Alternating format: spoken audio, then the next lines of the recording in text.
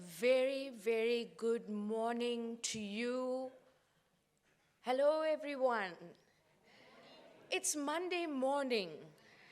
We have made it into yet another week, but this week is like no other. An exciting week ahead of us.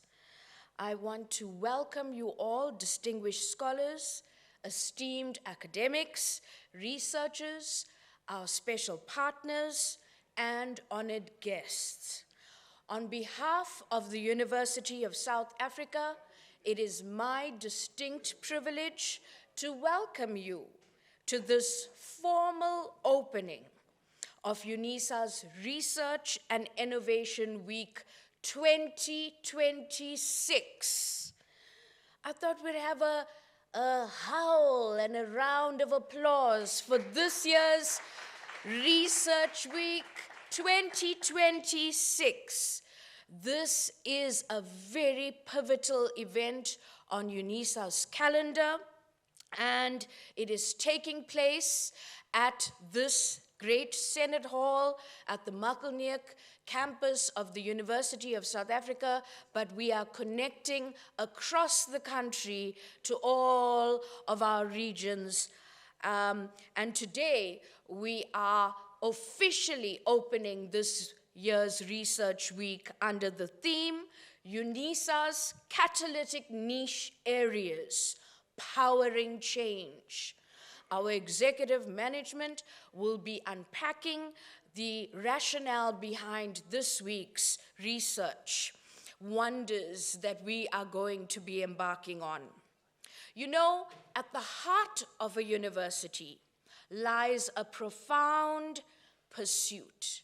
This is a both profound and enduring pursuit, and that is the pursuit of knowledge through research. Research is more than just structured inquiry. It is actually the engine of discovery, the bridge between questions and understanding, and the catalyst that transforms curiosity into tangible impact. It is through research that the unknown or the underknown becomes known. It is through research that complex social challenges are interrogated and reimagined. It is through research that innovation moves from theory into reality. And it is through research that knowledge evolves into a force that shapes economies, policies, and communities. Within the higher education landscape, research stands as both a discipline and a promise that when ideas are cultivated within our institutions, we can indeed contribute to human progress and the preservation of our environment. So, this week marks the beginning of a dynamic and intellectually stimulating program featuring conversation,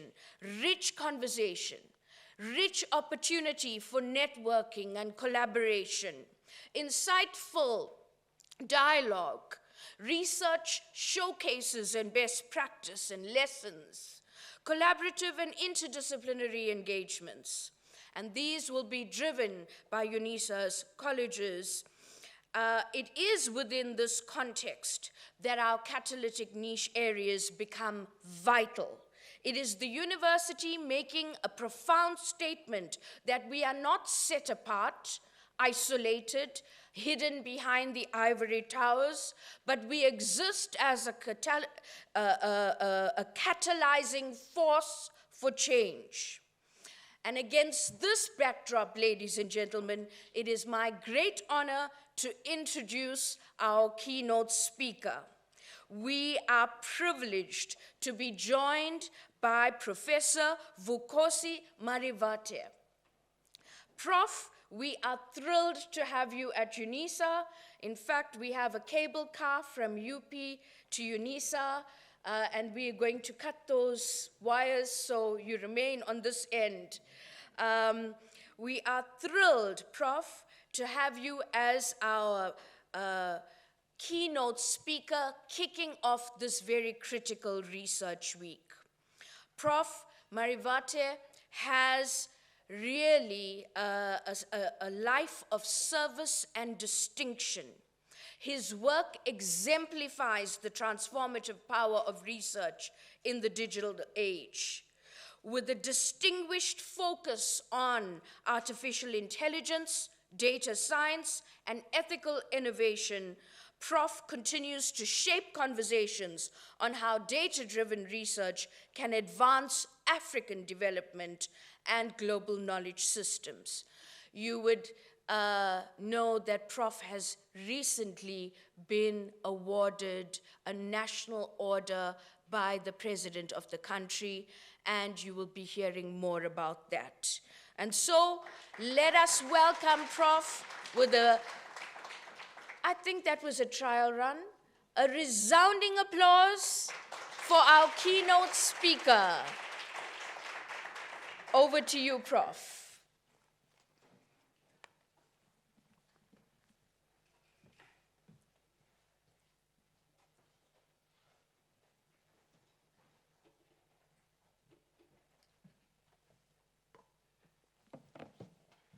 Okay. Thank you for this invitation, for having me today. It really is an honor. I will try to go through a bit of content. So I was trying to get my timer ready so that I run things. Okay. It's refusing to work.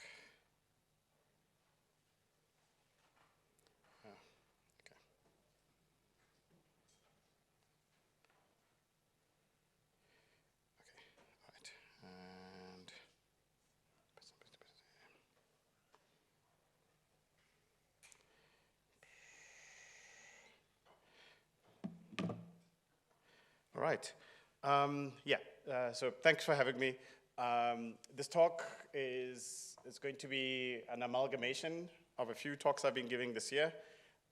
So one from about a week and a half ago at the DSTI budget vote on the margins of parliament, and then a few just some ideas that I've been forming over the last few years, but then I'm actively pursuing this year as I'm on my sabbatical and thinking about evaluation of AI in the age of large language models, but thinking especially of African contexts. So thanks again for the introduction. Yes, I wear many hats. Not just being at the University of Pretoria as a director of the African Institute for Data Science and AI there, running a lab called Data Science for Social Impact, and also a co-founder of a company called Elaba AI. But more recently, at the beginning of this year, I was then then invited to serve on the UN's independent International Scientific Panel on AI, and we're almost done with our first report. That should then be seeing the light of day in about a month. And I also sit on almost the African equivalent, which is the African AI Council at Smart Africa with the AU, and sit on also a number of other boards. So sure, we all, given research, you then try to put yourself in this little kind of box so that you can say, this is my slice of the earth. But then really what I do is that I'm a researcher who works on making language and infrastructure for everybody. And my personal mission is that we make sure that Africans have agency during these ongoing AI revolutions. This is not the first, it won't be the last, and there will be many, many more. So, as I said, I run this team called Data Science for Social Impact. I'm one of the core researchers in the lab, and it's been growing and really building an environment for students to find themselves, for staff to also build up their careers, and then be able to be home for many, many people. Okay, so always do this just because I know this is a setting where we have mixed set of people who are joining here physically and also online. So what's AI? In the classical definition, you have an agent, It exists in an environment. It takes action to achieve a goal. I drive past here a lot when I'm going to University of Pretoria. So one of the things that you get affected by inside Pretoria is the traffic lights. So the humble traffic light fits this definition. It's a machine. It sits at a corner of a street. It can go from green, orange to red, and it controls traffic. That is an artificial intelligence. Right? That's by definition. Same thing as also a robotic vacuum cleaner or many, many other things that people typically think about when they think AI, but by definition, we're there. So what's machine learning? In machine learning, it's a subset of AI, and we use people right now interchangeably, where machine learns patterns from data. So let's say I give you 2 data points, one being red and one being blue. What's important is where the dot is the input, and then the color is the output that a teacher is showing you, that if the dot is here, the color is red. If the dot is there, the color is blue. What's the simplest model that you can learn is a simple line we call a decision boundary, which sits equidistant between the 2 data points. And if a new data point shows up that you don't know what the color is, and it's on the left, you just are going to guess that it's red, right? And then if it's on the other side, you'll just guess that it's blue. It's simplified. Your data could be more complicated, and instead of having y is equals to mx plus c, maybe now you're going to have a line that looks like that, and it's more quadratic, and then anything that's above is now going to be predicted as blue, anything that's below predicted as red. Even if this data point here was red and that one at the bottom was blue, this would still be the best decision boundary. It's just now the least error instead of being perfect. Why machine learning? As a paradigm of doing things, in the past, what you would have is a programmer sitting and then trying to write out all of these rules in a program, right? Just think about coming up with the math. With machine learning, you take data, you feed as much of that data to the machine, and then with the right algorithm, it pops out a model or it learns the patterns that are inside that data. What has happened is that we can build bigger and bigger models because we have more and more data, and our computing relatively is becoming cheaper and cheaper and cheaper. Things that if you go back 20 years ago you would pay for, now you just take them as being available and free, right, in that space. So the other, given my mandate today, I'm thinking about where 4IR sits also within the university, right? It does come with other things as well as we go beyond just the AI and machine learning definitions, but we're going to think about how we change problem solving in digital, biological, and physical systems as these things become kind of mixed up. In the same way that for many of us, even before ChatGPT, you were human, part machine, right? One of the things you see it by is the day a search engine goes down. Let's say Google stops working for a few hours. It's almost like, right? Can I ask my superior for an early day? All right, when I was a PhD student, at that time, Gmail used to sometimes have outages, and you would literally have people leaving the university because Google is down on that day. Right, and say I'll be back tomorrow. This I won't be able to do. Right, so you're already part machine in a way, and yes, with a lot of these large language models now, it's kind of augmented even further. From Michael Littman's book on Order to Code, saying it's not about just instructing machines. People think of kind of computing as this thing of there's programmers, people who know how to do this, and they can write code, but it's actually about solving complex problems and thinking about how computers can be part of that. And Michael Littman was my PhD advisor, and it's really worth, if you want to read a very nice book that really explains these, it's there. And as such, is to develop robust computational thinking that then becomes this critical foundation for advanced AI systems later on. So it's it is not just people saying, oh, we must teach everybody AI, data science, or robotics, but then for me, I'm always thinking, how does computational thinking become part of the normal? You're already doing it, it's just building up that structure that you can understand how that's working. So continuing with this machine learning bit, you can have, for example, pictures of x-rays or radiology. Somebody comes and marks it up and says, this is the ailment that the person might have or something that we spotted. You put it through the AI model, and then now you can take radiology images from in the future, put them in there, and then they predict. The other side is that you can have information from a patient at a hospital, capture their vitals, and then you can predict, do they have hypertension or have some type of infection? The other one is maybe thinking about computer vision. So here you have these models that then instead of looking at, they're looking at satellite imagery, and then in this case, they've been trained using images and saying, here's baobab trees, here, and then this is not a baobab tree, and then it can predict these things. You all have this technology now. You can take a picture, and then in your gallery, you can search for the word tree, and it brings back all the trees that you took pictures of. These are these models that are doing similar things, but then in this one, it would have been trained on satellite imagery, and then you can estimate whatever biodiversity markers in an area. You can do also some work on identifying dwellings or buildings from satellite imagery, and also identifying roads. This is very important for planning, and not just spatial planning, but then also being able to estimate how many people are living in an area for different reasons. This is just some work we had some masters in big data science do a few years ago, and what that actually is a real model that they develop, and it can identify where the baobab trees. So the red points are where they were marked by the teacher, and the green one is where the model was able to identify that there's baobab trees. So just think about being able to do environmental assessments and monitoring from the air. So you can have, as these satellites go around the Earth, where every couple of weeks you can just scan again. And if a tree that used to be there has disappeared near a mining site, for example, you can now send an inspector, be more efficient about it, right? Instead of having somebody who always is going there and doing these surveys are very expensive, you can make it much cheaper, right? Or hopefully there are those surveys that are happening for this impact assessment.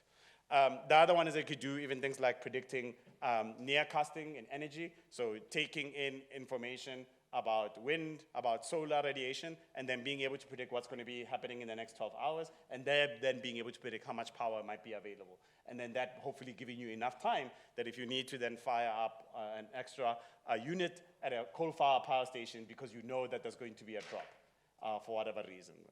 And then also things like figuring out pests in specific areas. You can do the same types of things by understanding climate. So here, there's some work that one of our PhD students actually worked on doing this prediction of renewable energy. Now, what brings us today, and like probably one of the reasons I was invited, is now we have these large language models, and the reason I spent all this time explaining what AI is and machine learning is that right now when you say AI, everybody thinks about these chatbots and large language models, and they're not the only thing, but it's worthwhile also then continuing my metaphor, so now you can understand how they work, like how they're trained. So what you do is that you need to give it data, again, to learn from the patterns. So the first thing that you do is you take a massive data set. It could be a scan of all books, Wikipedia, or people have some scans of some of the internet, where you've got all these sentences. What you do is you pre-train, and the pre-training objective is you take a sentence, you remove a word, and then you ask the machine, or you teach the machine to predict what the missing words are in these sentences. And you can do this for billions of sentences. And what hopefully the machine will learn is patterns like syntax, semantics, grammar, all those things. And you all know this because if you have a phone going back to the 90s, you've had this on your phone. It's just predictive text, right? It's just that the models that were there in the 90s were very small. They were just figuring out what the character and the word that you were trying to do as you were typing. You remember you were doing with a character at a time, and then it will say, predict what the word is supposed to be. Now they're much bigger, and they can keep much more longer context. You can give it half a book and say, try to finish the rest of the book, right, in terms of writing. So that's the first objective. The second objective, as you train this, you take that model, you pre-train on everything, and you say, okay, fine. Now I'm going to give you examples of instructions with responses. So these are also created by humans. So it would be an instruction that you must do, like summarize this article with an example of that article having been summarized. Right? And you give it hundreds of thousands of these, maybe not in the same billions of the pre-training objective. That's step number 2. So now it can do this thing, about being able to answer back given an instruction that you give it. right? But then that's still not enough. There might still be some problems with this, because sometimes these systems then would respond very badly with some things that were not really preferable. So then the last part is then you also train them now maybe in the thousands and not hundreds of thousands, not billions, of examples of humans where they put in the query, the question, the machine responds, and then the human then says, this is a good response or this is a bad response. And you would have seen this with some of the chatbots that you use. They will ask you to do a thumbs up, thumbs down. Sometimes they give you options. They say, here's 2 responses. Which one do you prefer? All of this is collecting data about your preferences or the preferences of white people. And that was the thing that really got us. This paradigm hit, like the paper was about in June 2022. And then that's when like ChatGPT gets released at the end of that year. Right, but then the other parts that had been there, when I started at UP in 2018 and started teaching, I was teaching on language models and showing some students how to use these things. Right, then they kept on getting better and better. But there's a challenge that comes with these things, especially that will face low resource scenarios like our languages, or indigenous languages. So as these models become bigger and bigger and more complex, the problem is that you need better sociolinguistic expertise to accurately evaluate them in our context. And this is very strained. So the languages that need the most to work on have the least amount of resources, not just in money or focus, but then really how much expertise is actually there. So there is also this illusion of progress, that we've had this huge, rapid explosion over the last decade or so, or the last 5 years, and then people think like, oh, it means that for languages, things are being solved, but there's also hidden labor there that people don't see, and to keep that human labor, there's some people here, I'm pretty sure, they didn't know that there's probably people who are hired to do this thumbs up, thumbs down, and then actually do that last piece of that. That's hidden. Right, that's why those systems, when you're interacting with them, feel like they're safe. They don't say bad things. It's very hard to get them. It's because there is actually labor in there. And it's mostly really about scaling things and not really thinking, does this actually matter for people who speak or in this language? And we must then think about being more sustainable and in our pragmatism on how then do we evaluate better in this area. So this is like my first paper out of my sabbatical, so the preprint is available now. You can scan there. That really talks about this challenge that we're facing at the moment, and then some of my thoughts about where we can go next. So as we're living through this age of generative AI, and to prove to you, as I said, that this AI didn't start now, this is a plot of preprints. So in our area of work, a lot of people, including myself, you submit a paper for review, almost the day or the week that you submit it for review, you also upload it onto the preprint server, or in this case, archive. So that's because the field is progressing so much. It's more, hey, does the idea get out there? And if it's good, you're hoping it will be, it's picked up and people start using some of those. So there's still papers. Some of them are still 2-3 years sitting in journal reviews, but have been out for 3 years and people are using that work.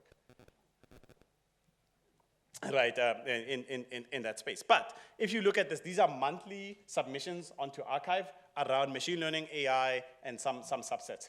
And if you look at that, we've been, as a field, in exponential growth for over 2 decades. So that's why I said that if you look at 2022 and you say AI starts there, that is very much not true, because even if you looked up to there was an exponential curve. And then if you even go 10 years before that, you will see an exponential curve. So to the point where if you went to May 2016, in a month there would be 568 papers uploaded onto archive. You can think about that as maybe 20 a day. Now you're at 8,000 papers a month.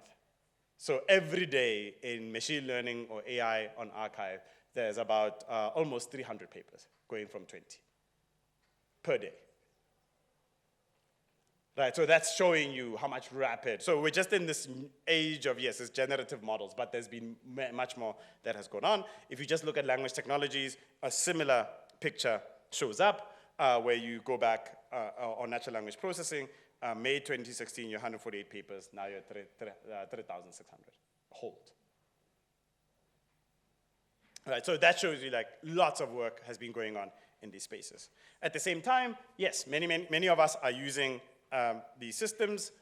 So this is the diffusion report that was released by Microsoft a few weeks back, and shows that in South Africa that we're at about 23%.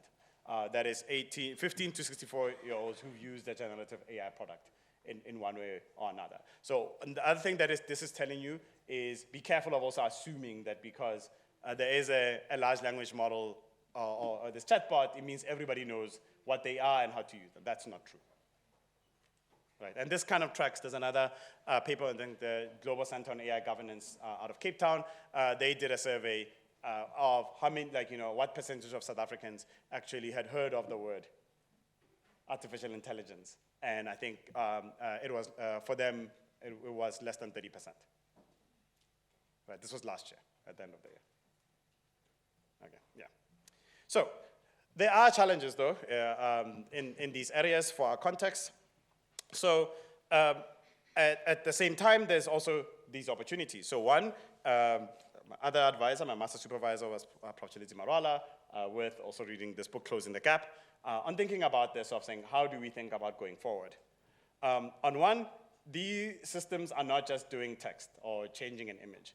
Now we're moving heavily into this agentic side, where, for example, for some of the work that we do, we use them for a number of things. But I'll give a personal example.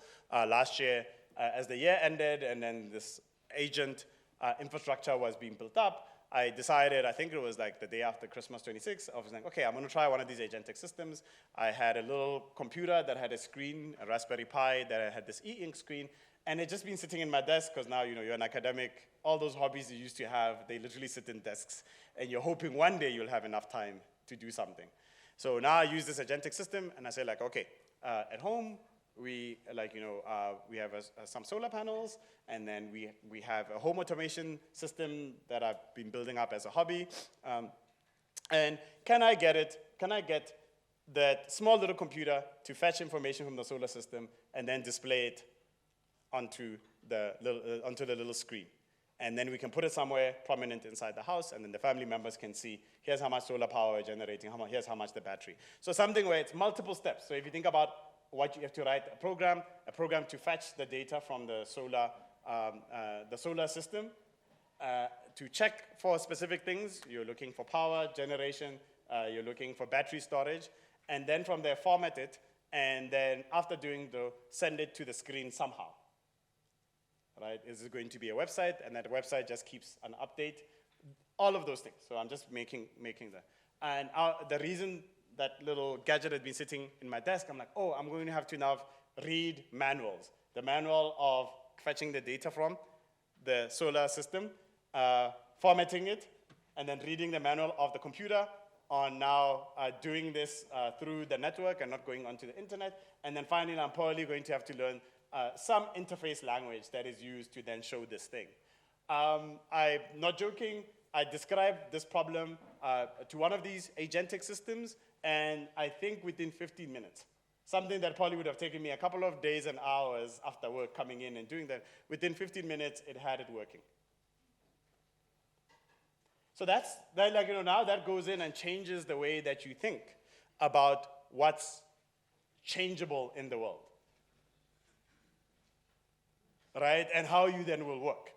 Right? So this is the part of thinking now in the age of these agentic systems, yes, there's security issues, there's things that that can be done, can't be done, but then now there's probably things that you do all the time and going like, what can I do? One system I did, I think, was, hey, I live between the city of Tshwane and city of Kuruleni, upload all of the rates, I think it was the water usage for the last 24 months, and then ask it, okay, can you just check that I'm not being overbilled, or because there's estimates and then there's real readings, which is something that if you have, this thing of what happens, and then asking it and saying, hey, can you then give me, and then from there, it's also going online, fetching information about the municipality, understanding how that system actually works, checking your billing, and then reconciling everything. And you're doing this, I was sitting in the Hout train, and it takes like 3 minutes. Something that, again, if you understood how long it would have taken you.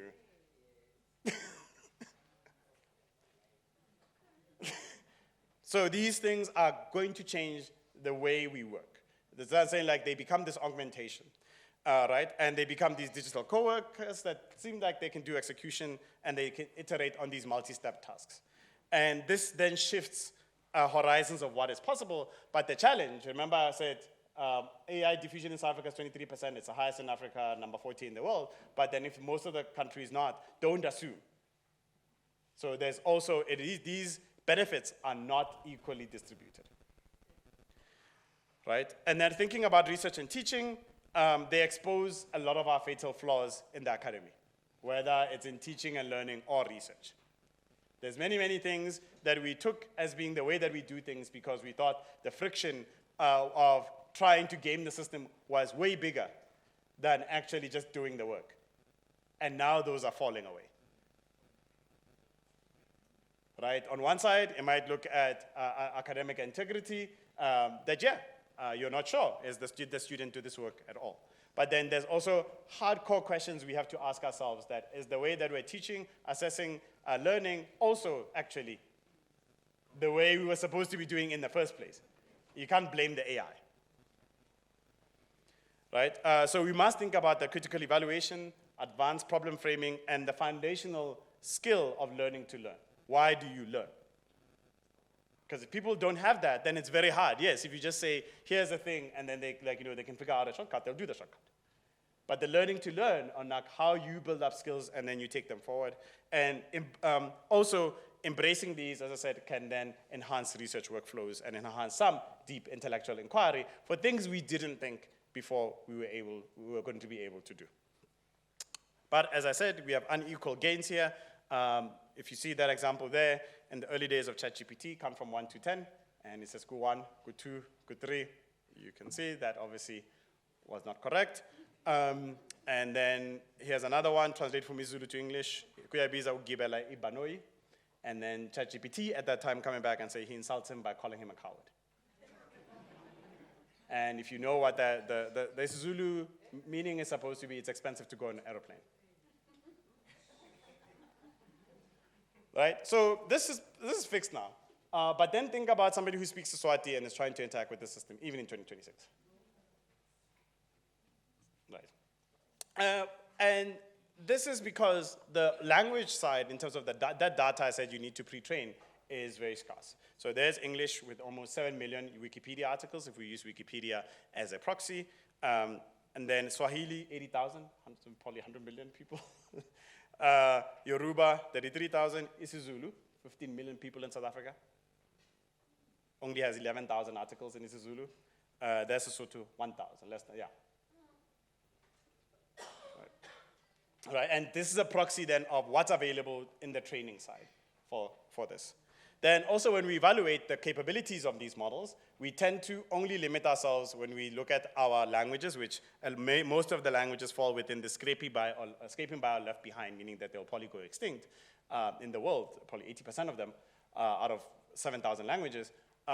When we evaluate them, we mostly evaluate them on something like translation, maybe some sentiment.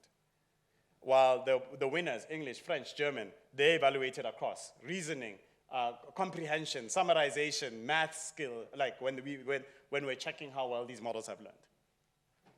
Right, so there's a problem. So now, the question I've been asking for the last 2 years or so, is it that the challenges that are faced, especially about these indigenous languages, are they analogous to having a high interest credit card? So the more you wait to resolve these challenges, the more expensive it becomes. So you're going to get to a point where you say, it's just too expensive, let's stop. Right? And then you think. So is generative AI adding to the credit amount, or is it increasing the interest rate? Or both? Right? Because it makes it harder. People will go like, no, let's move to this more monolingual view, or I'm going to engage in English. Or to build up the resources for your language, let's say Kilubedu, now you calculate and say, oh, now this just made it even more expensive because now I have to build up all these other resources so that something like this can be represented. And as such, what you need to understand is a lot of these global benchmarks, when they say, oh, we have a new model and it now does this well in this multilinguality, they often fail in our context. They're heavily rooted in weird.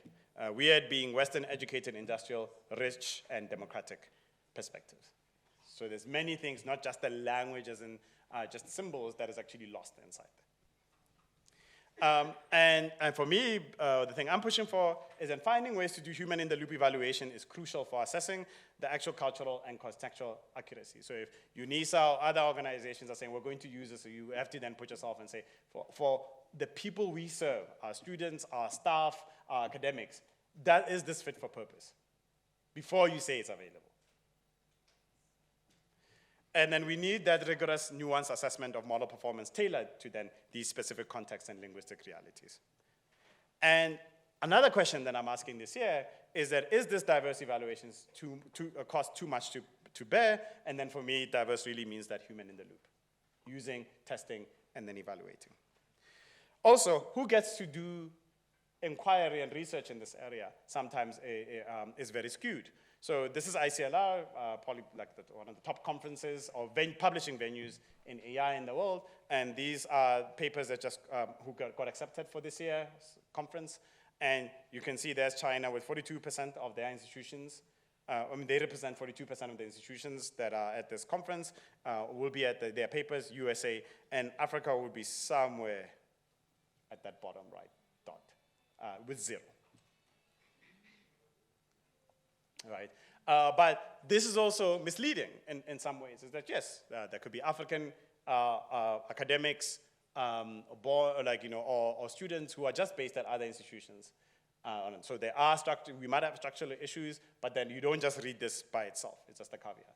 Because if you look at natural language processing, for example, and you look at the last two decades, this is work that just came from collaborators and some of our lab, it shows that over the last 20 years, there's also been an acceleration of people who are covering African natural language processing. And sometimes you use AI for it, sometimes you don't. Right, and we're now, we're close to 1,500 papers per year that are covering African language issues within this space. And remember, why we work on languages is that and why the data might not show up as well is that we come from our very tough histories with our resilience, but then many still have that experience of growing up and being told not to speak their language in a setting of education. Right, in the setting of professional, I don't even want to say professional setting, it's not that's the language for somewhere else. And then at the same time, language is more than just the words. There's culture, there's knowledge, geography, all those things will be lost when we lose the languages. And you can, more contemporary building on top of Ngugi, you can look, I think this article came out 2 weeks ago. It's very nice on what happens when you lose a language in these spaces. So for me, I'm a computer scientist, sure. I'm an engineer, sure. But then to do the work that we have to then be transdisciplinary and cross-disciplinary because that's what's required. So thinking you're going to solve the technical problem, all these things I'm surfacing and bubbling up, they will block you from doing the technical work. You will then just say, I'll work in English. So what have we been doing? My motto for all of you, African AI is not going to build itself. We have to be actively involved and shaping it. And AI by itself is not enough at all. It's a multiplicative force, as per in this book by Kantaro Toyama. It amplifies what we are trying to do as humans. And then if you have the underlying foundation is weak, as I said, what AI systems now, these LLMs have done, is exposed our teaching and learning having weak foundations. Right? And then it also amplifies inequalities if we're not careful. And we should really look at capacity over tools. It's not about the tools that we have on here, but then it's what's the capacity that we're building. And we should move from being a global consumer and builder of these local capacities. Also, there is this part of, no, we're not going to move fast enough if we build our own capacity. For me, it's a misnomer, and for all intents and purposes, it's worth ignoring. There will be other technological advances and other technological revolutions. If every time we're saying we will hand over who builds because we can't be fast enough, we become worse and worse for the future advances, because you never get to do the work. Right? So we know that technology must be deeply rooted in our context, and languages then to be effective. And as I said, on my side, I'm very much on pushing on this cross-pollination of diverse fields, solid human foundation, and then we really want to build this truly African AI. Number two is that if you only look at universities, the private sector, the public sector, you'll be missing the picture about African AI. It is mostly being dominated by grassroots movements like Deep Learning Indaba, Masakane, Data Science Africa, and others, who have been mobilizing for a decade on building capacities and capability across the continent. Right? We shoot ourselves in the foot by just saying, who creates knowledge is only a person who sits in the ivory tower. But I can tell you thousands of young people have been mobilizing, making sure that Africa can meet this moment. So one has been Masakane Research Foundation, which we co-founded in 2019, where there we're building towards building NLP research in African languages by Africans, for Africans, and it now has 3,000 distributed members. It's what we call a distributed research organization. You don't need to be at a university, you don't need to be, you just say, I would like to work on this. You find another person, you start working on the problem. And this has provided a global space for Africans to work on their languages and build their tools. This is the first paper from this network, and it's become now required reading, one of those seminal papers in their field, not just in Africa. And went on to win the first Wikimedia Research Award from Jimmy Wales, the founder of Wikipedia, for democratizing the internet. And Masakane has been a prolific research organization, which I will still say is likely the top AI lab on the whole continent, right? But then it's not a university, it's not one institution, it's people working together across. And there's been many, many more innovations that you probably are starting to use in your day-to-day and other awards. The second one is the Deep Learning Indaba. This we co-founded in 2016, had the first gathering in 2017 at FETS, where it's our,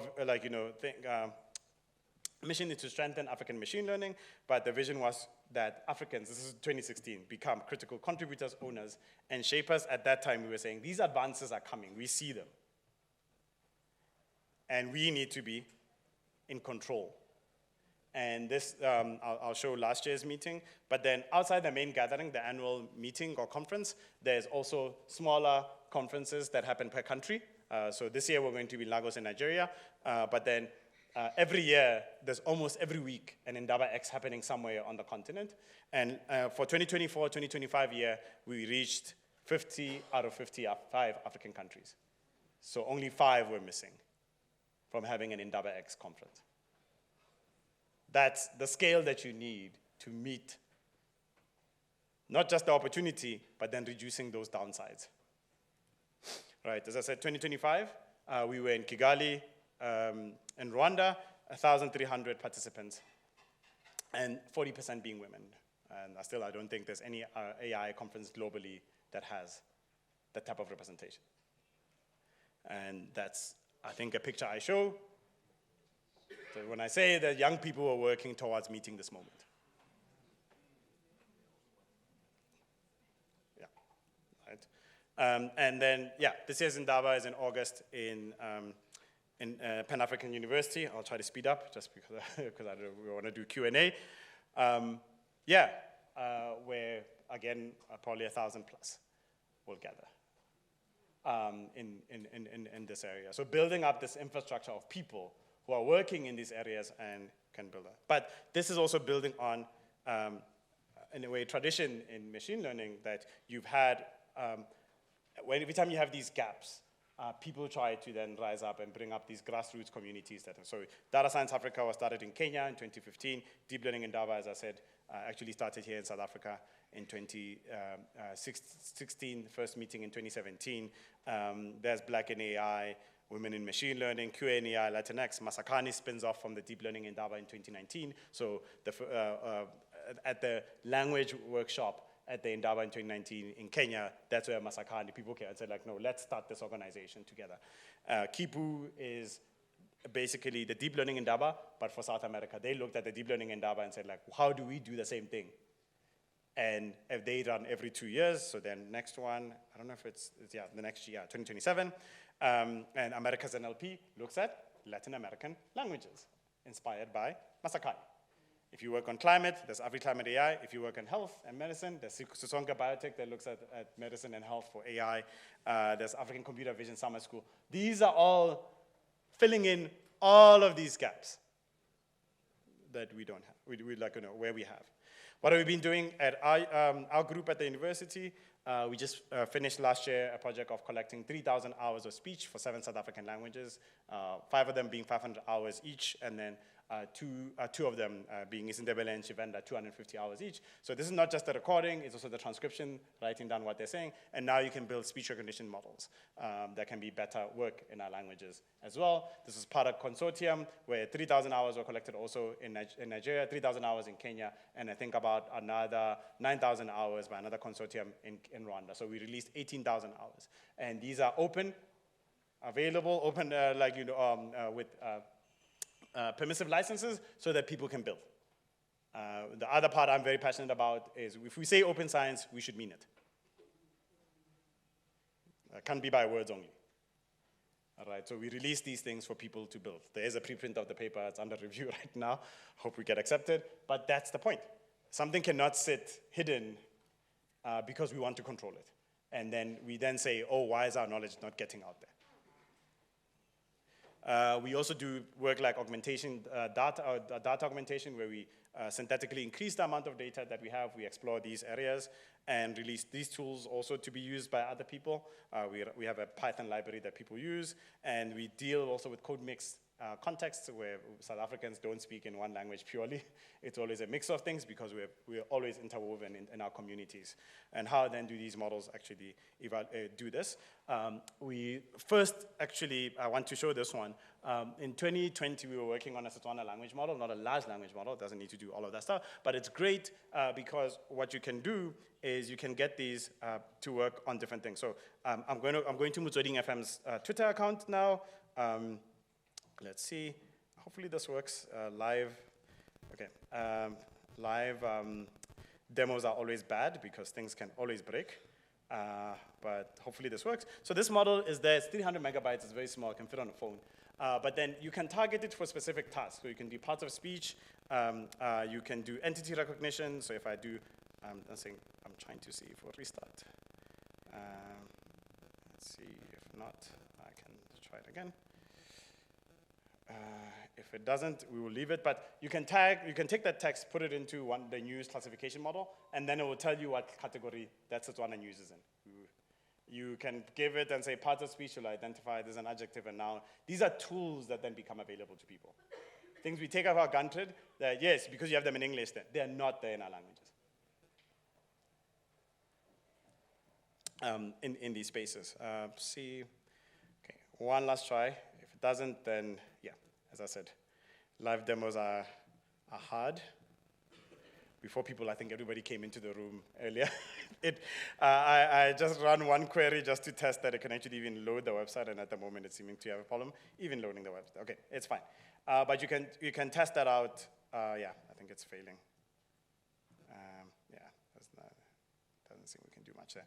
You can test that out by following that QR code, and you can play around with it yourself. These are live models that we've released. And then last year, we released a large language model for Setswana called Pula. That's it. So you need to build up that capacity. As you do that, you can get bigger and big, but you do not. If you miss out on building up that development. And then also understanding then how do computing math people interact with communities that are building these systems and how they become kind of collaborators, right? Not that the communities are subjects. in this case, and they don't have a say, but then you are participating. So this is work led by Dr. Tsoshile Chidi, who's in the African Languages Department at UP, supported by Data.org and AI4D, and ourselves in understanding this, and much more work in this area. The other side is dealing with these licenses. How do we then make sure we have equitable gains? People might be afraid of sharing data because they're worried that somebody will use this, might figure out how to get a benefit out of it, and you are left out. They don't acknowledge you. So one is this Nulato Obodo Open Data License developed by Prof. Chijoko Kori at UP and Dr. Melissa Omino at Strathmore. And then even at Lelapa, our company, we have another one called Lisetu that also tries to balance between these types of areas, especially trying to say, if you're African in Africa, you can use it for commercial, non-commercial reasons, but then attribute. But then if you are outside Africa, only non-commercial. And if you want to use it for commercial, you must go back to the community and negotiate benefit. Right, because we do have language resources. It's just they're everywhere locked up. And another thing maybe to highlight here that's very important, saying that your data model tool is online and it does not have a license is not open access or open source. It basically is the same as being closed, because people like myself would then look at that and say, we can't touch this. So we have to be very clear and say, this is what the license is, and this then requires also that knowledge and teaching and explaining to researchers these types of things. Because a lot of our universities, or even our funders like the NRF, have these requirements, but people are not actually abiding by them at all. And as I close, we want to create these models, we want to think about equitable benefit sharing, and that's why having these, why work now with law scholars. You have to spend time there as part of this, because that actually is going towards solving some of the challenges that we're having in the computing side. And now you also have to get these systems in people's hands. At universities, we're not good at this. We co-founded a company called Lelapa AI, where we're building multilingual systems for commercial purposes in these areas, and making sure they're efficient and then can actually represent our languages quite well. And when we do that, then you can enable new services that become available to people where they can just speak in their language. They don't need to translate 3 times in their head to speak in something that for them is their 3rd or 4th language. So what can we all do? As I said, this was initially put together for the DSTI budget speech as I close. And sure, we need to increase our spend on research in the country. We are 0.61% expenditure as per GDP. Our benchmark in South Africa is supposed to be 1.5 by 2030 as per the NDP. And then the benchmark as per the AU is 1%. No African country meets it. So this is going to mean other ways of funding, and some of it is going to be the private sector coming in. In a lot of places, people will say, no, the private sector comes in once government has given so much money into R&D that it sees the thing. We're not in that situation. We're not a country that's going to go from there. It will require that pragmatism and that leap of faith. We used to be at 0.8% before COVID, and that 25% drop was because the private sector actually reducing their investments in R&D during COVID, and that hasn't come back. And that you all here probably see its effects on our work in universities. Also, what got us here won't get us there. Sure, I've shown you some of the brilliance that African young people have been doing, building up community, formalization, impact of work, increase in opportunities, but mobility is still a challenge. Moving across the continent doing research is very hard. And it's getting harder, unfortunately, even in this country. Absorbing the funding that's available, I still posit there's more money in African AI than Africa can absorb at the moment. It's just that, unfortunately, it doesn't come from Africa. Right? Because you need that capacity and capability. And we need to have more opportunities for students and staff and lecturers, supporting them, choosing the directions we want to go for our own developmental agendas, and we do have to have increase in local R&D. So, as I close, this is why we're doing 2 things. One, where we have the African Institute for Data Science and AI at the University of Pretoria to advance this kind of thinking, but then being across the whole university, where we want an Africa where innovation in data science and AI can shape a better future for the continent. And this is something that keeps on growing. And then we want to remove these restrictions that we build up in the capacity in this area. The other side for languages, just to keep it there, is that we have the AI4D African Languages Lab based at the University of Pretoria, and we work to now address some of these. So it's within the Data Science for Social Impact Lab and building up these new tools. And we do have regular meetings. I think on the 8th of June, Dr. Chidi will actually be hosting a community workshop for language work. Thank you to all of our collaborators locally and across the continent and abroad.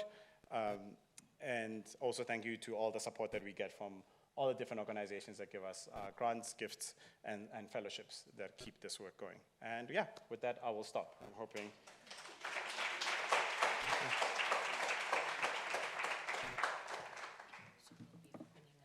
Okay, sure. So, Unisans, did you enjoy that? Was this eye-opening, stimulating? Was this a call for urgent action?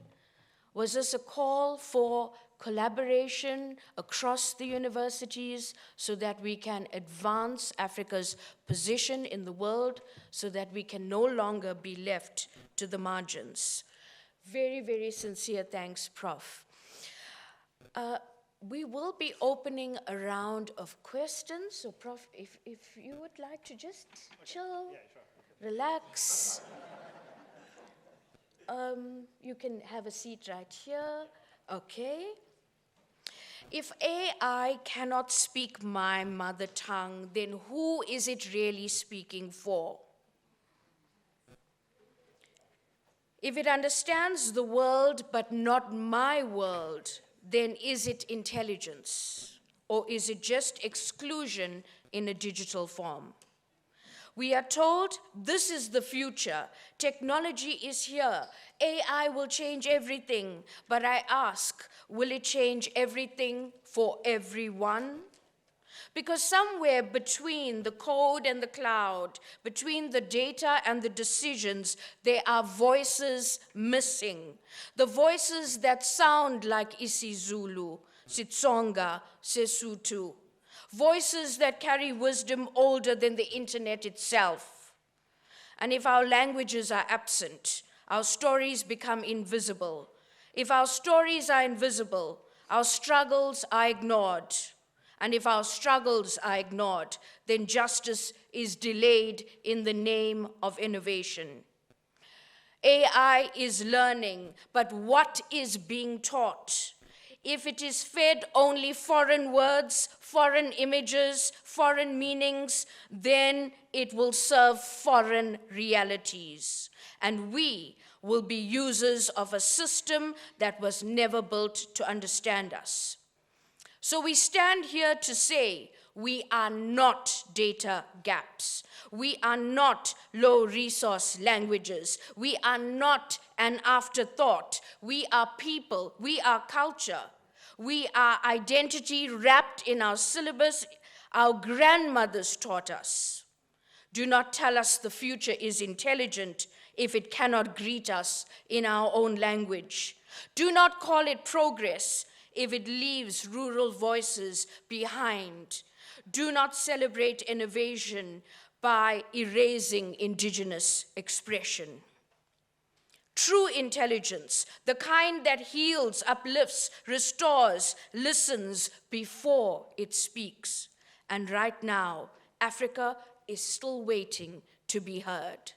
Prof, you've shared with us about the diverse gaps, challenges, but also the rich opportunities that exist now. And as the speed of innovation continues, we have to act now.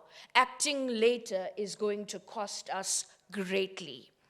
And so we must understand that AI is not neutral. It does contain bias. It can produce irrelevant results. It is often said that language is 20% words and 80% context. If someone says, I want to speak to you urgently, if those words come from your boss, it could have fearful circumstances. But if those words come from a friend, it's a completely different context. So language is largely located within context and meaning making. So with that being said, as you've now thought about your questions, crafted your responses, it is now open to you to engage with our guest speaker. We will take a first round of hands. Yes, we see the first 2 hands. Any other hands coming up? Let's take at least 3 in the first round. Let's go right ahead. All right. So I'm going to ask Dr. Makola, and then we'll have you, sir. Thank you. Over to you.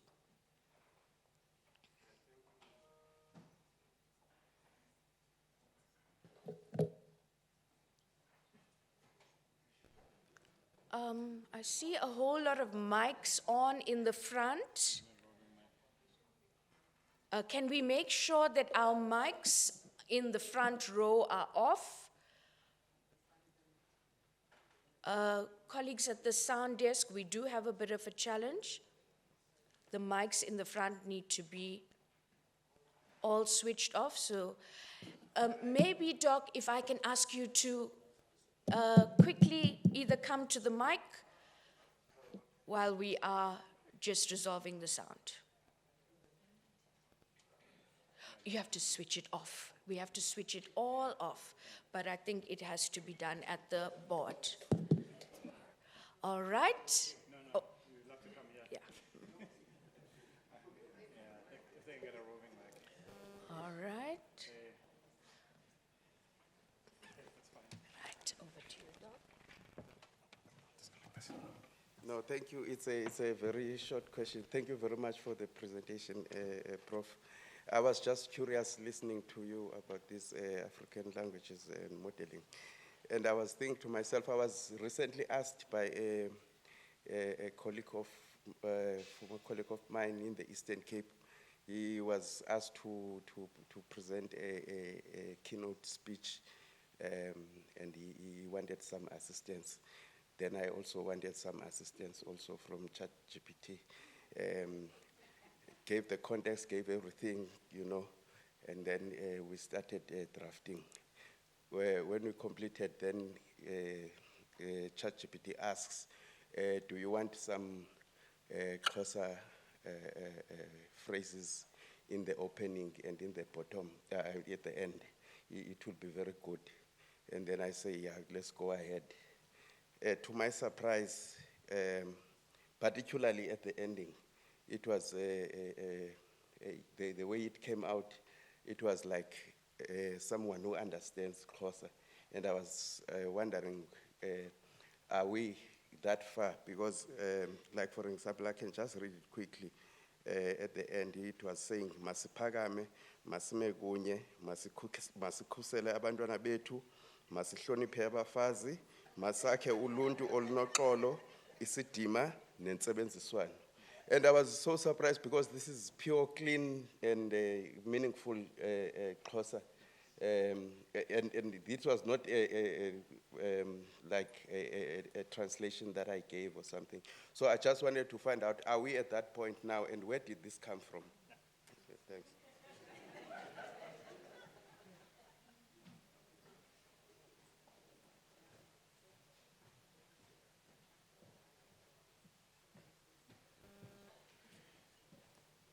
Prof, thank you so much for a very invigorating presentation. This is what we need in a time where institutions are still fighting whether we should use the tool or whether there are benefits.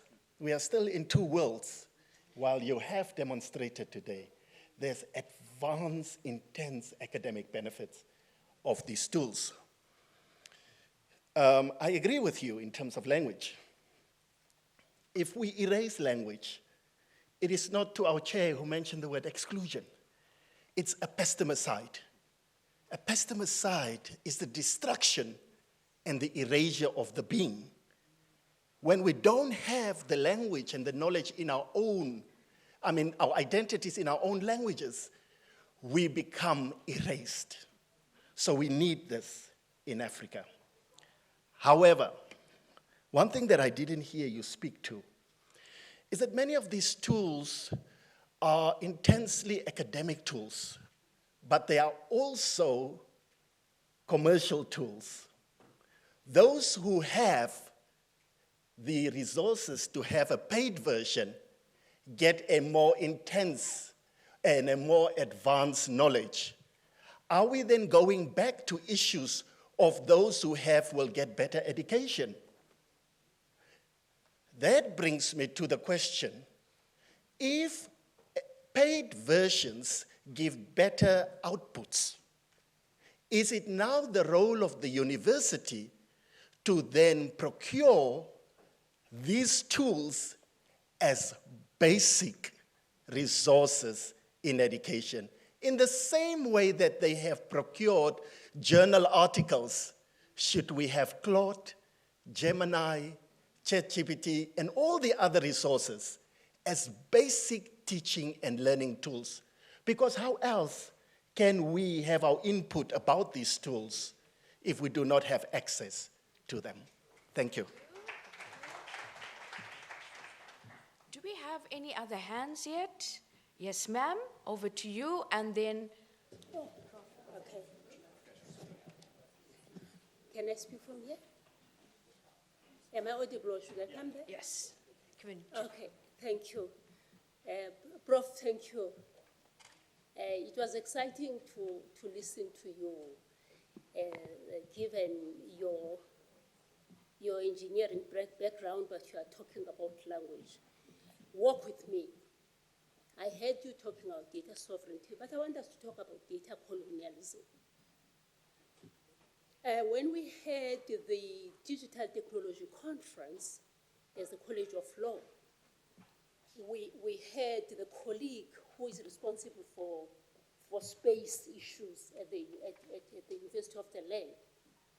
And we were talking about the issue on how we begin to define our agenda as Africans. In fact, the issue of defining our agenda, and as such, I remember one of the professors from science, he was talking about how do we talk about data sovereignty and AI sovereignty in the midst of data colonialism?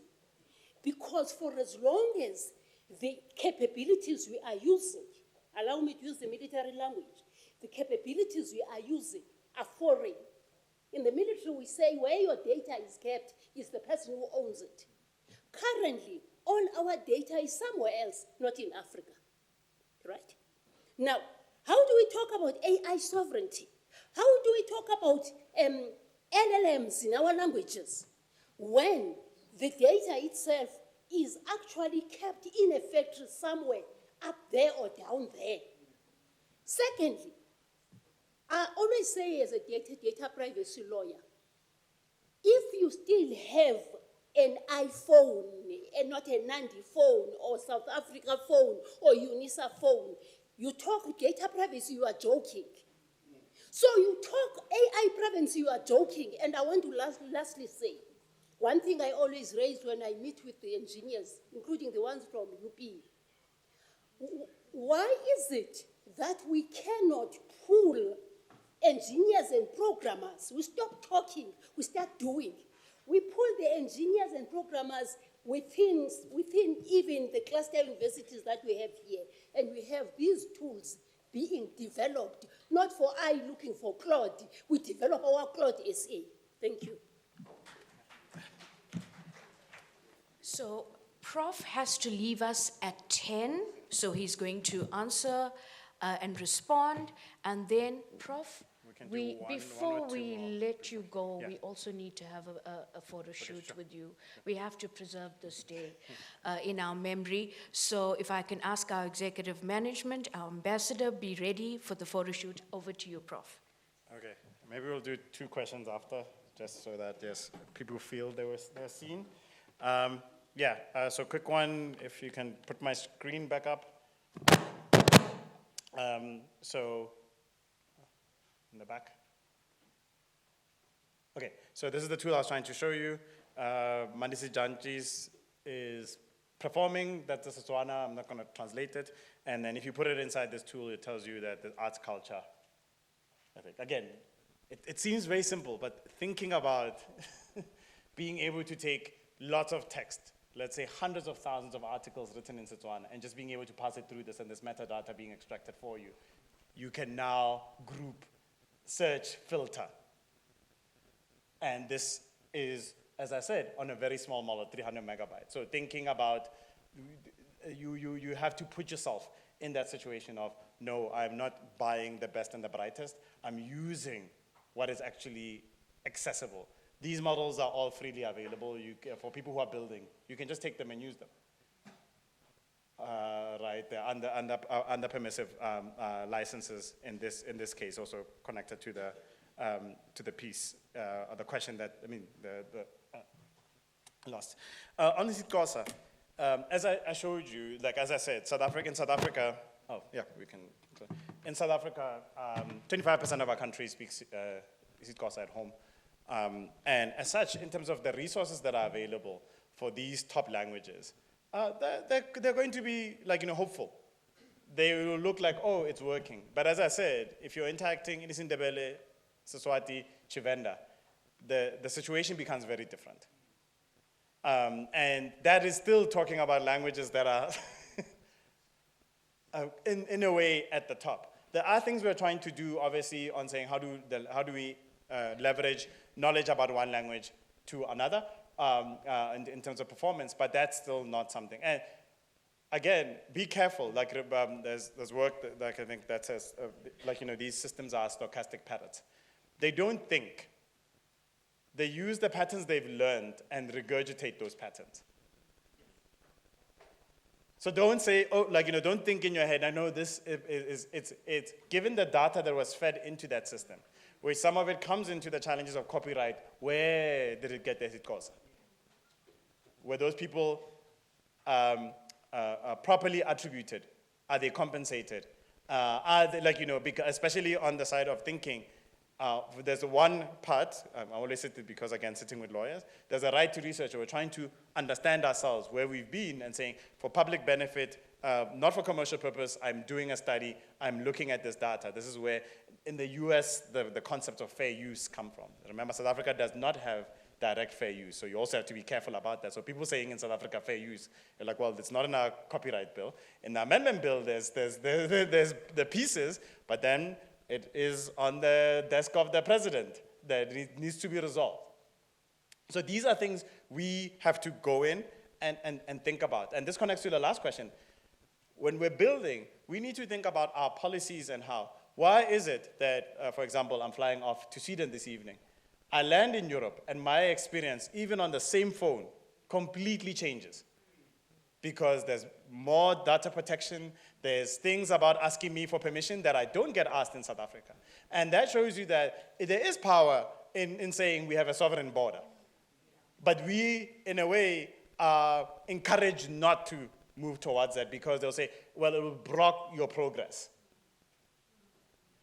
So something that is not allowed there, literally it will not be allowed in those, it's most like people, those companies that are offering those services will not be able to offer, to have that behavior in their country, but they will then have that behavior here.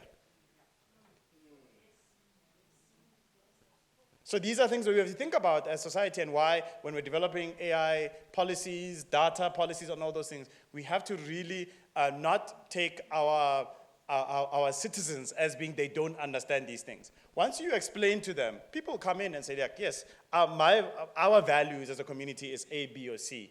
How then does this show up in the policies that we are with? It is not simply that we have data protection because we get spam calls. People, I think that's not the reason. People will say that, no, I want my things, I share very personal things in these systems, I want them to be protected. In many different ways. And in terms of commercial and access, yes, if you are not building in the context, you will miss most of society. So yes, on one part, we might try to increase access by saying we will buy models that are bigger and all those things. But that still, as I said, it won't reach that 70% of the country. It'll be the ones that can afford to be at university. So what we should be doing is then saying there must be investments that go in and say, what is the core things that we want? And then we build towards those things. Other people, yes, might have, it's like, humanity, unfortunately, is in this hierarchical spaces that there will be ones who can get more, but then we just want to say that the base is always covered in a way that it's an experience that makes you are fully South African, you're fully African.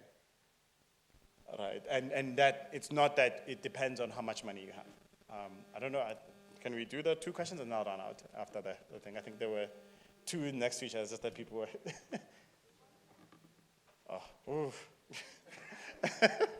Okay, we'll do 2 and then 2. And I'm sorry now I'm taking over the lectern. Sorry, you might have to run down here. Just come. Everybody's wants to ask the question. You have to come down. There's no other option if we don't do that. Yeah. No, just ask your question. It's fine. Yeah. Thanks, Prof. Congratulations, by the way, for the orders.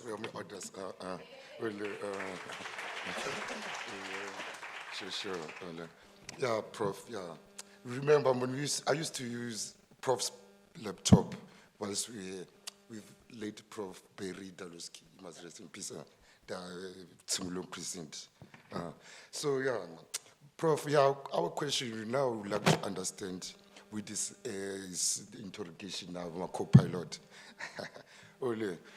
Yeah, how we now want to advance or we want to sound smart with our genealogy of proverbs. I mean, it takes a village to raise it, takes a university to teach a village, whatever, how we can understand. Yeah, Prof, we wanted to understand now with this large land mass continent, how we're gonna try to sound smart. Yeah, like now, it will be understandable. We tweak, man. Now, class library must talk this context of class library, changing the proverbs and what.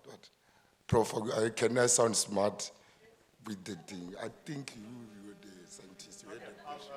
I'll talk a bit. I think I get the gist, yeah. Good morning. Thank you for that informative presentation. It was quite exciting to listen to it. And congratulations again. My question to you is that we in our department have started developing a chatbot with the team in the department in order to respond to student inquiries during about our module or anything. So the challenges that we are coming across is that in terms of if it's responding to students sometimes in African languages, it doesn't really, translate it properly. So those are the sort of challenges that we are coming across with. So, and what we're looking at right now is for it to respond with voice so that it can respond in words. But I'm quite interested to find out from you if you have, developed chatbots that are actually responding to voice-enabled questions to students or to any client. And then another question that I wanted to ask you is in terms of, I know that you're a co-founder for Masakane and Lilapa, and if we're interested in doing a collaboration or in terms of, to find out in terms of the programming or the challenges that we are experiencing with our own chatbot, how would we go about that? Thank you. All right. Okay. You can try. Yeah, I'll repeat.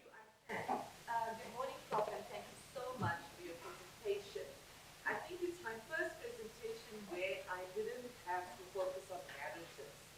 So I think the question, because I'm from human sciences and from English department, so it was very, very strange for me to listen to, for example, how engineers measure LLMS by efficiency, accuracy, speed, and probability. While we in CHS or in the meaning, empathy, context, efficiency is not so much, on the cards. We look at ambiguity, silence, and friction.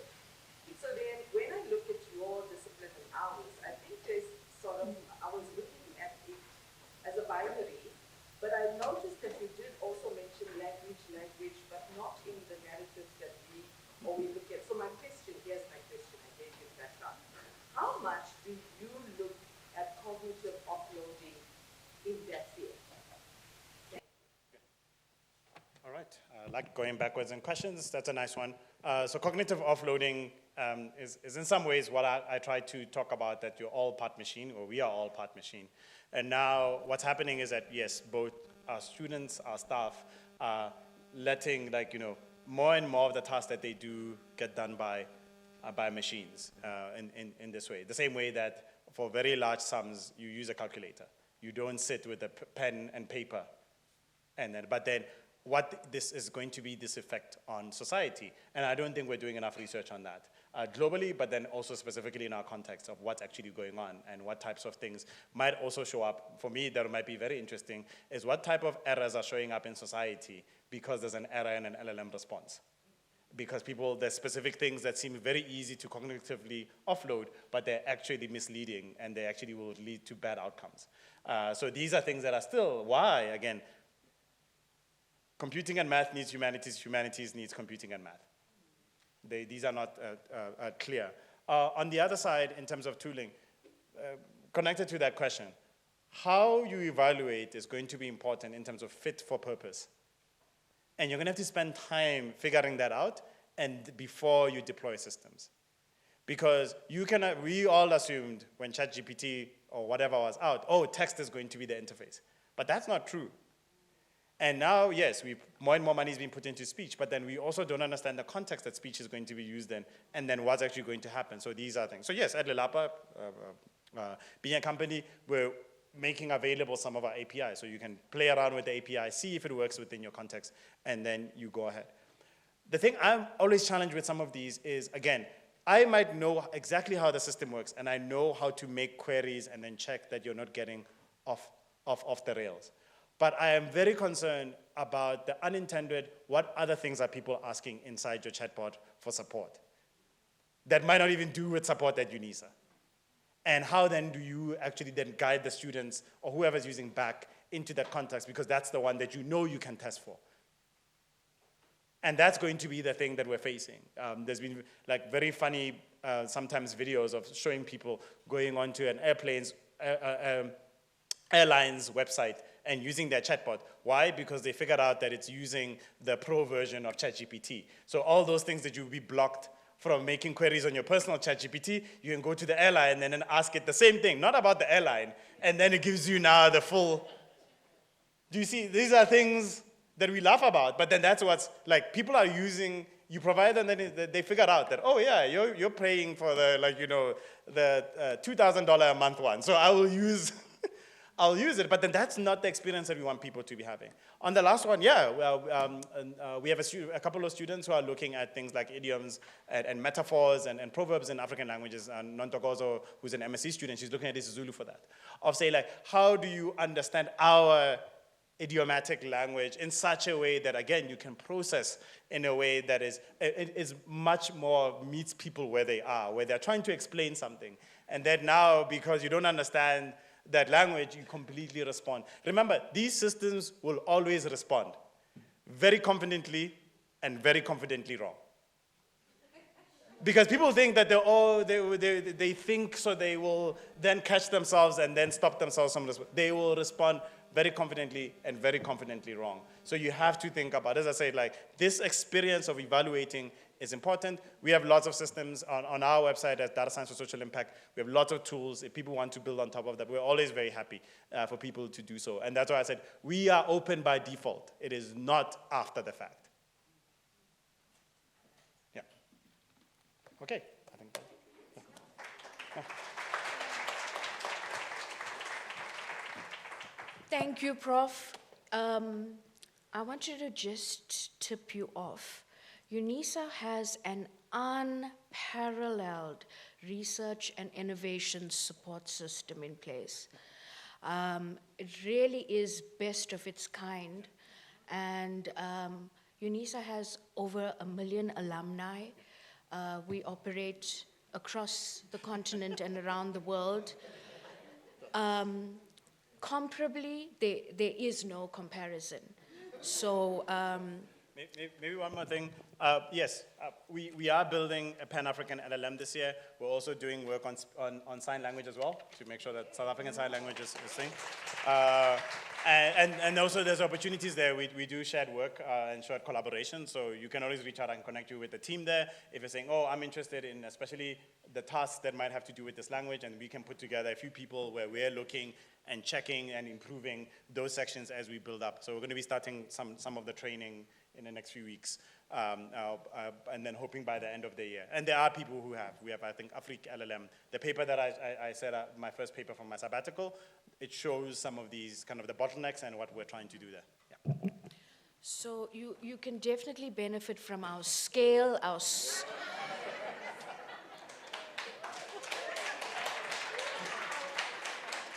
Let's really appreciate Prof for his time, his energy, his open door for collaboration. So, Prof, if you need an institution that has reach and scale, you know our address. Well, ladies and gentlemen, we've had a wonderful morning with our guest speaker, the talented, the amazing Prof. Marivate.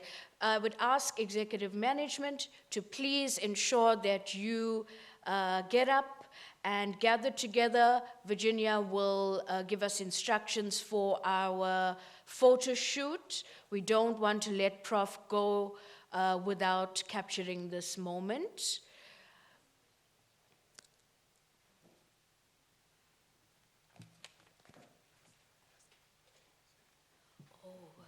Prof, to show you how much we love you, we also have a very special gift, and it will be presented by our Vice Principal, Professor Ngwepe, and we are really, really grateful for having you with us. So would you please, Prof, our Vice Principal of Research, and together with our guest, do the official handover.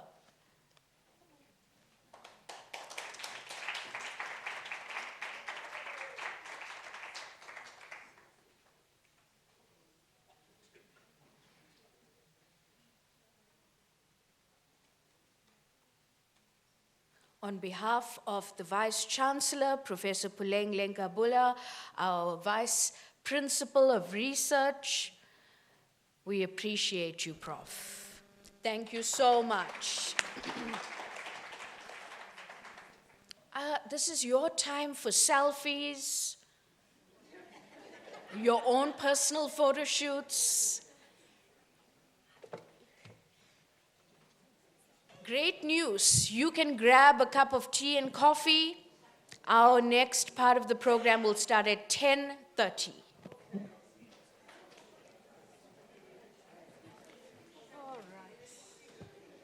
And we are ready to begin. We are now really thrilled to have with us our Vice Principal, Professor Mpho Ngwepe. And Prof will deliver the formal opening on this 2026 Research and Innovation Week. Prof is at the helm of this dynamic portfolio and this very, very creative week ahead of us, filled with excitement on the research wonders of our researchers and scientists. Over to you, Prof. Won't you give the VP a warm round of applause?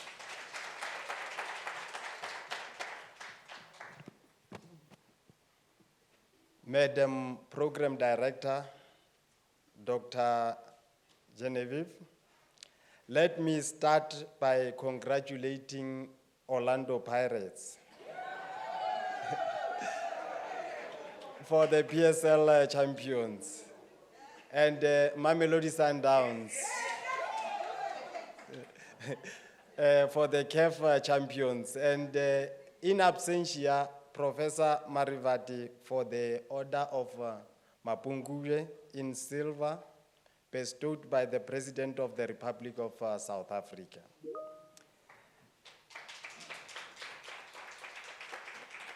Ladies and gentlemen, I also tried to prompt the AI tool to generate a proverb for me about research. And this is the proverb that I got. If you steal ideas from only one person, it is called plagiarism. However, if you steal from many people, it is called research, because you would have cited them. Madam Program Director, let me recognize in absentia the keynote speaker, Professor Vukosi Marivati, the members of extended management that are here with us, Ambassador Jasbey, who is the residence ambassador for our university, Professor William Palongo, Director of Tanzania Institute of Accountancy, all the researchers, academics and professional staff, postgraduate students and emerging scholars, distinguished guests, speakers, industry partners, stakeholders, colleagues and cousins, ladies and gentlemen, good morning. Ladies and gentlemen, it looks like I am ahead of myself, or we are ahead of ourselves by putting the cart before the horse. The keynote speaker has already spoken. I have been requested, or rather instructed, by the organizing committee in my capacity as the acting vice principal for research, postgraduate studies, innovation and commercialization, to officially open the Research and Innovation Week for 2026 on behalf of the Principal and Vice Chancellor, Professor Lenkabula. Ka Setswana ba re ditiro ga di latsane, ka Sepedi ba re di tswetse mafatla, ka Sekgowa ba reng competing priorities, something along that line.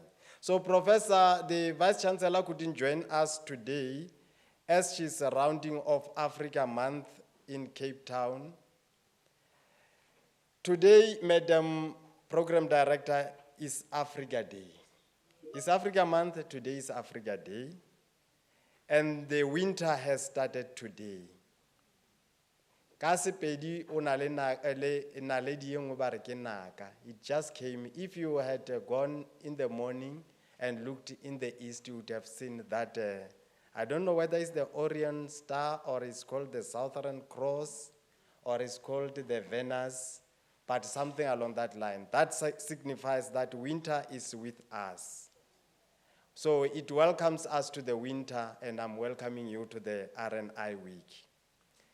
Therefore, I am both humbled and elevated by this honor and privilege to welcome you to the Research and Innovation Week 2026, held under the theme Unisa's Catalytic Niche Areas, Powering Change. Ladies and gentlemen, as we celebrate Unisa 2026 Research Week, we should remember that we are at the critical moment of our scholarship. And as we heard from Professor Marivati, AI tools are becoming embedded in daily academic life, workplaces, streets, and our homes.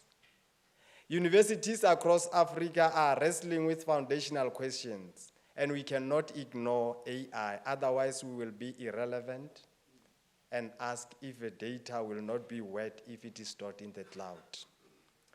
Ladies and gentlemen, gardens are not made by sitting in the shades. You sit in the shades because you would have planted a tree many months ago. Today, it is the second best time to plant another tree because the first best time to plant the tree was 2021 when the university instituted the Catalytic Niche Area. So today is the second best time. And for us to optimize this Catalytic Niche Area, We also have to elevate innovation. And innovation requires a conducive environment supported by both public and private sector, and also us as the university. And what would constitute that conducive environment? We need to invest in research and development. And we need to also collaborate. Ladies and gentlemen, we are expected to do more and more with the less and fewer resources. And we should draw lessons from King David, who killed the lion, or was it Samson who killed Goliath? But it doesn't matter. But David improvised given the little resources, and he killed the giant. So was Samson, who didn't have any weapon.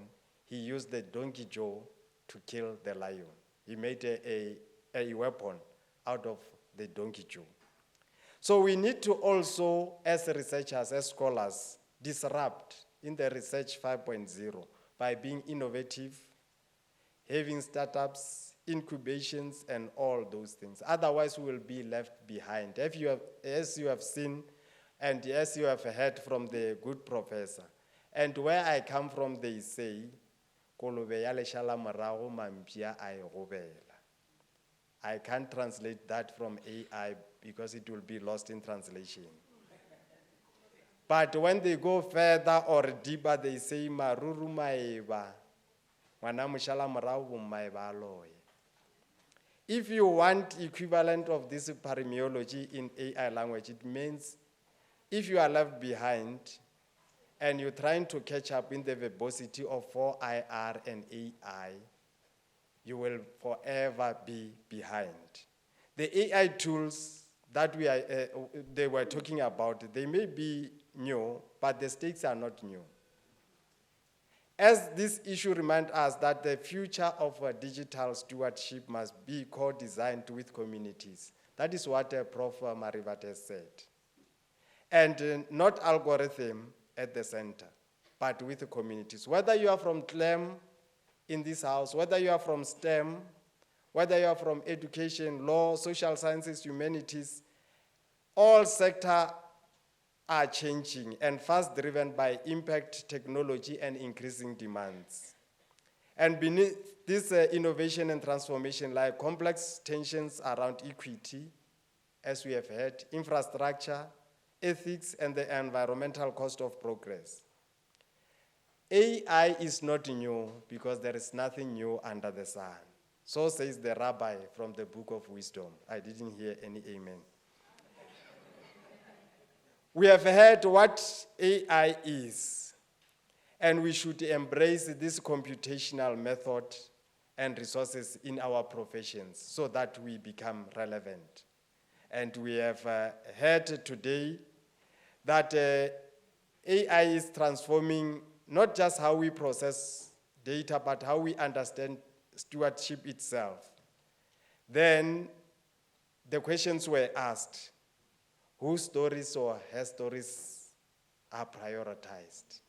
Because some languages we are told that they are not in the cyberspace, so they will be left behind. To traverse the challenges brought by this, at Unisa, we are like a Kasongo. I'm saying that because we are celebrating the Research Week so that we are not left behind. We also innovate, and we also be like a Kasongo. You know Kasongo, what Kasongo can do. I'm not going to tell you. This week occupies an important place within the academic life of our university. It is a platform that celebrates research excellence, innovation, engaged scholarship, while affirming our collective responsibility to produce knowledge that responds to societal needs. And these needs, from our perspective, we have aligned them to the catalytic niche areas. And we think, as the university, that these catalytic niche areas will solve the grand societal challenges that we are experiencing as a country and as a continent. And as a university, we recognize that research is not merely an academic pursuit. It is a strategic instrument for transformation, It enables us to confront complexity, influence policy, drive innovation, and create sustainable impact. Research and Innovation Week, therefore, offers more than a showcase of scholarly activity. It provides a strategic space for reflection, collaboration, and the advancement of ideas that shape the future. Our theme this year draws directly from the institutional vision articulated by our Principal and Vice Chancellor, Professor Puleng Kabula, through the identification of Unisa's 10 catalytic niche areas.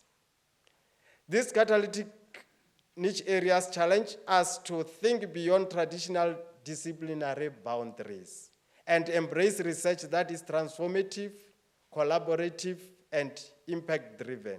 One of that catalytic niche area today we heard about it is a fourth industrial revolution and digitalization. Others will be discussed and we will deliberate during the course of the week. And collectively, these priorities reflect a university that is deliberately positioning itself at the intersection of science, technology, social justice, sustainability, and human development. And as the portfolio responsible for research, postgraduate studies, innovation, and commercialization, our role is to ensure that these priorities are translated into vibrant research ecosystems that strengthen postgraduate scholarship, encourage interdisciplinary collaboration, and support innovation pathways that move research from knowledge creation to societal application. This is particularly important for Unisa as an African university and a leading, comprehensive, open-distance e-learning institution. Our responsibility is not only to produce knowledge, as I said, but to ensure that the knowledge becomes accessible, relevant, impactful, and solve societal challenges.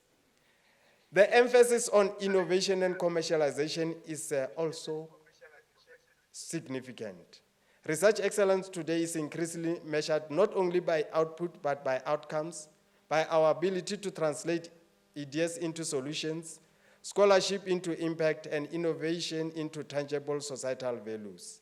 And Research and Innovation Week provides an opportunity to showcase precisely this work.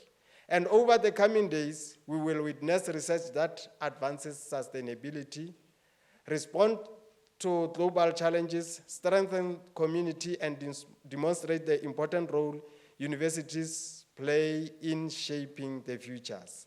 We will also celebrate the researchers, innovators, and postgraduate students whose contribution continue to strengthen the Unisa's position as a leading research institution on the African continent and beyond. I wish to extend my sincere appreciation to the organizing committee, all the colleges, research entities, presenters, partners, and stakeholders whose dedication and collaboration have made this week possible. Your commitment continues to strengthen the university's research enterprise and contributes to a culture of excellence, innovation, and impact. To our researchers and postgraduate students, thank you for your pursuit of knowledge and discovery. To our partners and collaborators, thank you for walking this journey with us. And to all delegates, participating this week, may the engagement ahead inspire new thinking, stronger partnership, and transformative research collaboration. It now gives me great pleasure to formally declare Research and Innovation Week 2026 officially open. May the week ahead inspire us so that we do not expire.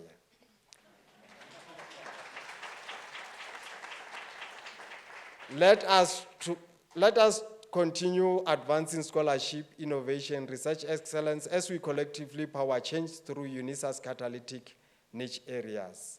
As we are living in a scientifically authenticated world, in the past when we conclude, we were saying, let me pen off. I'm saying, let me mouse off. Thank you.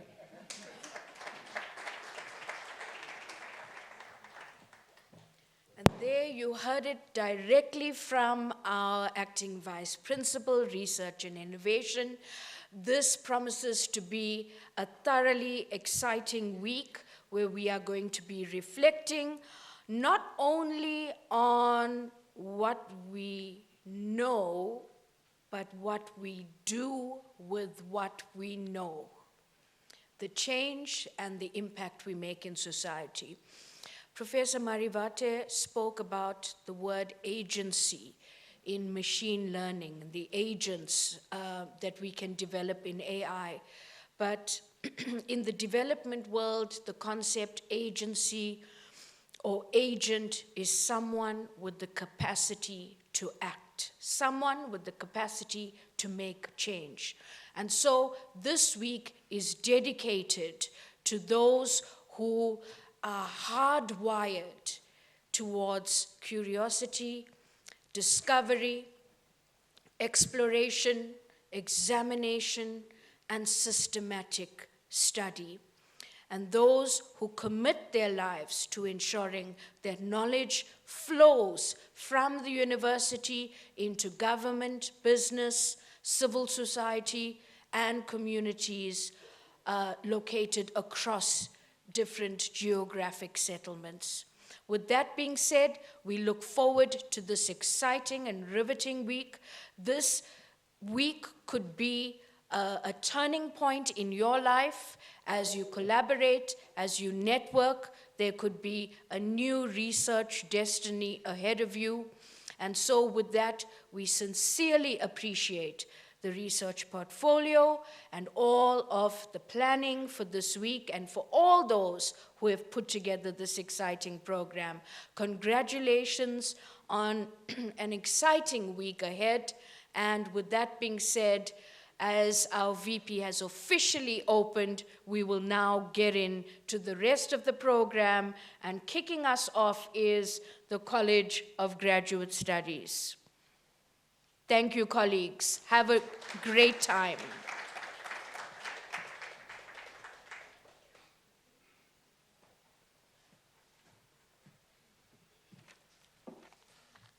Good morning, esteemed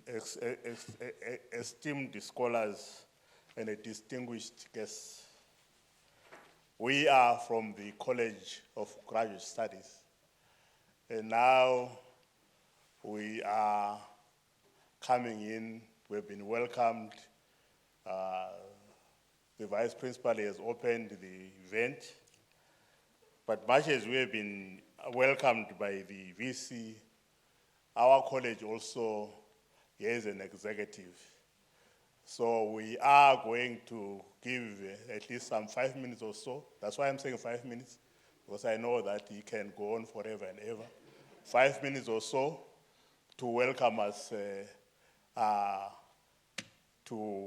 the college and to this event. Thank you, Chair. Thank you, sir. Over to you, Professor Mguchin.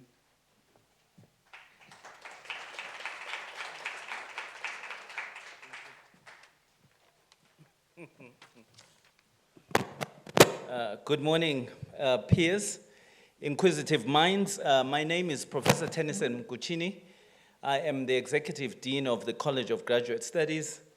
To our VP, Professor Ngwape, thank you very much for saying almost everything that I needed to say. So my salary for next month is due partially to you for all of that. Thank you. And also to Dr. James, who has somehow disappeared somewhere since we last spoke. Folks, mine is simple. Firstly, you know you're aging when you're asked to keep your words to a minimum. Normally, when you're young, people want you to speak more, and then when you become irrelevant, they ask you to speak less, eh? So I have my 5 minutes, and I will use it wisely to reinstate myself. Folks, as you all know, the College of Graduate Studies is the engine of Unisa's drive to optimizing the catalytic niche areas. So in simple terms, we have elements of the university that develop formal qualifications. Then we have a part of the university that maximizes how we utilize the catalytic niche areas to maximally change society for the better. So this college is entirely about that. We do that for the benefit of the university. We service the university. We facilitate capacity development initiatives and all those things really to drive this agenda of ensuring that the catalytic niche areas are at the center of all the work that we do. And this week, we get an opportunity to talk about the niche areas and how they are being utilized to power change. And with that, we have some exciting presentations which I hope will provoke you into asking many more questions of us. With engagements like this, I expect that the sign of a well-done event is if we leave with much more irritating societal questions that we want to have answered than when we came in. So I am inviting you to the College of Graduate Studies presentation of this morning, and I ask from you one specific thing. Everything you hear, you should question to see if we can maximally extract the best of excellence from the engagement. That is all I have to say. The College of Graduate Studies loves questions, we love tasks. We're a very, very small, finite team of excellent and exceptional individuals, but we know one thing: we only grow from being asked to do better than what we've presented to you. So with that charge, I welcome you to today's session from the College of Graduate Studies, and I believe that our next presenter is Professor Palangyo from the Tanzania Institute of Accountancy in Tanzania. So without further ado, sir, please come through. Thank you.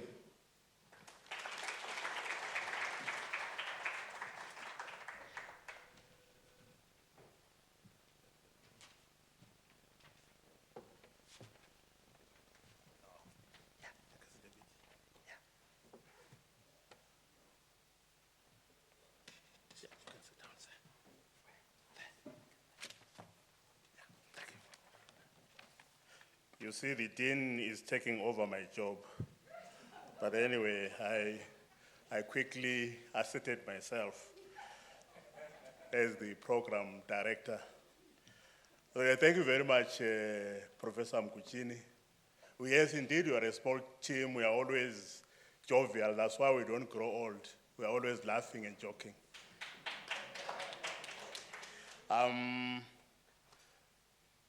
Mine also is not a difficult task.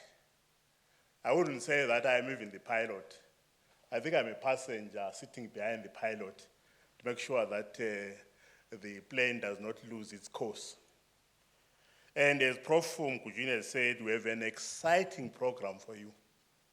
And this program is going to cover, I think, about 3 catalytic niche areas.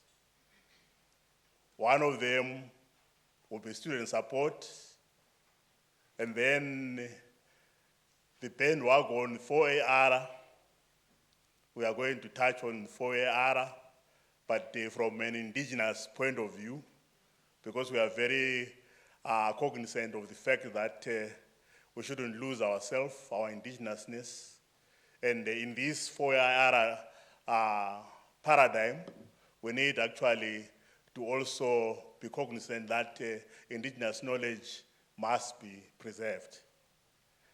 And then turning on again to another 4R implementation, we are going to talk about the other catalytic niche area, which is health. We are going to see how drones are being used to make health facilities, capabilities accessible to very difficult terrains in most parts of Africa, but using Lesotho as an example. And then, of course, we are going to be showcasing the research of our UNESCO chair. By the way, CGS is the home of 2 chairs. The one is the chair of social policy in Africa, and the other is the UNESCO chair of nanoscience and nanotechnology. So having said that, it is my pleasure to introduce my first speaker. I didn't request him to tell me the pronunciation of his name, but I assumed that being a Bantu name, I'll be able to pronounce it. So if I don't pronounce it well, just take it that is the Southern African way of pronouncing your name. So we are very privileged to have Professor William Amos Palano. He is a professor of leadership and management. He is a very experienced academic with over 25 years. Though, Prof, you don't challenge my years. My years are much, much more than that. 25 years in teaching, research, and consultancy. I'm pausing there because our approach is engaged scholarship, isn't it? But their take, in fact, I had a lot of problems understanding why a university should be worried about consultancy.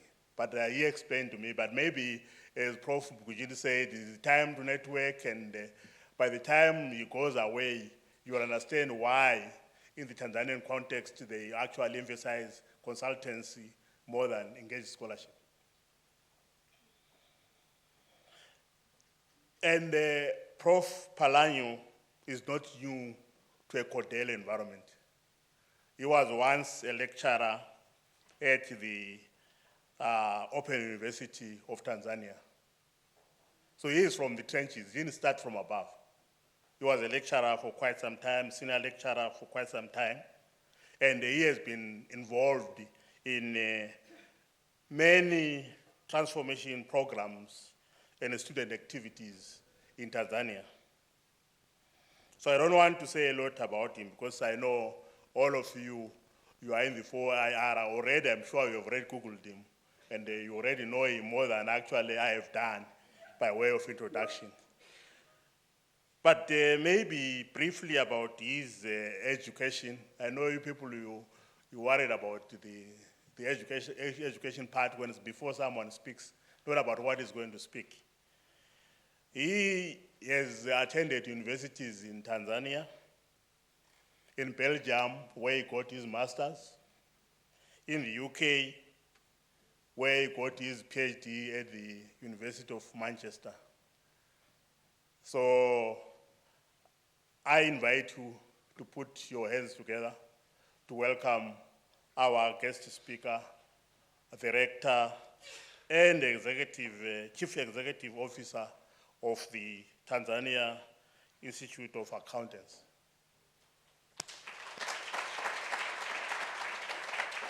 You're welcome.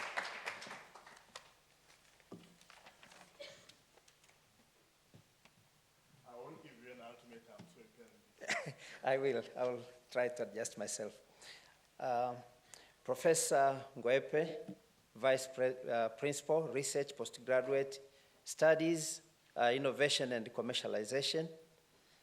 For some reason, I will observe the protocols of all participants in this room. Ladies and gentlemen, good morning. Yeah, after a very good presentations on AI and the introductions which were made by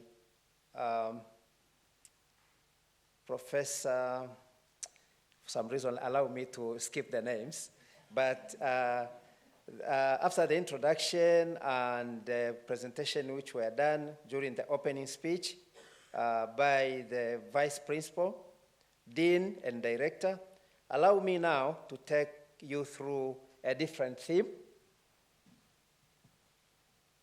I'm going to take you into a different theme, and my theme is on student support and co-curricular activities. And in this case, I'm going to make a revisit of a students' career development program of the Tanzania Institute of Accountants.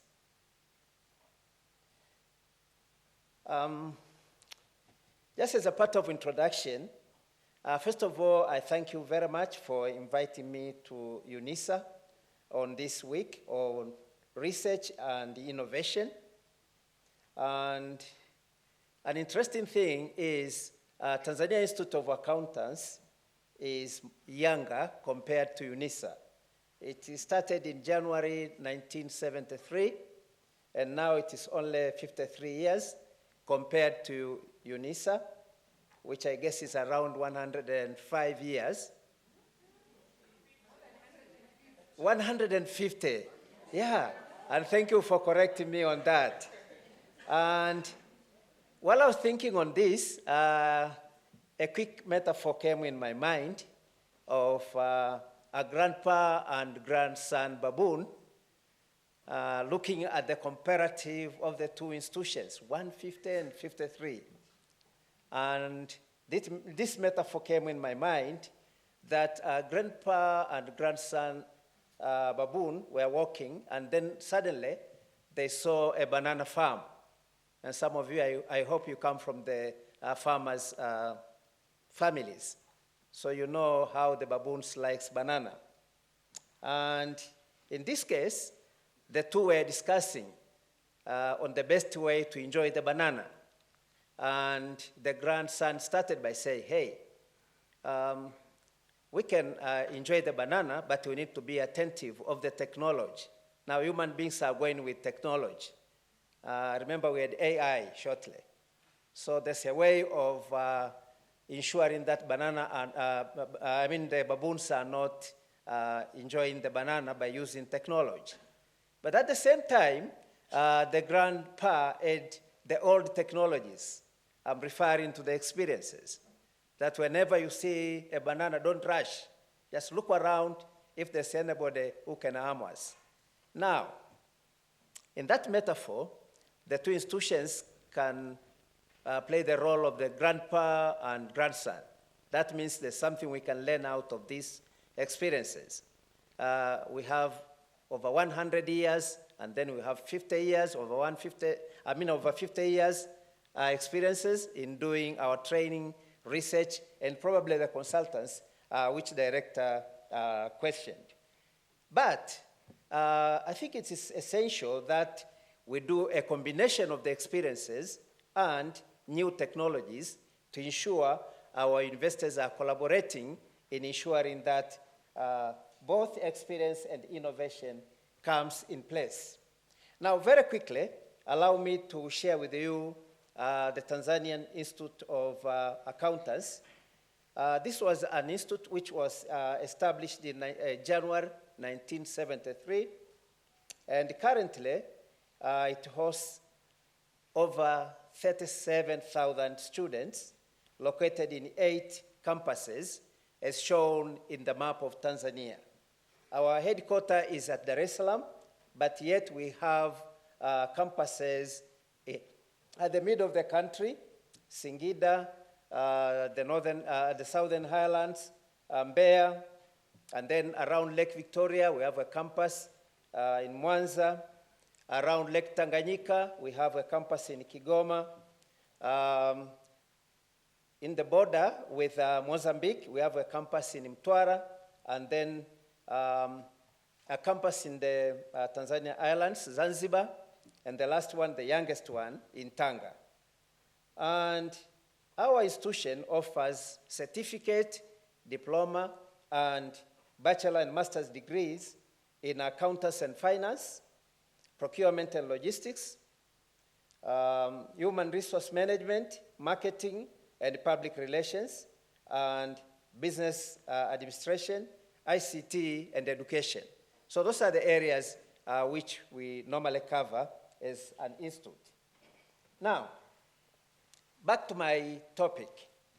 Probably the first thing we should ask ourselves is why does students support and co-curricular activities? Why do we need them anyway? I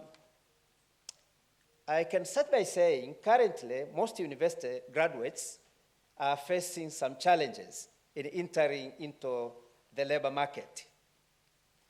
The number of graduates now in our countries, both in Africa and in the other continents, are many compared to the number of vacancies which are available in the labor market. Now,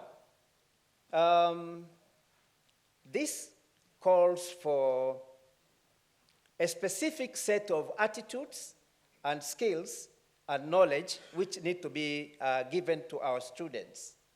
And usually, the challenging thing is this set of attributes, meaning attitude, skills, and knowledge, is not always fully covered in the university curricula. We teach a lot, and I'm not blaming anybody on this. We normally do our efforts to teach, but yet, if we try to compare on what we teach with the demands from the market, we will find there's something missing here. And therefore, this calls for us to think of an extra thing to do. Yeah, on the other hand, we have a huge number of graduates who are aspiring to be self-employed. You are teaching them a specific subject, but yet they are aspiring to be self-employed, and sometimes in a completely different discipline. And some do want to create job. They want to create a different job beyond what they are enrolled in the courses. Now, one of the solutions to these challenges is to introduce what we call career development programs. You will find me referring them as CDPs, which enable students to navigate into career exploration and decision-making that significantly shapes their lifelong personal development. However, we still have challenges when it comes to the ministry and the sponsors of our students. Because engaging into such a program might need some financial muscles. And therefore, we find ourselves again struggling on how to implement the career development program to benefit our students because of the challenges we get from the sponsors. During the presentation, I noted that we have different disciplines here. Some are experts in science. We saw someone experts in IAI, laws, education. You mentioned a long list. And I thought it is prudent for us at least to somehow explain quickly what do we mean by career development, to have a common understanding. Now, when you want to define the term career development, which is the main theme here, is you find that there's no single definition of this term, or if you look at the definitions again, you'll find none of the definition which gives a full description of the word career development. However, career development encompasses knowledge and skills required for individual to get the autonomous and rationality to select, prepare, compare, evaluate, and manage various roles and experiences throughout their lives. Again, if you look at the definition by Bayer and the others of 2008, it says that career development is a lifetime process, and mark the word lifetime, because even when you grow up, as the director said, that I'm old enough, but yet you still need to continue learning. The formal career education at school and maturation process that continues throughout a person's working from childhood to adulthood. So even when you are growing, you still need to improve your career by learning more.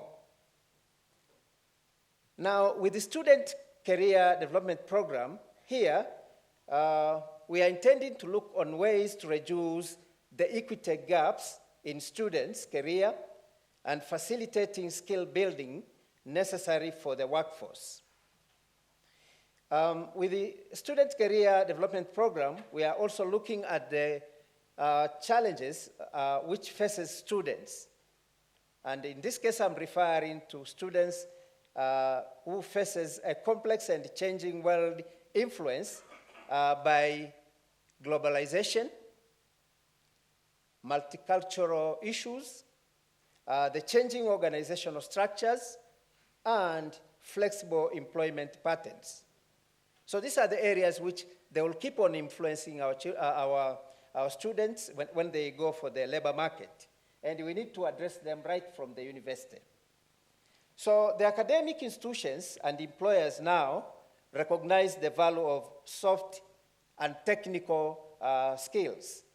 And in this case, we need to see how we can go with these two, meaning the soft and technical skills, bearing in mind that we are in a 21st century and the things are changing so quickly. Now with the CP, as I said earlier, it covers important soft skills. For instance, you might look at it as illiterate, the networking. How do we network? The issue of culture and the diversity at the workplace. Those are areas which we need to at least introduce to our students. But again, there's issues of strategic thinking. How do you think? How do you look at things strategically? The decision-making process and the conflict resolution, resilience, and flexibility. So these are some of the things we teach to our students to ensure they cope with their employments after completion of their studies. Probably somebody will ask, what is the effectiveness of this career development program? Is it necessary? Is it effective? So in this case, I'm trying to advocate that students who participate in career clubs and career experiences, especially the field job experience or job simulations and career camps, they demonstrate higher levels of career development competences, even after controlling the influence of covariates compared to students who did not participate in those programs. So this is according to Kim and Lee. They made a study, and they saw that once students are exposed to career development programs, you will find them, they do better than those students who did not experience or who were not involved in career development program. So career development program has theories and models, and for some reason, I will not dwell much on this, but at least I need to mention these models, at least to make ourselves acquainted with what has happened in the area. So in the, at the beginning, the approaches used to focus on individual and job, trying to match. You match job and training. And the emphasis was more of on life progress. How do you progress from learning and then you go to job? But then, as time went on, in the 1980s onwards, the theories began to change. They went into looking at the job uncertainties. Meaning, initially we had job, and now we are looking on how to match what we teach at the university and the jobs. But starting from 1980s, things started to change. Now we had the job uncertainties. And we had changes as well and complexities at the job places. And most of the studies were done on that. So very quickly, just to make yourself clear to what happened in terms of the timeline. In the early 19th, we had the theories on person-environment fit. How do we fit in the environment? And the trait and factor. So those were the issues which were looked at in terms of the theory and theorist. And we had theorists like Parson, Williamson, Holland, and I hope those who did management have read a bit on these theorists. And their focus was more on vocational guidance that requires practitioner to access individual and then survey the occupation and finally match the individual with an occupation. So that was more of that in the 19th. But from the late 1950s, the theorists went into what we call developmental. And here you could see the experts like Ginzelberg and the others, Tiedemann, Super, etc. And in this case, you found that they were focusing more on career development as a process that takes place over the lifespan. And they were talking of career development activities should be designed to meet the needs of the individual at all stages of life. But then it went into 60s. Into 60s, they come with a theory on client-centered, looking at the client to be served in this case. So you could read the work of Carl Rogers. And here you could see things like career development is based on the nature of the relationship between career, practitioner, and client. And it encompasses the core condition of unconditional positive regard, genuineness, and the congruence and empathy. So those were the areas which were considered in the 1960s. But things kept on changing. In the 1970s, the theory now moved into social learning, where the focus were on individual unique learning experiences over the lifespan and develop primary influence that lead to career choice. So we are talking of career choice. How do you choose your career and the likes? In the 1980s, we went into postmodern theories. The work of Kelly can be referred, and the emphasis here were on subjective experience, the personal meaning making and narrative approaches. Again, things kept on changing, and in the 90s, we had what we call happenstance. And here, we are looking at the chance events play role in every career. The goal for client in generating beneficial chance event and be able to take advantage of them. Now, very recent, and I'm not going to the most recent because I want to call you to continue more on research on this.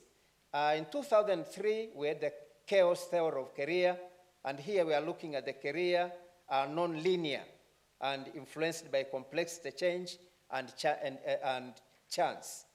How to support client to navigate uncertainty and embrace flexibility.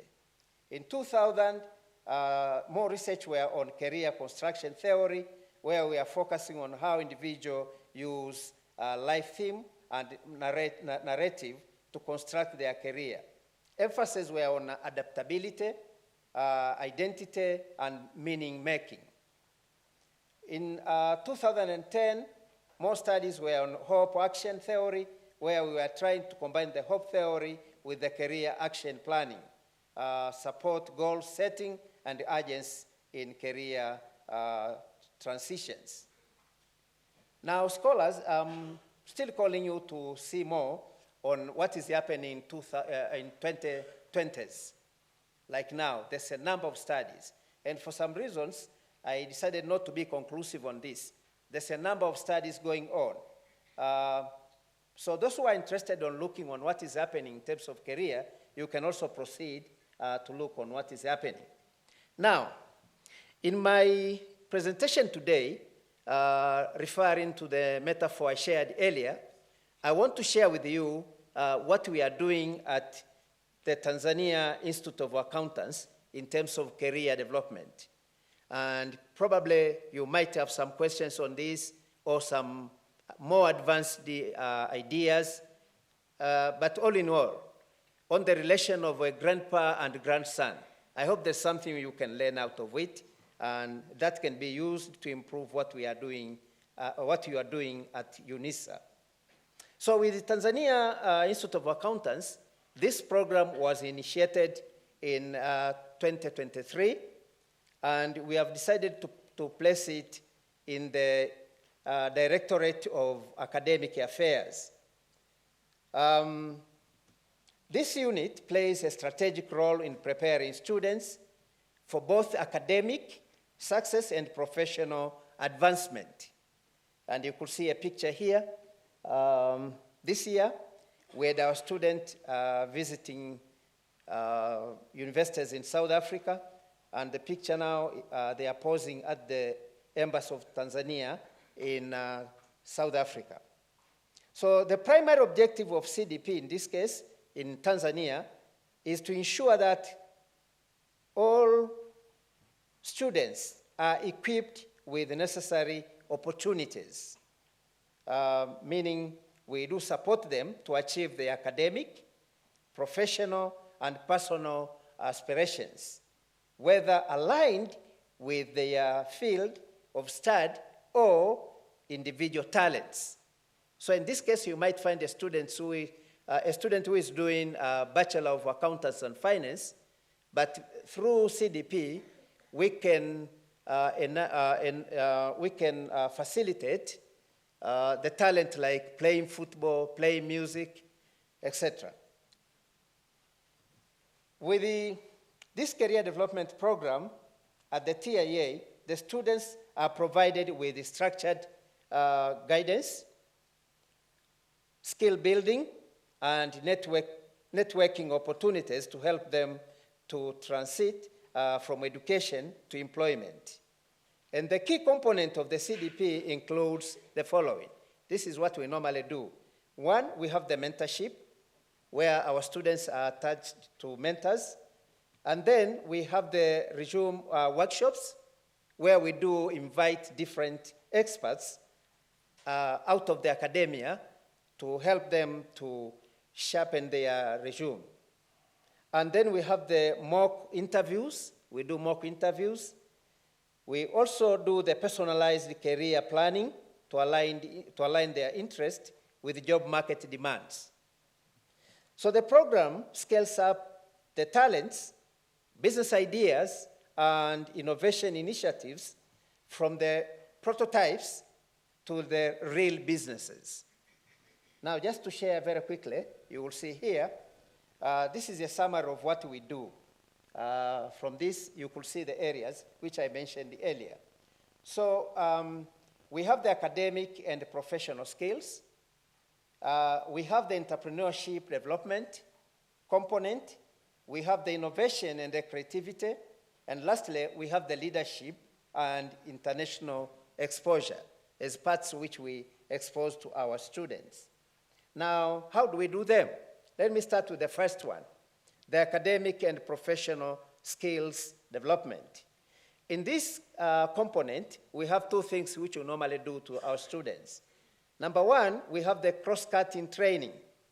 And in this case, we go straight to what they do in their courses. For instance, those who are doing business studies, we normally expose them further out of what is covered in the classes on Tally enterprises, resource planning, software, just to mention a few. And then those who are doing procurement studies, we normally expose them to national e-procurement system. It is popularly known as NEST in my country. So apart from what they do, again, we invite people from the NEST to teach them more on this system. For those who are doing accountants, there's a number of softwares, but just to mention an example, we normally expose them to QuickBooks. For those who are doing market and public relations, we have arrangement for them to learn more on graphics and design, digital marketing tools, etc. For those who are doing human resource management, we have a software called Lawson, which is normally used for the entire civil service in my country. And sometimes it is taught in the class, but we go further by exposing them on how it works. And for other softwares, we normally consider the training need assessment. So we usually do the TNA time and time and see if there's some areas which we need to expose them more. Again, on academic and professional skills development, we have what we call industrial engagement. With industrial engagement, we engage there's an engagement between students and industry experts. And for this case, we have purposely formed what we call industrial committee.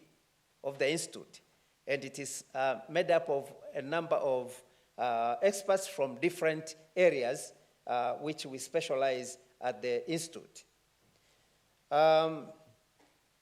In terms of industrial engagement, again, we have the practical insight and real-world exposure, where we normally take them for the field attachments for students, which normally takes around 3 months. And of very recent, we have introduced the field attachment to our teaching staff. And again, we have found this to be very interesting. You find you are an expert, a professor of accountants, but apart from teaching, you have never worked in the accounts department.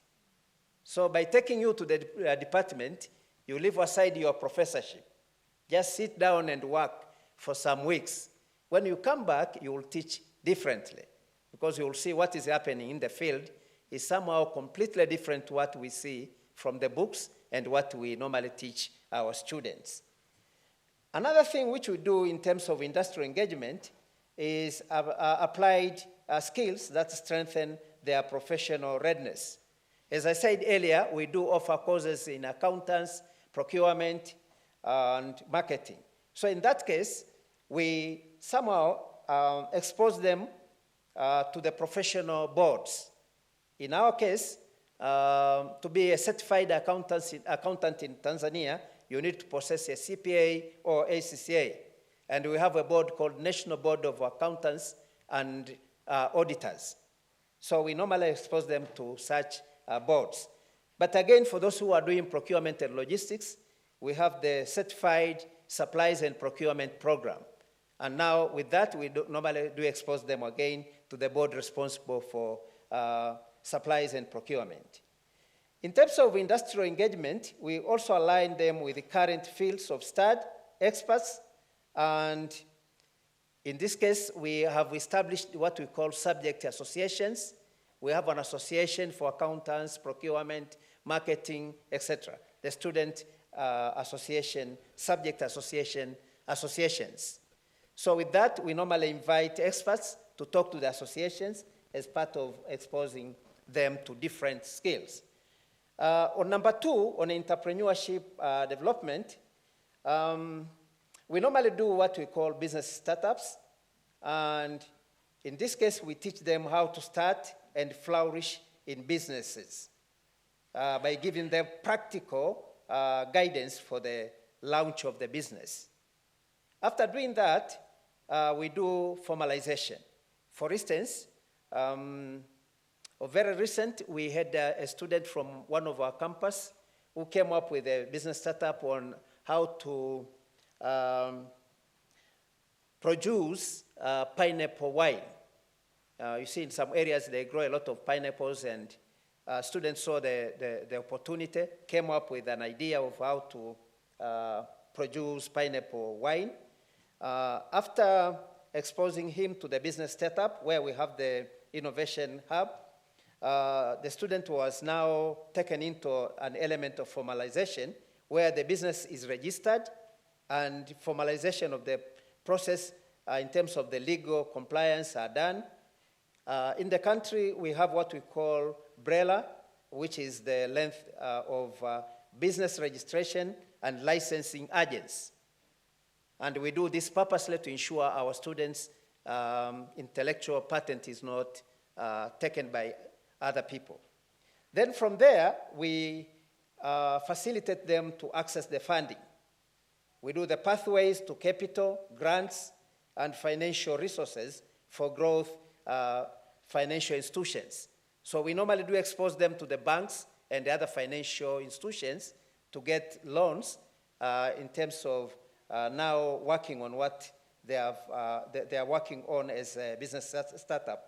And lastly, we now go into economic participation in terms of innovation production and service delivery in the economy. Our goal here is to enable students to become job creators, not job seekers. Activity number 3, which is done by the unit, is innovation and creativity development. And again, this takes 4 steps. Number 1, A student can come up with idea creation, generation. Student identified the societal or community and economic challenge to solve. And then we normally held the workshops and the competition. So in the competition, they will show their innovation and compete in terms of hand-ons on the workshop and to develop the concept.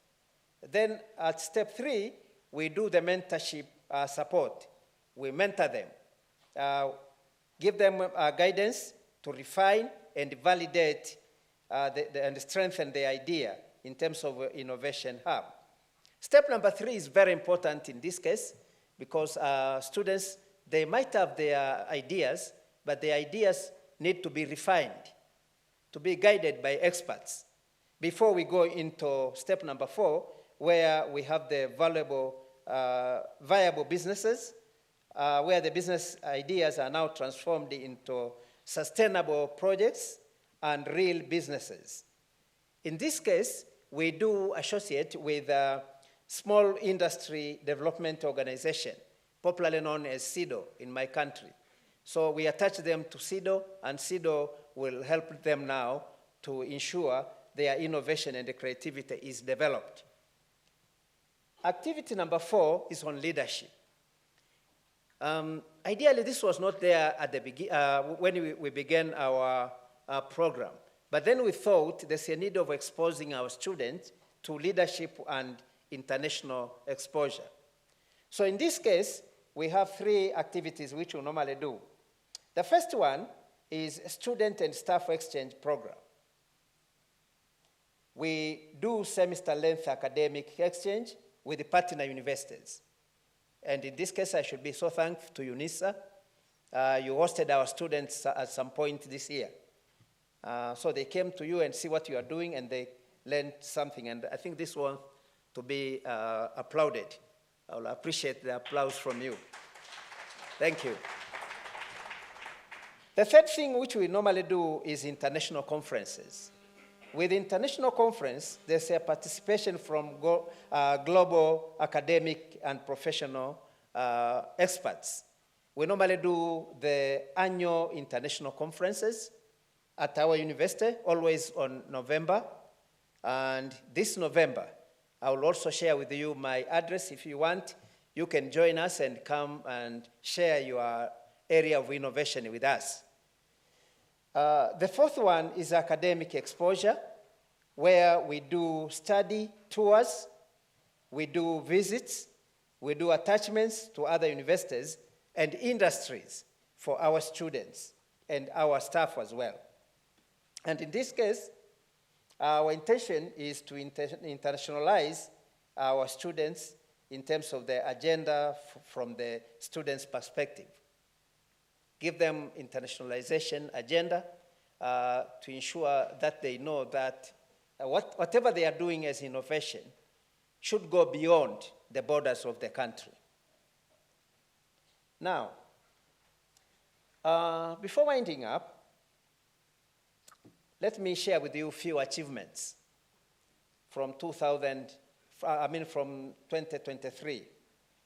So far, over 15,000 students were trained on entrepreneurship and business formalization, how to form their businesses.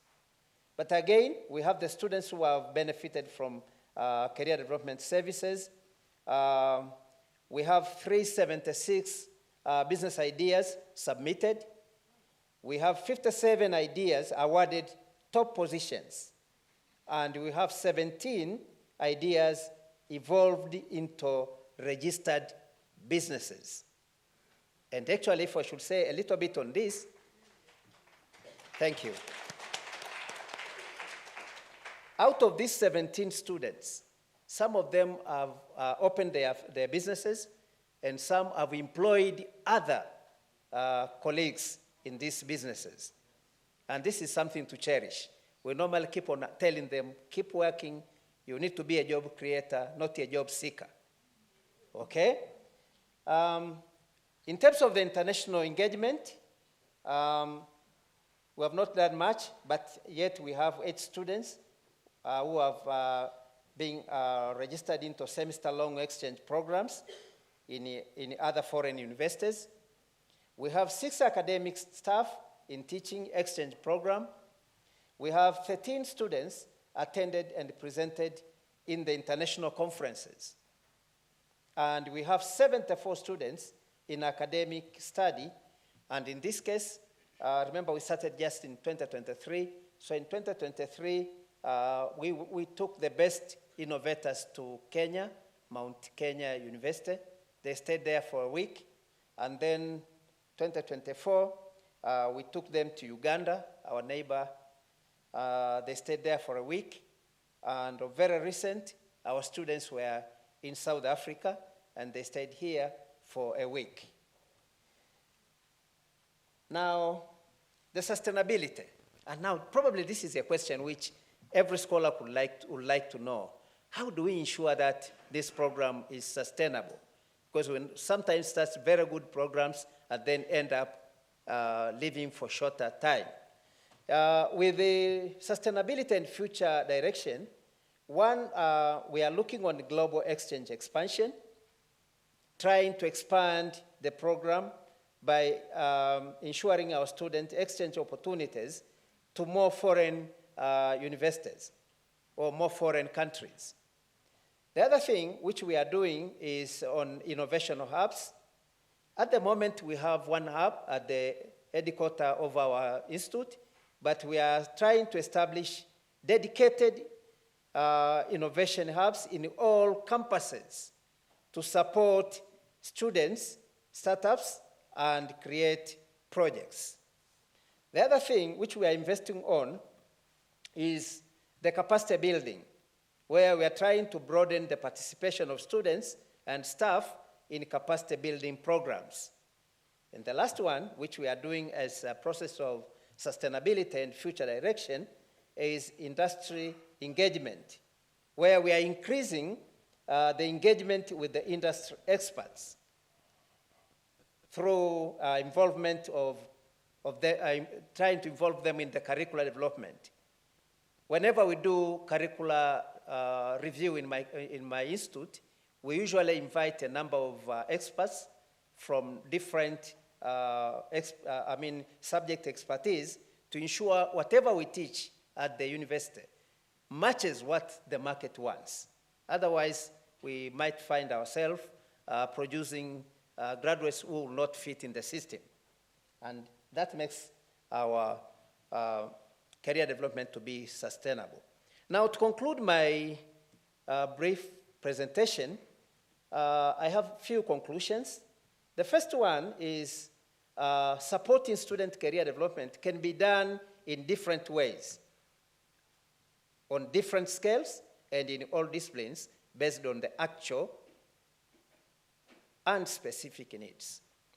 So for those who are present here in this forum, I know if you look back and try to reflect what is happening in your department and in your university, you will find there's a different way of doing it. And we acknowledge that we cannot do it in a case where we have one shoe fits all. Number two, student career development in the university should be transformative. And in this case, I'm trying to look at 3 things. Number one, I'm encouraging that we increase career readiness. And by doing so, students will feel more prepared to enter into the workforce and understand the industry expectations. The second thing which I'm trying to advocate in this is to clarify the career goals. On this, I'm saying program help students narrow down their career choices and create the roadmap. I don't know your experiences in this room, but in my case, normally I do tell my student that my career development had a number of turns in terms of ups and downs. There was a time I wanted to be a pilot. Then I changed, I wanted to be a basketballer. Then I changed, now I am doing a professor of management and leadership. So you could see the ups and downs. And I wish I had somebody who could guide me. And this is where now I'm coming in, that we need to clarify the career goals. Mind you, our students do join the university at the tender age. And they need to be guided. You listen what they want to do later, and then you can guide them to ensure their career is clarified. And number 3, talking of enhanced employability, that participants gain practical skills that make them competitive in the job market. So we look at what the market is demanding from the market side, and then we prepare our students to ensure we enhance their employability. Now, the way forward is the last part of my presentation. The following can be done to improve the students' career development program in our universities. And I'm dividing into 2. The first one is for the universities. Saying, for universities, first of all, we need to incorporate career skill development and career exploration activities in the courses and programs, making explicit to students connection to the career. Number 2, for the universities, calling for the need to build a network for local professionals, including the alumni, to form a workforce connection. You see, in most cases, we do invite our alumni at our university, and we ask them, you graduated here 10 years ago. What is happening in the market? Can you talk to our students? And out of that now, you could see how they share their experiences on what is happening in the market. The other thing is to incorporate career skills into offered courses. I know we have our courses from different faculties, but we need to think of how to incorporate these issues of career development in their programs. The other thing which can be done at the university is to foster collaboration between universities. If you refer my metaphor of grandpa and grandson, I know by the end of this session, we will hear some experiences which can probably enable us to know more on this area. But again, we need to talk to the policymakers as well. And in this case, I'm referring to the Ministry of Education and sometimes to the students' loan boards. I don't know how it operates here in South Africa. But in Tanzania, we have what we call Higher Education Student Loan Board. And that's the one which finances students.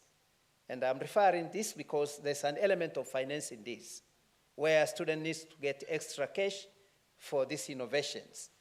So to them, I'm saying to the policymakers that they need to offer opportunities to faculties to learn, design, and share career development activities. And also, I'm calling for them to provide financial support to the faculties and students to attend professional meetings. So in this case here, I have some few pictures. You can see these pictures, and I hope you know these places. This should be in one of your areas. I decided to use them. And if you look carefully, you might see some of your colleagues in this picture trying to guide our students. And on the right, you see students with their flag at the departure, leaving to another country. And here, you can see some experts from Unisa. If you look carefully, you might identify some of them guiding our students on career. And lastly, I'm saying thank you very much for listening, and welcome to Tanzania. Thank you.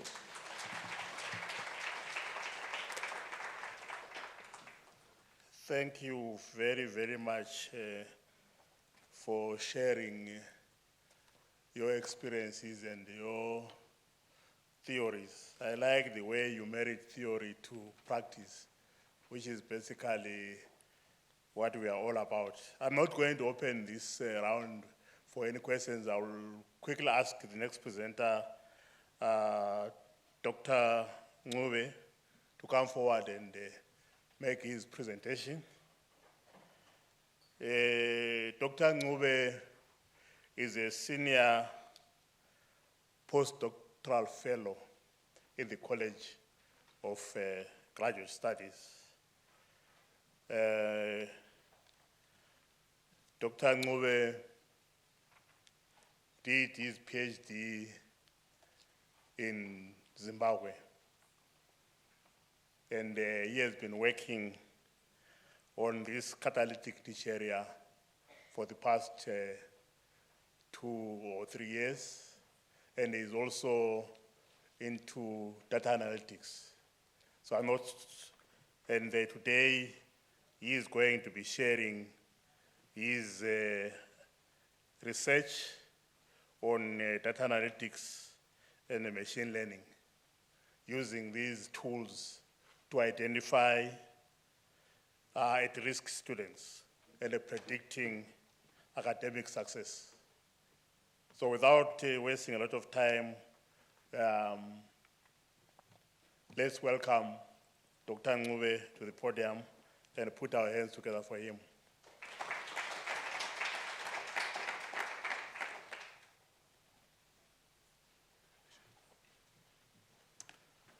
Okay, good afternoon, colleagues. Good afternoon, colleagues.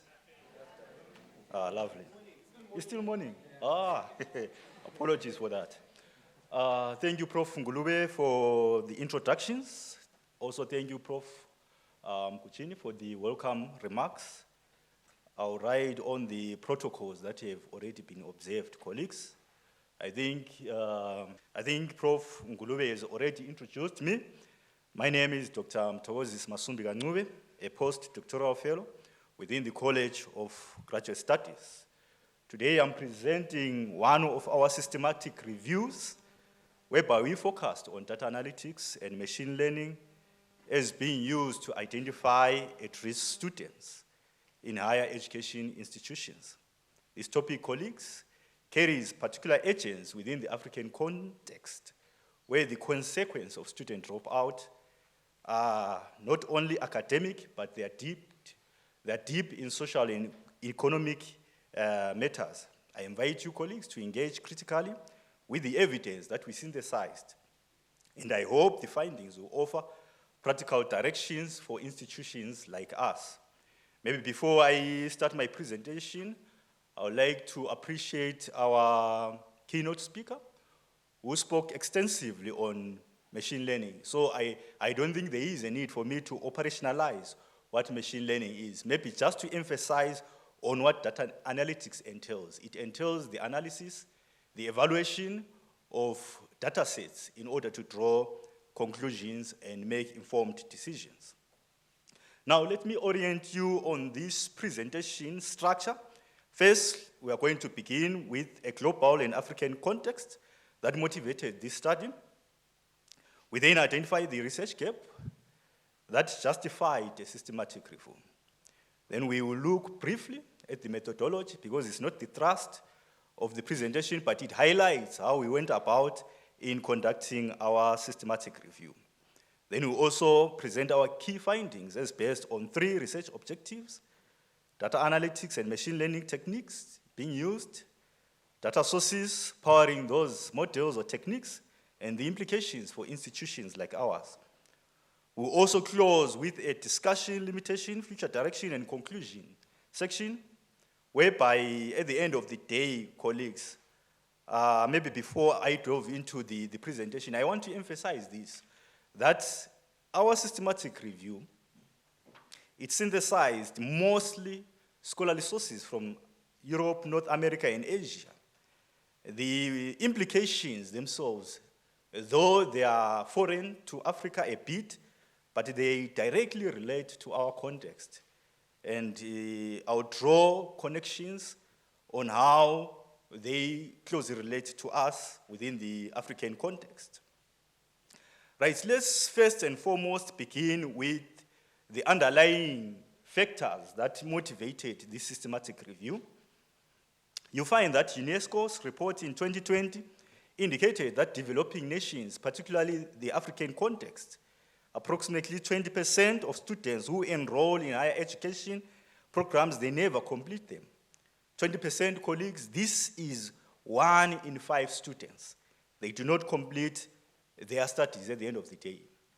And in South Africa specifically, the Council on Higher Education has consistently reported throughput rates that are deeply concerning, with many students taking far much too long to graduate, and some they drop out entirely.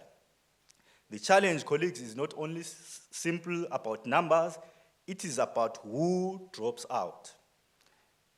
Students from rural areas, from low-income households, first-generation university students, these are the groups that I can safely say are disproportionately affected.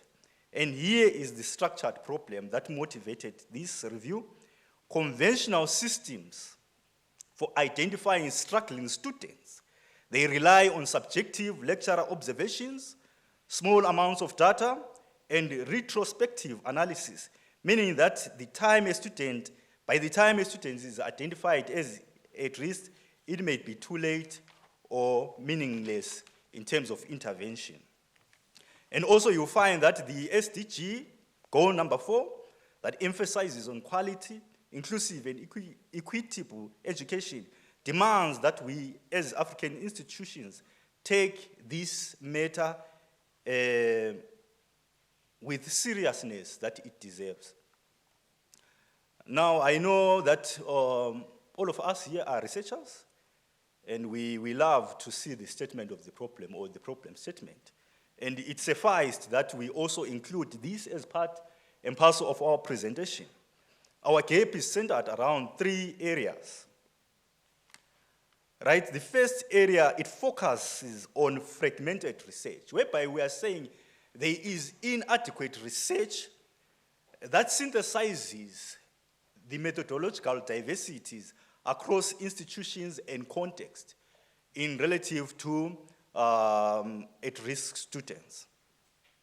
Then secondly, colleagues, it's about equity, whereby conventional identification methods, they systematically disadvantage already marginalized students by missing them until it is too late.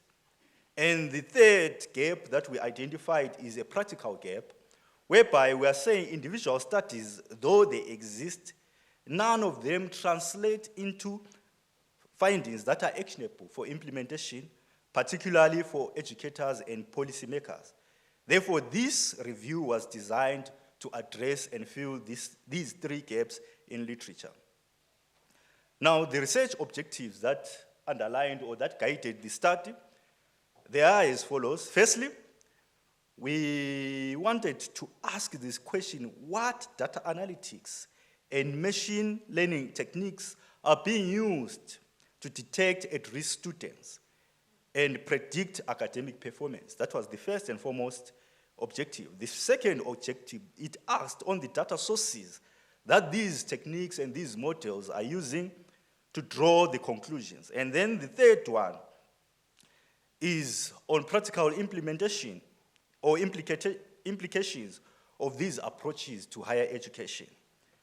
Right, colleagues, each of these objectives were chosen deliberately because together they form a picture that is techniques, data, and real-world impact.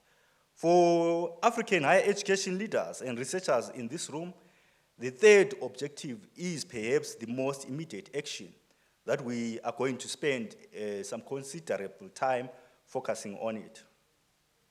Right, in terms of our methodology, I said I'll just rush through the methodology because it's not the thrust, it just shows how we conducted our review. We conducted database search through different databases, and some they call them indexing services. ASIM, Digital Library, ERIC, Scopus, Web of Science. Then we did the deduplication, the screening, the eligibility criteria using the PICO, that I'll just briefly go through it in the next slide, quality assessment, and then final inclusion, which enabled us to draw a scopus of 33 studies that directly related to our study and to our research objectives. Then our eligibility criteria, that's the PICO framework, whereby in terms of population, we focused on students enrolled in postgraduate, undergraduate, and we excluded primary and secondary education. In terms of intervention, application of data analytics and machine learning approaches. In terms of comparison, that though this was not the major one, we focused on studies that compared data analytics and machine learning intervention to traditional support, though this one was not that pronounced. Then the last one was on outcome, whereby we focused on academic performance, the GPAs, retention, graduation, credit, at-risk early learning indicators. Right, our publication period, it was also a criteria that we instituted. I'll quick to say, colleagues, it's an era, our period was from 2011 to 2024. 2011, why? Because we did a cursory review of literature. And we found that most studies started to accumulate from 2011. And that's where the LMS, the learning management systems, they started to explode within the global context in higher education. Then we also have, in terms of language, English, peer review journals, and method, mostly quantitative and mixed. But also, colleagues, I will acknowledge a limitation that we are going to also discuss, that the fact that we excluded grey literature and unpublished institutional reports in our study, that would have captured the African perspective. This became a limitation because we excluded the grey literature in our review. That is a replica. Right, let's move to the thrust of the presentation, whereby we look at the findings themselves. What we found in the scopus of literature is pertaining to data analytics and machine learning techniques used globally. Our first finding, colleagues, it reveals a rich and diverse landscape of machine learning techniques that are being used in higher education. Firstly, there is the traditional techniques. I think I've provided them examples, the logistic regression, the support vector machines, which are mostly used. They are being used in the scopus because of their maybe interpretability. As an example, a lecturer or an academic advisor can understand why a model has flagged a specific student, which builds trust in that particular system. Now, for African university, where technology adoption may be uneven and where lecturer buy-in is critical, the traditional approach, that is the interpretability aspect, it becomes a major advantage. Then we also have assembly methods that are AI generated, whereby they combine multiple models, which are also gaining ground in this frontier. Then we also have deep neural networks that are also prevalent in the scopus of literature. Right, institutions like Unisa, with its database of hundreds and thousands of students, they are particularly positioned, colleagues, to leverage and take advantage of these advanced approaches, particularly if infrastructure and data governance are in place. Then you find that for the techniques to be used, the review established that different researchers, they used diverse evaluation metrics to assess the specific techniques and tools that they related to. And there were three major techniques that the researchers used. There was the classical metrics, regression metrics, and educational performance metrics. Now, in terms of the classical classification metrics, the researchers, they used issues of accuracy, F1 scores, precision, recall, to assess how well a method identifies at-risk students. A critical insight here, colleagues, is that accuracy alone is misleading, particularly in data sets where at-risk students are a minority.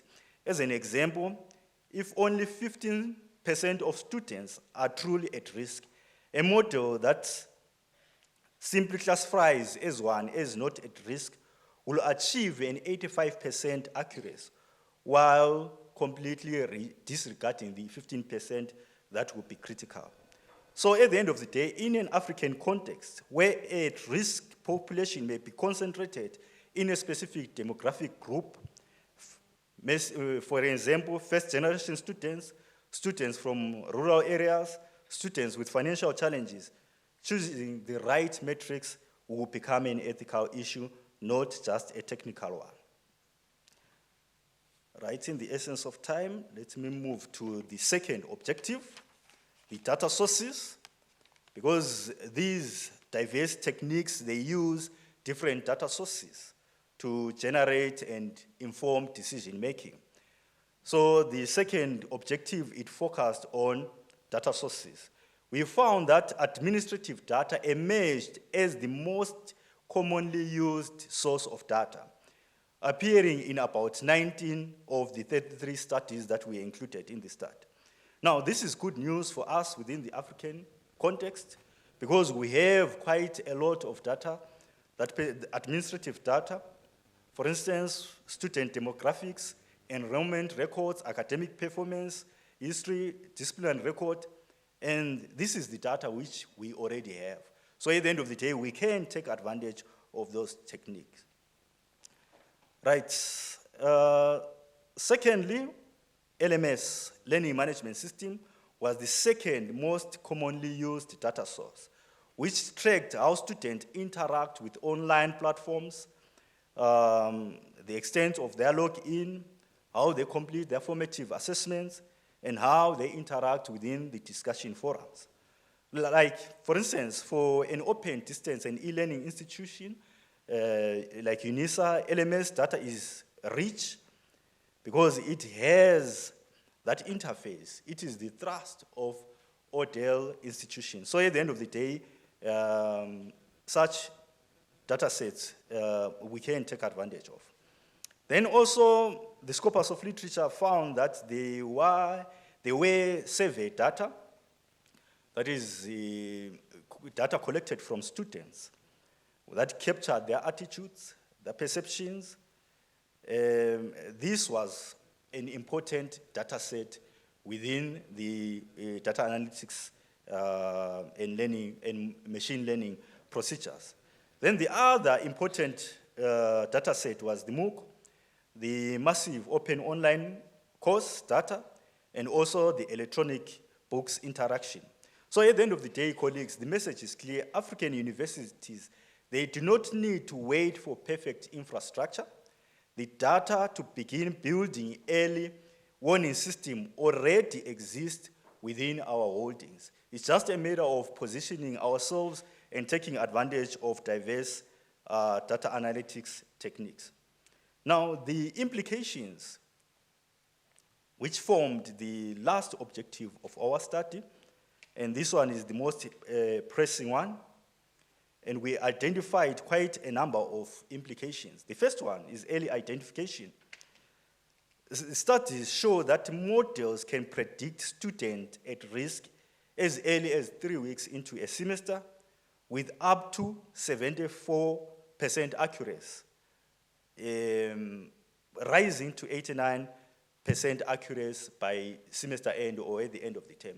That means, colleagues, these predictive models, they go a long way in assisting the identification of students that would be at risk. Now, for institutions in sub-Saharan Africa, where student counselors and support staff are stretched thin, early identifications means those limited human resources can be deployed proactively rather than reactively. Then secondly, colleagues, accurate prediction enables tailored support. It enables customized and personalized support to students. Rather than offering every student the same generic intervention, institutions, they can direct tutoring, financial aid, and academic advisory to those students that most need the assistance. This matter is resource in resource-constrained environment, where one-size-fits-all approaches are both ineffective and wasteful, it becomes a very crucial aspect. Then thirdly, diverse factors influence academic success. That is one aspect that came out from our review. There are diverse factors that affect academic success. Demographic backgrounds, engagement levels, distance from campus, time management, and even other cultural factors. They play a critical and pivotal role in terms of influencing academic success amongst students. Therefore, a holistic approach that captures multiple dimensions of students' experience will outperform narrow graded-based systems in terms of evaluation. Then fourthly, colleagues, the models can be customized to the specific students. I think I've already alluded to this, whereby they can be personalized to and customized, tailor-made to address challenges that a particular student will be facing. Then lastly, the tools are cost-effective. And what do we mean when we are saying they are cost-effective? We mean that preventing one dropout student saves the institution and the student the equivalent multiple of years of tuition and other resources that can be tailored to the students. Now, we saw it fit also to just include some sections on discussions whereby, we discussed the traditional approaches against the advanced approaches in terms of the techniques and models, machine learning models. Right, I won't delve into this one, but I'll go to the critical one that speaks to predictive analytics and learning analytics. Right, predictive analytics, it uses historical data for forecasting future outcomes. It answers questions like, what has the student done? How likely are they to succeed? Whilst learning analytics, which is also a branch in data analytics, tracks real-time interaction data to understand how learning is happening right now. Both are powerful, and the evidence shows that they are most effective when they are used together. For an African open distance e-learning institution where students may be geographically dispersed, socially isolated, and juggling through work and family responsibilities, learning analytics is not a nice-to-have, colleagues. It may be the only window that we have to identify struggling students before it is too late and provide those interventions. Then in terms of data sources, I want to emphasize what the evidence tells us about administrative data. It is the workhorse of this field, used in the majority of studies and validated across multiple institutional contexts and practically accessible, the administrative data. For African institutions that may be hesitant about where to begin, the answer from the evidence is that we start with what we have. We already have the administrative data, and we can take advantage of it by subjecting it to diverse data analytics techniques. Right, then LMS data adds a behavioral dimension, how students actually engage with their learning environment. Then the MOOC, massive online, open online course data is particularly relevant within the African context and within African universities, as we partner with platforms like Coursera, which generate rich interactive data. Then also survey data that was not that pronounced in the Scopus is underutilized in the literature, but carries unique value for understanding the lived experiences of our students, their financial stress, their family obligations, their sense of belonging, factors that are critical drivers of dropout in African contexts, but that do not always appear in administrative records. Then, colleagues, as researchers, you know that every study has limitations. And we also included our own limitations to the study. Our inclusion and exclusion criteria, it was a limitation there. Then also our eligibility criteria. Then in terms of the scopus that we have, we focused on 33 studies. Therefore, issues of generalizability may have been a challenge. Then the temporal scope from 2011 to 2024 captures the most recent contemporary literature. But you'll find that there are other models that have been developed in 2025 and 2026. So that becomes a limitations within our study. Then in terms of future research direction, firstly, ethical frameworks, colleagues. When we are dealing with data analytics, I think our keynote speaker spoke extensively on ethics. And I believe there was one of our colleagues who also highlighted the issues of ethics. They come into play. Ethical frameworks, the use of student data raises profound questions about privacy, consent, and algorithmic bias. Who owns the student data? What happens when a model systematically underserves students from a particular ethnic group or socio-economic background? These are not hypothetical concerns, they are issues that Africa data protection frameworks, including our very own South Africa's POPIA legislation, are beginning to address. Second, advanced techniques, deep learning, natural language processing, they open new possibilities for analyzing student-generated text, discussion posts, and open-ended feedback at scale.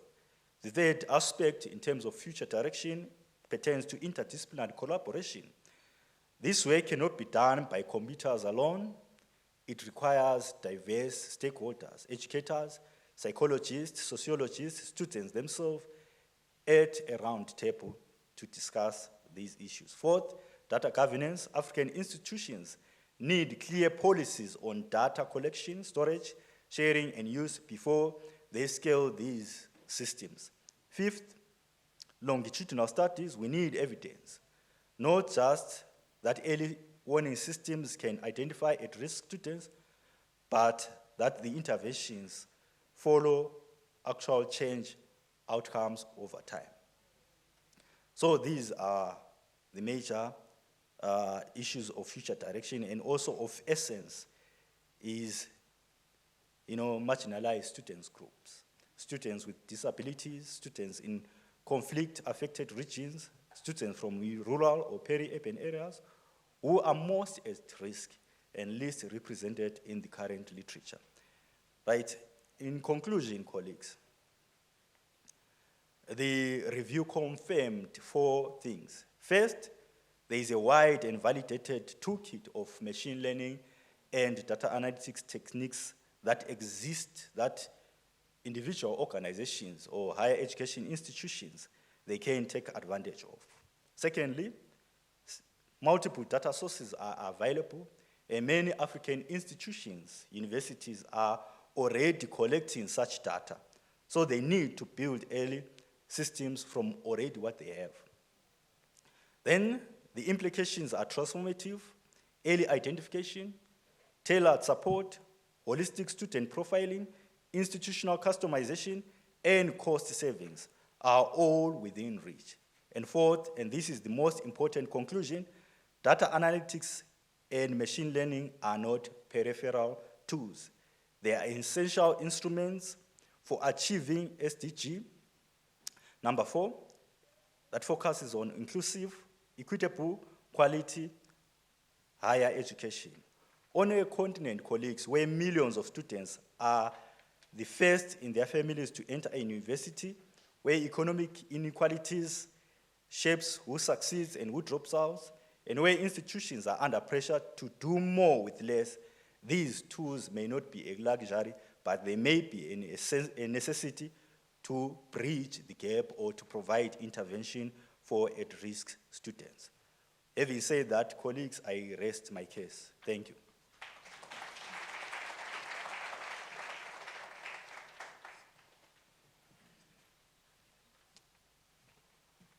Thank you very much. much, Dr. Ngube. I think at this juncture, I may actually open up the session for some questions. I can see people are getting tired of sitting. You remember the dean said we like people to ask us questions. These have dealt on a relatively similar kind of theme. Therefore, we can pose the questions for them, then we turn on to the other presenters later. So I will give these 5 minutes. Please ask a question, don't present. The floor is open. Our two presenters are waiting to answer your questions. Yes, thank you. Let me start with you. I'm also sure that your mic is working. Just try. Good afternoon. It is working. Yes, thank you. Colleagues, so this is a question, by the way. I just need to preface it with some context. So, and this is a challenge that faces CGS, and unknown to everybody, it faces everyone in academia, that we have an ever-expanding expectation of academics. In the case of the first presentation, the expansion is that we are suddenly required to look at capacitating our students so they develop entrepreneurial pedigree. Question number one is, it is interesting that somehow, even as institutions that believe education is everything, we think that if we exalt something or we just state that this is the way it ought to be, the machines in the room just start doing that thing. And I'm interested in both the presenters, in how you think we could start to reposition the practice, the everyday practice of an average academic, so that we are better positioned to do the things that your presentations have aspired, have stated as aspirations. For example, how do we suddenly become capable of teaching entrepreneurial competence in students when, by all accounts, academics have very little entrepreneurial potential themselves. That is why we are in systems that allow us to follow and never develop new things. So I'm interested in how you think presentations such as this can change that. Similarly, Dr. Ngube, I applaud the identification of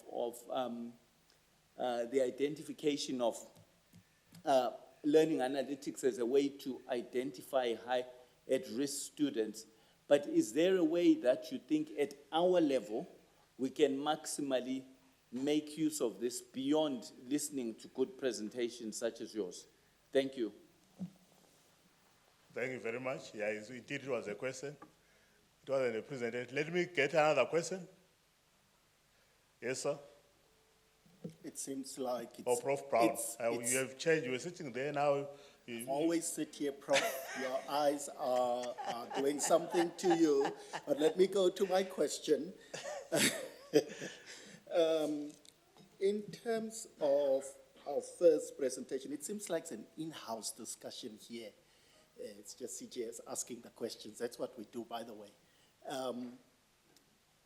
In terms of the first presentation, I think you have covered quite a vast conversation around support for students to be ready for industry.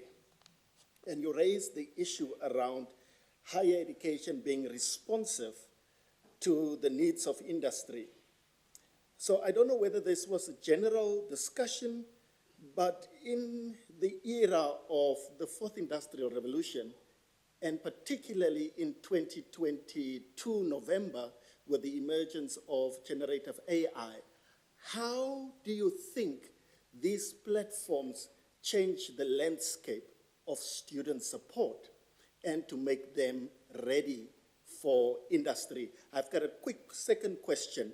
In your country, while industry is moving towards technology and AI capacities and skills, I did my own research around which of our modules in our institutions, for example, education, media studies, link their modules to AI to show that students are ready. For example, political studies augmented with AI. What have you done to show industry in your curriculum that your students are ready for this new world order of AI and the fourth industrial, if not the fifth industrial revolution? Thank you. I'll take the last one. And yes, thank you. No, yes, thank you. Go ahead. Thank you so much, Prof. To both the panelists, my question and plea perhaps it's just around support of innovators. I'm looking at the amount of support that we give to researchers. It covers even at times traveling and livelihood. But if you look into innovators, I am innovator one. All these grants that we get are geared towards just the innovation itself. So meaning that if someone is in KwaZulu-Natal or Limpopo or Eastern Cape rural areas, they would be sitting with 1 million in their bank account to develop the innovation. But they don't have 10 rand for taxi just to go somewhere or just to travel.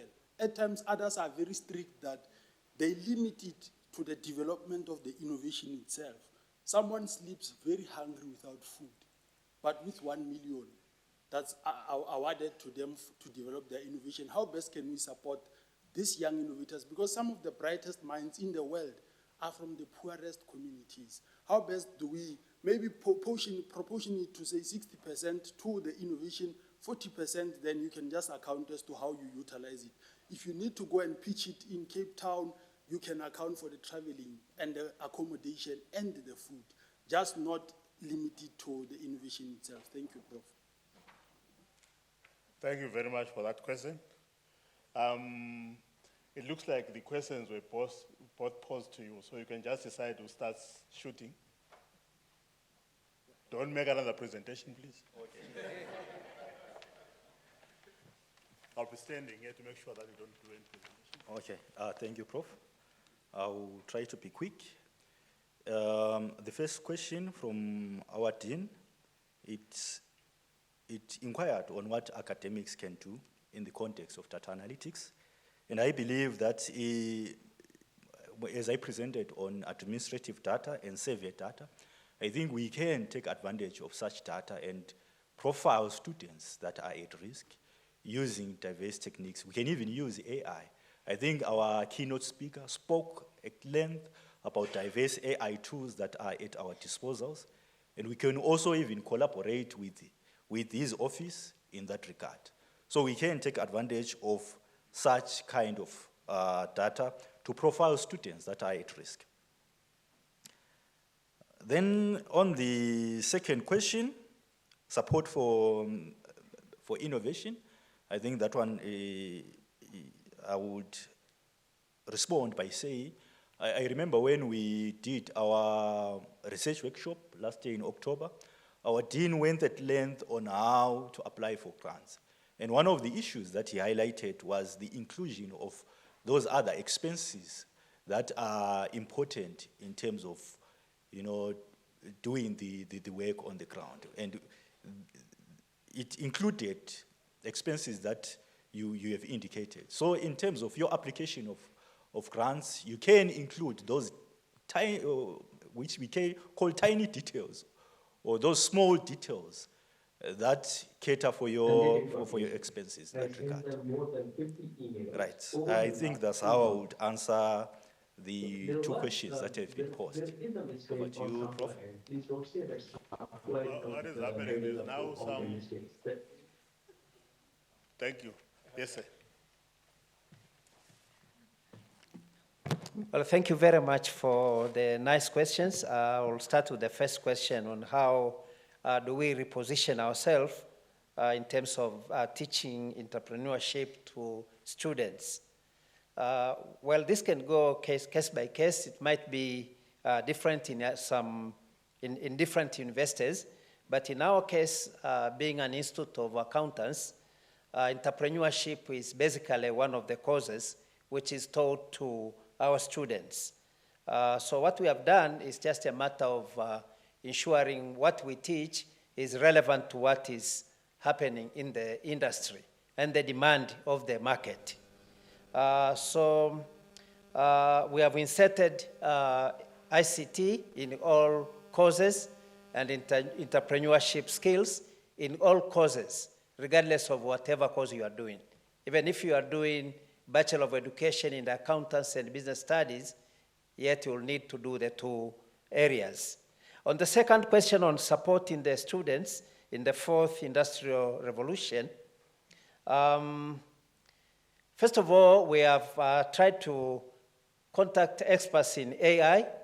Always we have the visiting lecturers and visiting experts from the industry who normally meet the students, sometimes over the weekends, and talk to them on AI and new developments and see how they can match them with what they are doing.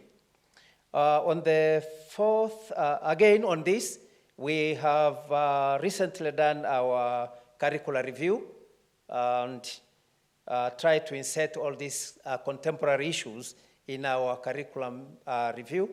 And normally it is done after 3 years. So every 3 years we'll be looking on new issues and try to insert them in our curriculum to ensure what we are teaching is relevant to the market. The last one on support to innovators, I think this is a question for discussion in this room. As I said in my conclusion, we have different ways of addressing it. Remember, I pointed out that as the universities, we have some areas to look at in terms of supporting the innovators at the university level, but this also should go beyond the universities by looking at what the policymakers are doing. And specifically in this case, I did mention the Ministry of Education and higher education loan boards, where we get the sponsors for different research and training activities. Thank you. Thank you very much. Unfortunately, I know we can spend the whole day trying to engage with them. We are going to have lunch afterwards in examination hall 1 and 2, and you may want to network with them during lunch rather than networking with them there. But I think my colleague there, Prof. Brown, is raising a very important question or concern, linking the curriculum to AI. Because we are going to find our products not functioning in the fourth industrial revolution if we don't link the two. Thank you very much. I think now you are released. Now I'm turning on to my next two presenters.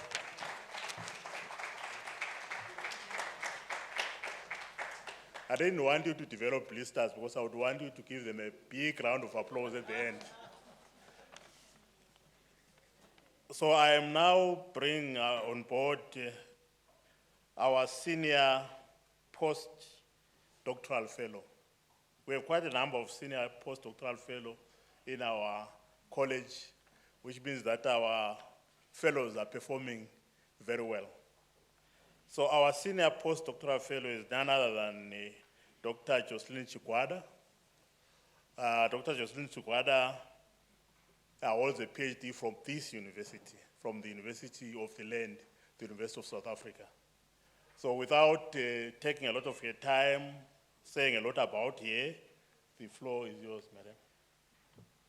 And if I show you this. Okay. Good afternoon. Allow me to look for my presentation.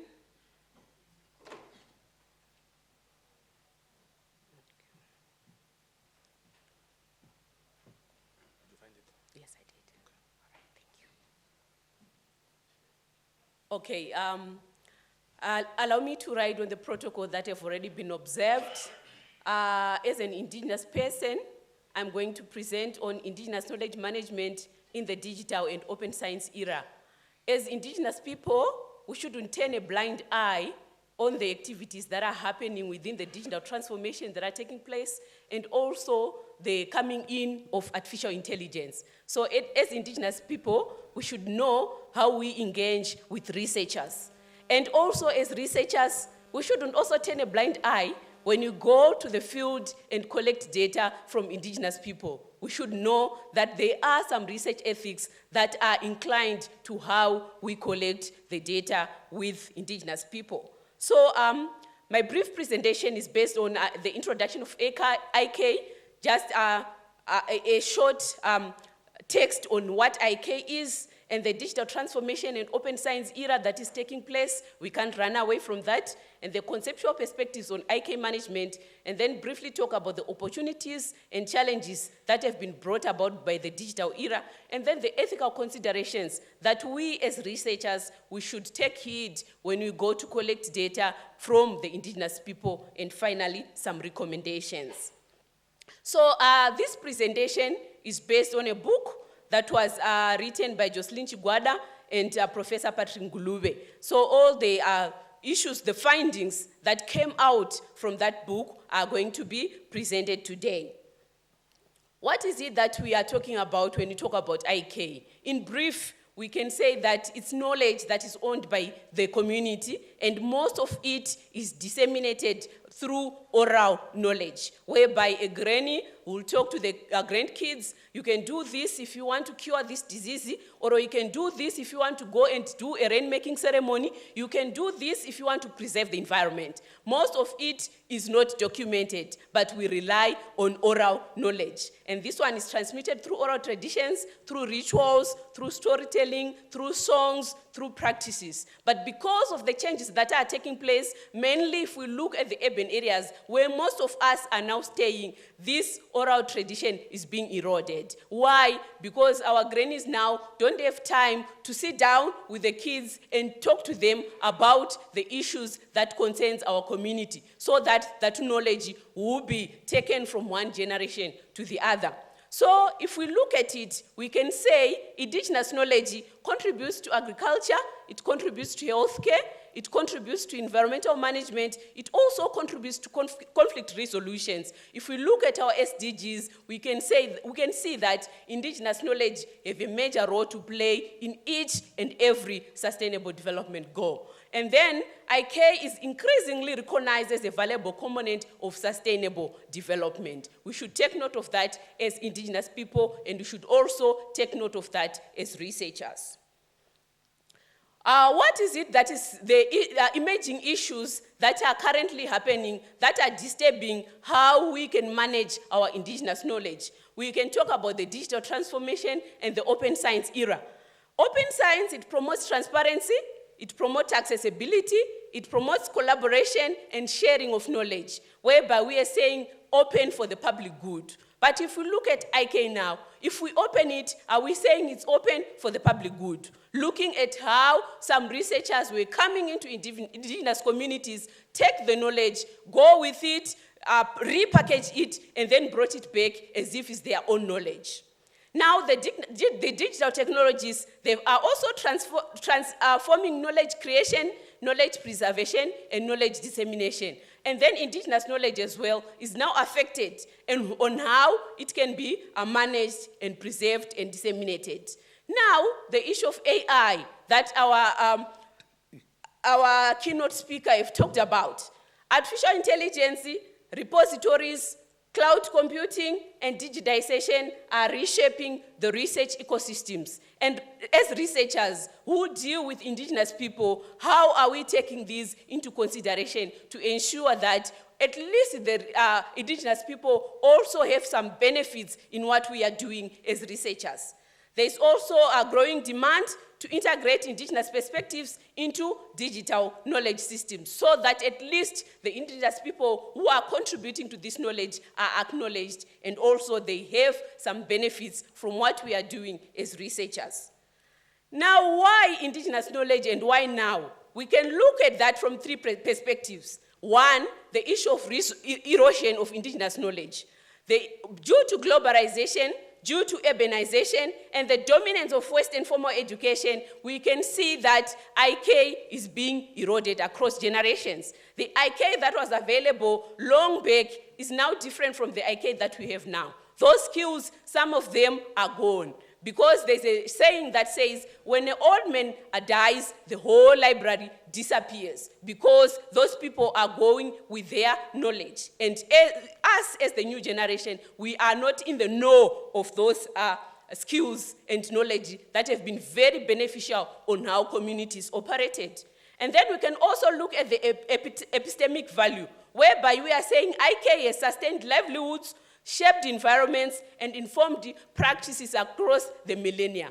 A lot of people have benefited from the indigenous knowledge within their societies. So because now of this open science era, how are we managing the IK? And then finally, the strategic moment, whereby we are saying IK preservation through the fourth industrial revolution is both an urgent challenge and an unprecedented opportunity for African societies. We should take advantage of the issues that are emerging issues that are taking place within the digital space so that we manage our IK so that upcoming generations will also benefit from that knowledge. So we are seeing that this IK is disappearing at an alarming rate globally. And if we remain like that, it will mean that at the end, we won't be able to know the skills that are being used by the generations before us. Now, the problem is multidimensional. The first one is epistemic injustice, whereby we are saying IK is now dismissed in formal science as anecdotal, routinely excluded from open repositories. Why? Because sometimes, because of its nature, those who are operating those repositories are not able to archive it because of the oral nature of IK. And then the issue now of misappropriation and biopiracy, whereby we are saying digitization is good, but without safeguarding or enabling extraction by external actors, there is no benefit sharing with the indigenous people who are the IK holders. The open science paradox as well, whereby we are saying the FAIR principles, they are talking about open for all, or open as a public good, but it overlooks the power asymmetries and indigenous rights to data control. The indigenous people, they won't have control over their data because it's open to everyone. But if the indigenous people are part and parcel of the systems that are being created in archiving their own data, they will be able to control their data. And then the issue of the digital divide, that one we can't run away from it. If we look at it, most of the indigenous people are staying in the rural areas, and there's limited connectivity, there's limited literacy levels, and some of them, they don't even have the devices that can enable them to take advantage of the digital transformation technologies that are taking place for them to be able to archive their data. And then the issue of the inadequate legal frameworks as well. The IP laws, in some issues we can say that there are some laws that are there, but in terms of implementation, some of them, they are not being implemented, and at the end, it disadvantages the indigenous people. Now, where does 4IR meet the open science era? We are saying that the 4IR, it fuses digital, physical, and biological systems through artificial intelligence, Internet of Things, blockchain, cloud computing, and big data. And in 2021, 194 countries adopted the UNESCO recommendation on open science, which is one of the global policies that also recognize the importance of indigenous knowledge in terms of the activities that are taking place. And then now what we are saying is what becomes of indigenous knowledge systems in the rapidly opening landscape. That will now lead me to the central research question which guided the chapters that are within the book that I've talked about. How can 4IR technologies and open science principles be harnessed to preserve, protect, and promote indigenous knowledge while upholding indigenous community rights to sovereignty, self-determination, and cultural integrity? A lot is happening because of the changes that are taking place. Now, I will talk about the conceptual framework now, which governed the research that took place for the book to come out. We're looking at indigenous data sovereignty,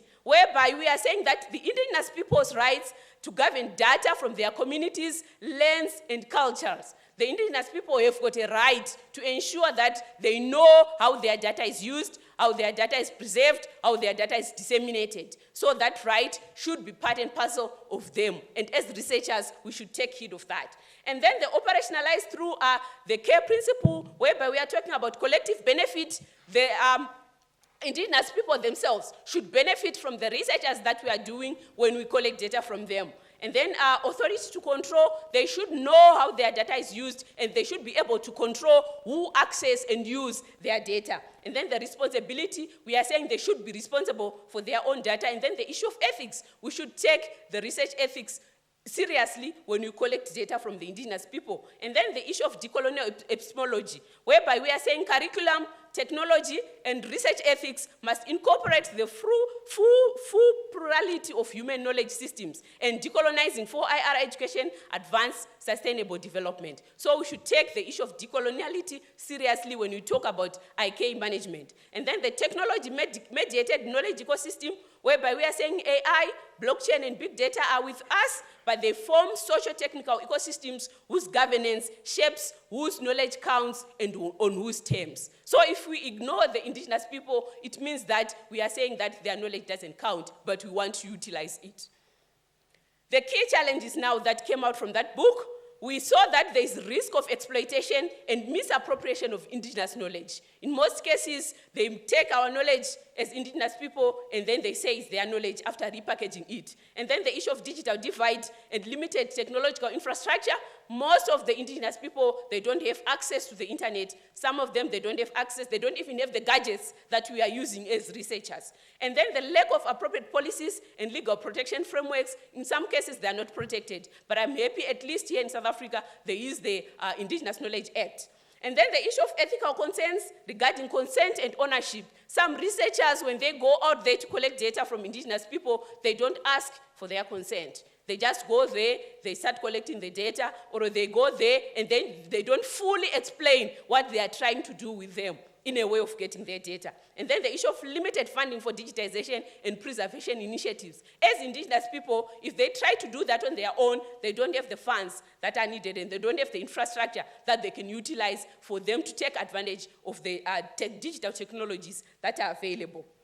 And then the ethical considerations, it means that as researchers, we should take this seriously, and we ask for their consent, informed consent, when you go out there to collect data. And then we should also respect community ownership and intellectual sovereignty. They should be part and parcel when it comes to the ownership of the data that we would have collected. And then the issue of protection of sacred and sensitive knowledge. Sometimes the indigenous people will tell you what they do within their community, but they will tell you that this is sacred. Please don't publicize it. So as researchers, we should take heed of that, and then we shouldn't publicize the knowledge that would have been said as sensitive or sacred. And then we need to also develop culturally responsive metadata and classification systems that goes in line with the indigenous knowledges. Because if we look at the Western knowledge, how we classify it, how we archive it, how we preserve it is different from how we should preserve and archive indigenous knowledge. And then we need to balance openness with protection of indigenous rights. We are saying open science is saying open for everything, but when it comes to indigenous knowledge, we should balance whether we open everything or we open some, and some of the information will remain closed. So we would say that we need to be fair and care as researchers who go out to talk to indigenous people. The FAIR principle is the one that is saying everything should be open. But the CARE principle now is looking into the indigenous rights, and then the governance issues, and then the issue of benefit sharing. FAIR stands for findable, accessible, interoperable, reusable. The open science era is mainly FAIR. But when it comes to indigenous knowledge, we now look more into CARE, where it looks about people and people's principles. Collective benefit, the indigenous people should also benefit from what we are doing as researchers. Authority to control, they should have a say on how their data is being used. They should be able to control their data. And then they are also responsible for how their data is managed. And then the ethics issue, we should take heed of those. And then now the implications to higher education, we are saying now, as higher education institutions, we should look at our curriculum, not only those that deals with indigenous knowledge systems, but if we look at maybe move from aspirational to systematic integration of IK across all the disciplines. And then position IK as a core equal with Western science, so that as we are doing our day-to-day activity, we position IK where it belongs. And then the issue of research ethics and engagement, we need to ensure that there is informed consent when we go to collect data from indigenous people. And then the issue of open access and repositories, we need to design repositories that goes hand in hand with the issues of access to control and also the care principles to ensure that the indigenous people have also control on what is being done to their data. And then the issue of policy and governance, whereby we are saying that we need to align the institutional policy with the South African Indigenous Knowledge Act and the AU Agenda 2063 and the UNDRIP to ensure that we recognize the importance of indigenous people. And then there are some few recommendations to our own institutions. We are saying that we can be part and parcel of developing the IK digital repositories, whereby we need to have community governed, fair plus care compliant with traditional knowledge labels, whereby our digital repositories that we can be part and parcel of contributing to should be in line with the care principles. And then curriculum integration, whereby we are saying that let's not only look at the courses that deal with indigenous knowledge systems, but let's integrate it across even the natural sciences, health, law, social sciences, not just IKS departments. And then community partnership protocols, whereby we are saying formal care-aligned MOUs, ensuring participation and equitable benefit sharing with the communities, indigenous communities that we deal with. And then interdisciplinary 4IR IK research, whereby we are saying as Unisa, we can research on AI, blockchain, and big data for ethical IK management. And then as an ODEO institution, we can leverage on this ODEO expertise to build digital literacy, artificial intelligence literacy amongst the indigenous communities that we deal with as a way of bridging the digital divide. And we need to be ethical in terms of AI for IK, whereby we can lead on ethical AI guidelines for indigenous languages and knowledge systems. In conclusion, I can say that indigenous knowledge is a strategic resource for sustainable development. It has been used ever since, I don't know, and it was very beneficial to the societies that were using it. So even now, indigenous knowledge is very strategic resource. And then in terms of the digital technologies, we can say that the digital technologies and open science provide transformative opportunities. But what we need to do is to ensure that we take into cognizance the research ethics and the care principles to ensure that we don't disadvantage the indigenous peoples. And then inclusive and ethical approaches are essential for protecting indigenous rights. And universities and libraries have a critical role to play in advancing equitable knowledge ecosystems. With that, I thank you.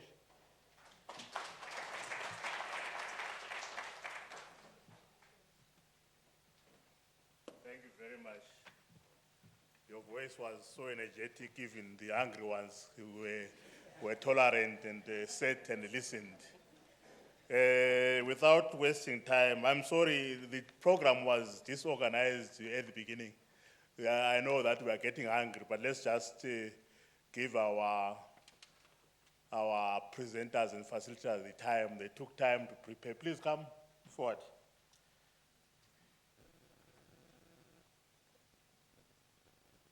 You can come and start looking for your presentations so we don't waste time. Yes, now we have Dr. Sharon Chirunjika. She is also a postdoctoral fellow in the College of Graduate Studies. And she will be, this must be interesting. I saw my son was using drones to get some images when we were in the village. So I want to see how you are going to share with us your research on drones and equitable access to health. Over to you. And by the way, no, I don't have to say a lot. Thank you, Prof. All protocol is observed. So before I start my presentation, I just want to start by giving you a real-life scenario to imagine, to ponder on. So imagine witnessing a woman that you love, your wife, your sister, your daughter, or your mother dying during childbirth because the blood that they need cannot reach the hospital on time or the clinic on time due to a heavy snowstorm. This is the reality, colleagues, for many women, for many families in remote and mountainous regions in Lesotho. And this is one of the factors that motivated this undergoing research. So my research is titled Drones as a Catalyst for Sustainable Last Mile Health Access in Sub-Saharan Africa, Opportunities and Challenges for Lesotho. So Lesotho is not yet using drones, but this study is to inform, to highlight why it is important for Lesotho to integrate drone technology in their health sector, particularly for last mile health access. So just a brief background. Despite decades of investments in African health systems to strengthen them, a critical gap persists, and this is the inability to deliver reliable emergency medical products to communities in remote and hard-to-reach areas. And this undermines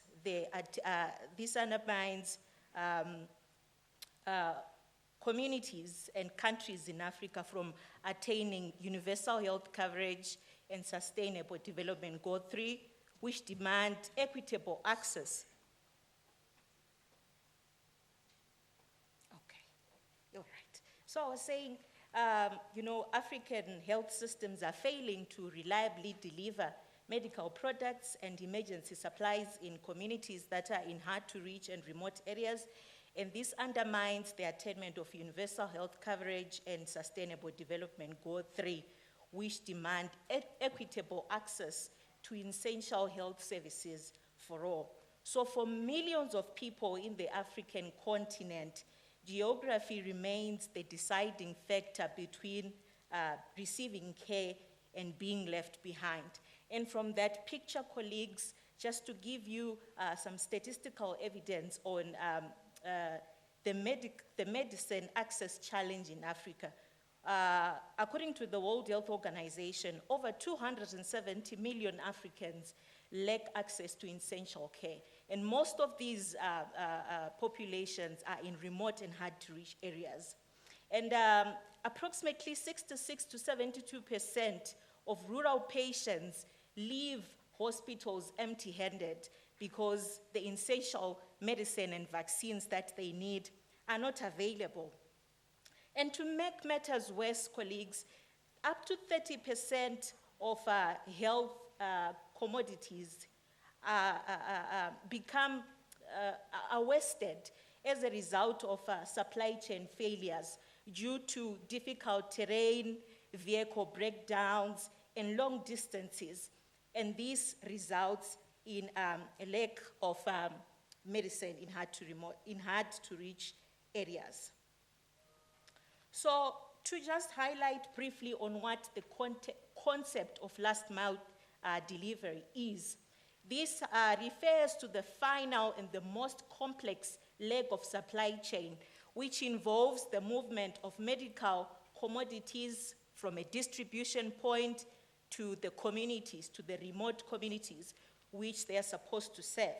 And last mile is a critical component of health equity, as inefficiencies in the supply chain contribute to approximately 30 to 50% of logistical costs, and it also increases stockouts of medical products in hospitals and clinics.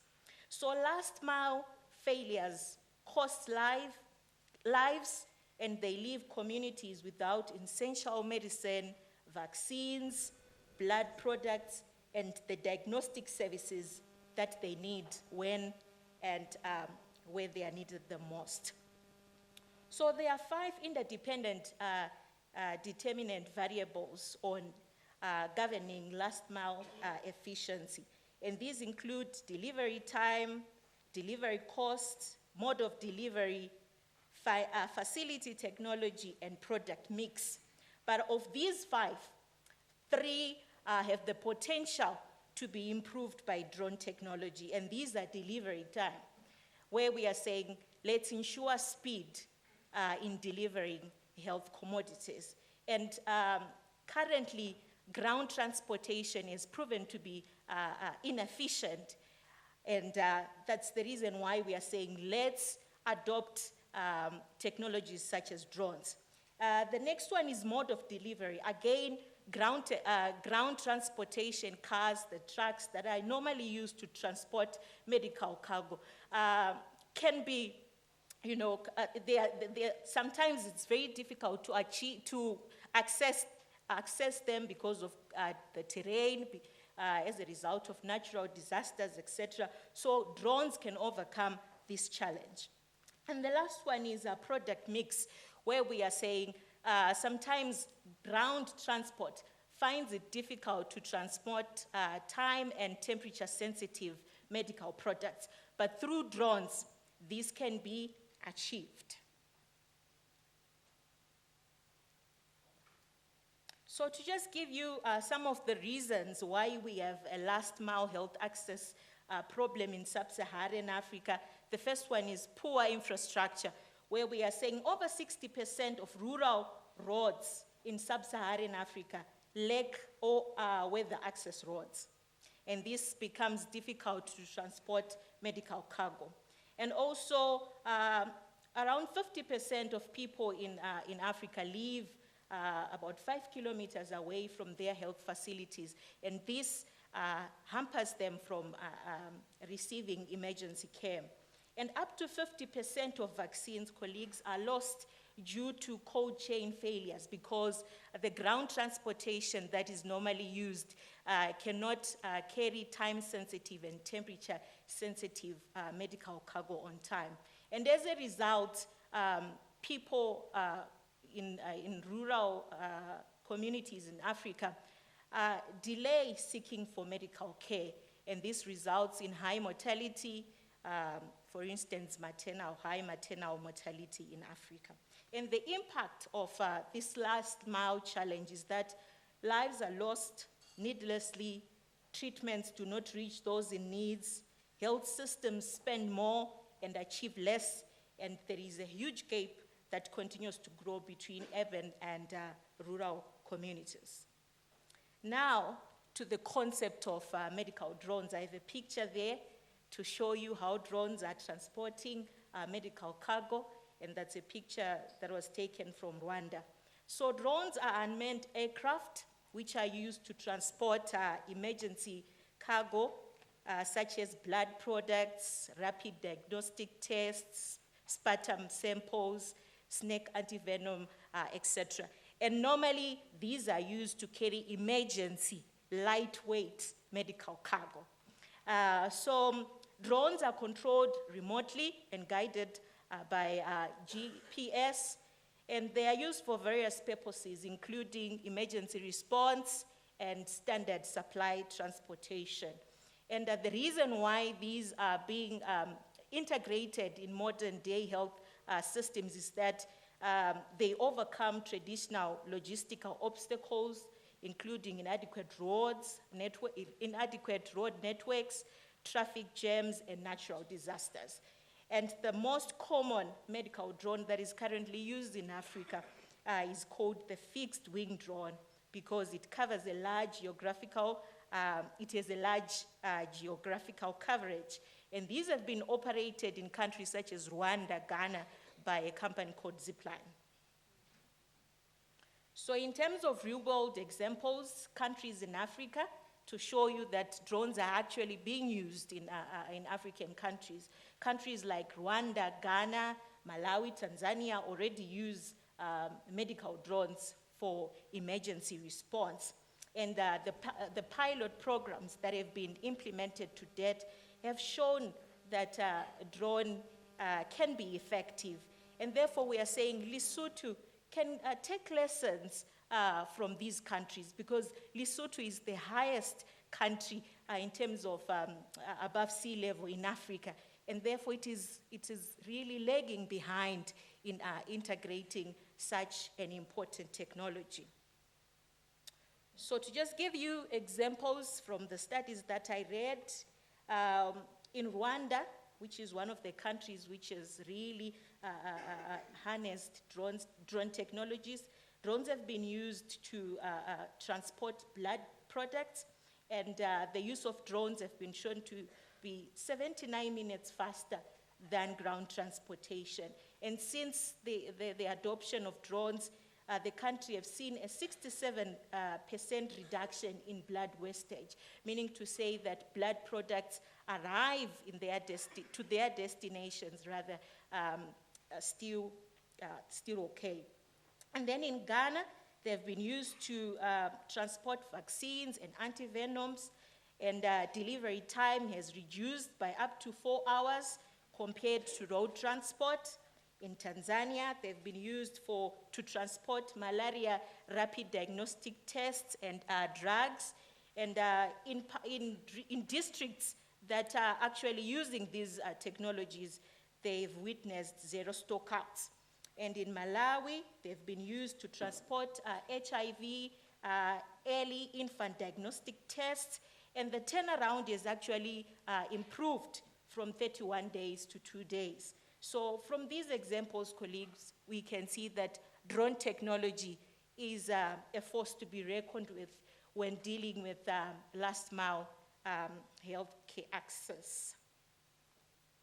Then I took this example again from a study in Rwanda just to show you the statistical evidence to show that drones are really effective.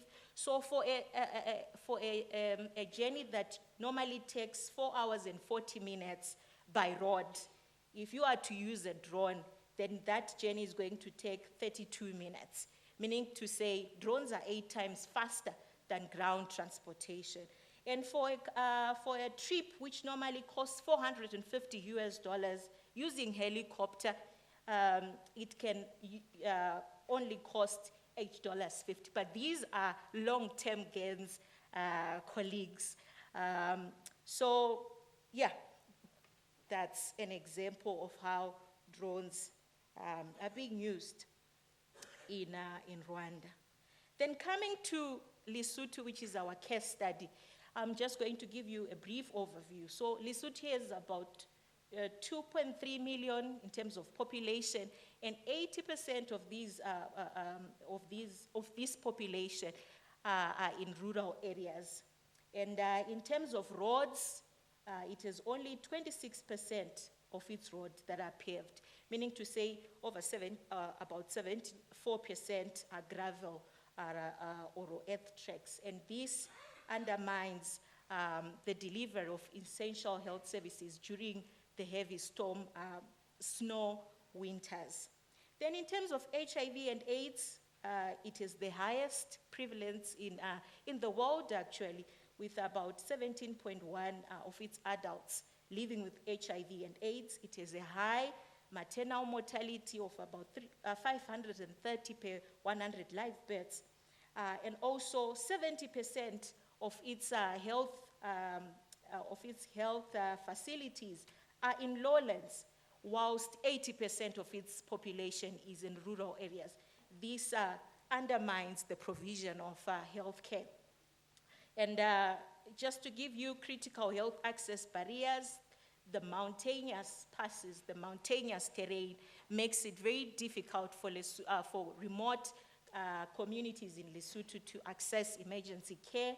And this means that sometimes blood products cannot reach those in need within the 4-hour viability window. And also it takes so much time to start treatment for those that seek TB treatments. And also the supply chain is lacking. It's not as effective because of lack of financial resources, since Lesotho is a country that depends so much on aid. Coming up to the opportunities that Lesotho can harness if it is to integrate drones in its last mile healthcare delivery.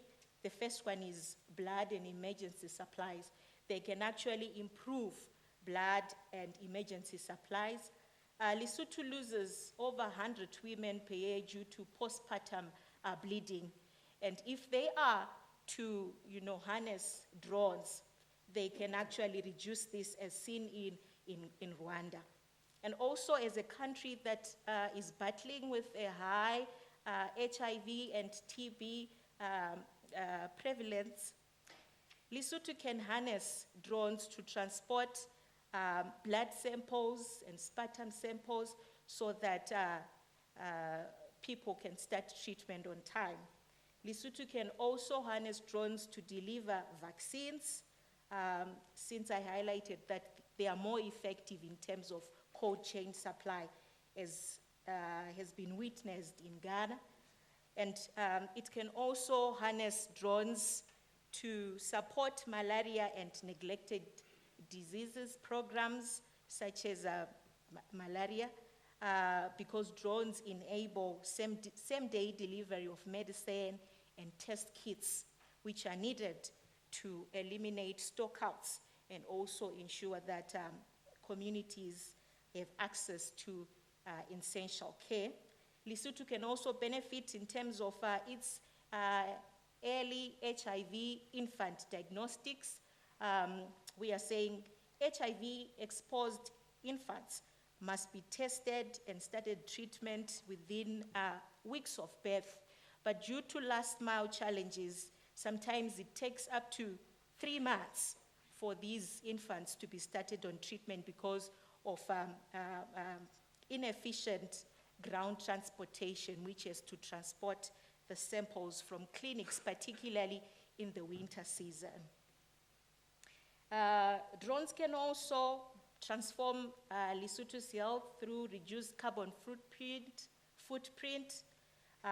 It can also ensure that the Ministry of Health leverage on the private sector for expertise in terms of technological expertise, operational efficiency, and financial resources, because drones are a high-intensive capital project, and therefore the government of Lesotho cannot do this on their own. They need the private sector. And also, drones are cost-effective, as I highlighted, in the long run, particularly for lightweight deliveries when compared to traditional transportation methods, particularly in rural areas. And drones can also introduce, health innovation, where we are saying the integration of drones in healthcare delivery can lead to innovative solutions for patient care. But what is standing in the way? Regulatory issues. The Lesotho Civil Aviation Authority lacks drone-specific frameworks to integrate drones in their health system. Even though they recently implemented a digital health strategy, I think it was last year, but it is silent in terms of drone integration, and this undermines the adoption of this technology. Then in terms of infrastructure and reliable electricity for charging and maintenance, undermines, the adoption of drones, particularly in these remote areas. Poor mobile network coverage for real-time monitoring also affects, can also affect rather the integration of drones. In terms of finances, as I highlighted earlier, Lesotho is aid dependent. So for it to undertake such a high capital program or project might be difficult, and therefore they need sustained funding through donors. And in terms of human resources, this again can hamper the adoption of drone technologies due to shortages of drone pilots, maintenance technicians, etc. And also of importance is data and privacy. So drones are normally used for military operations, and therefore this can raise concerns in regards to ethical use of drones. So there is need for data and privacy regulations so that drones can be used ethically. And also community acceptance, as I highlighted. People are very skeptical of seeing drones fly over their, houses and communities. So there is that aspect of cultural mistrust. And this can hamper, the adoption of drone technologies in a country such as Lesotho. So what do we need? There is need for government support, political will by the government to actually integrate and conduct research, and fund such an essential product, an essential, not product, an essential technology, rather, in their health system. And there's also need for clear policies that guide, the use of drones to ensure oversight, to ensure supervision, etc. And then there is also need for partnerships with health organizations, donor communities, and technological companies if this is going to be successful in Lesotho. There's also need for training of local workers so that they can operate and maintain drones. And lastly, community awareness and trust building for communities to be educated on the benefits of integrating such an important technology. In conclusion, colleagues, drones are not a futuristic concept. As I have highlighted, they've proven to be deployable in developing countries such as Rwanda, such as Ghana, such as Tanzania, and therefore Lesotho can actually harness such a technology as well. So Lesotho's unique geography creates an urgent need for drone-enabled last-mile health delivery. And evidence from Rwanda, Ghana, Malawi provide a clear roadmap on how this can be done. And one of the reasons why the drone technology has been successful in these countries is because they've found ways to deal with the challenges that I highlighted. They've found ways to deal with regulatory, financial, and HR problems. Meaning to say, if Lesotho is to find, ways to deal with these challenges, then they can also benefit from drone technologies. So that's my conclusion, ladies and gentlemen. Thank you.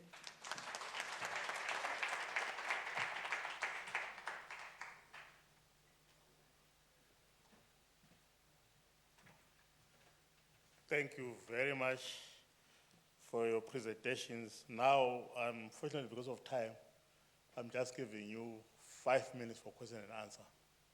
Then we'll go to the last presentations. We are getting tired and hungry, so. But I know if we break, no one will come back here. So let's just soldier on and finish, and then go for lunch once and for all. And while this time, getting questions from the floor, can your team get ready, come close? Yes, I'll start here, then I'll go to you. And then, yeah, that's the last of those three, sorry. We can start with you. Please don't present. Make a short, to the point question. Yes, sir? Yes, thanks, Doctor. Yeah, I think, it's the stethoscope of print, yeah. For the questions directed to Dr. Jocelyn, I think, yeah. So, Doctor, do we have to take to account the fragmentation of IK in the way we find ourselves? Students have to compete for space to be integrated in the modernity, in this curricula of modernity or something, especially, they say it's CAPS, International Board of Exam and whatever. Do you take into account the fragmentation of IK? Like sometimes we speak Zulu, stethoscope and stuff, yeah, thanks. Okay. Yes, please go ahead. My question is directed to Dr. Sharon, the last speaker. I love the fact that you cover the cost effective. I got two questions. The first question is, how is blood quality and temperature maintained during the flight? And secondly, what happens when something goes wrong during the flight?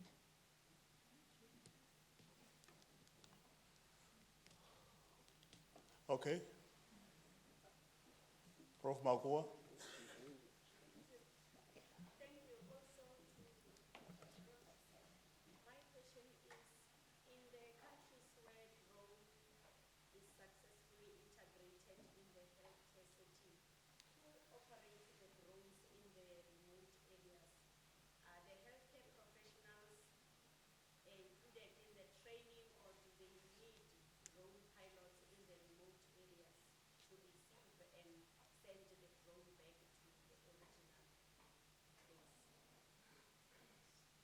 Okay, over to you, quickly. As I said, let's not present because the time is not on our side. Okay, thank you, Prof. Thank you for the question. In terms of the integration of IK, remember I said it is community specific. So if it is in Durban, then the IK in line with isiZulu is the one that will be integrated. If it is an area where ISPED dominates, then the IK related to that community will be integrated. So it depends with the community. Thank you.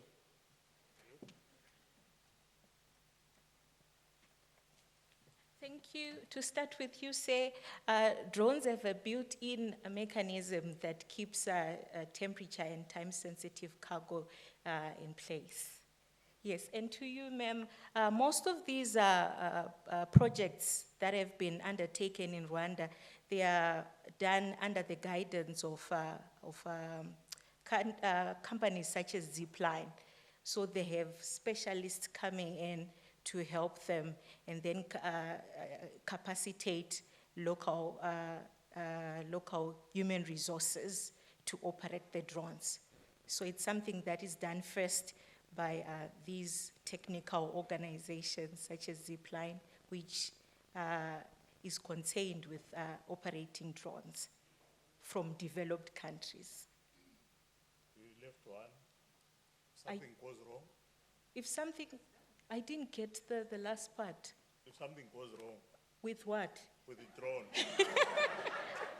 Then the drone pilots will handle it. Okay, thank you so much. Can I have my UNESCO team coming here? Now we are released. Can you give them a...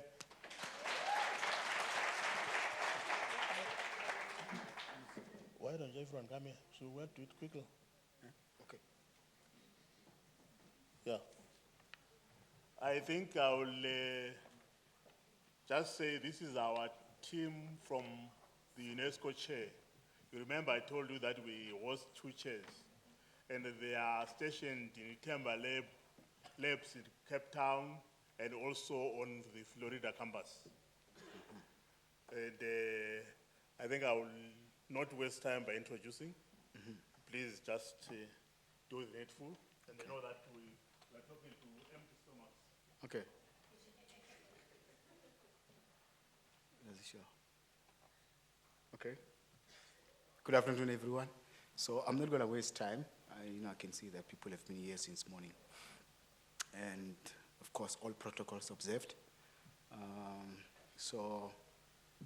I'm coming from hard science, but I promise, I'm not going to make it so difficult. In fact, I'll try to keep it layman in such a way that, it's friendly to consume, the things that we are doing, the kind of research activities which we are doing at the Unisa UNESCO Africa Chair in Nanosciences and Nanotechnologies.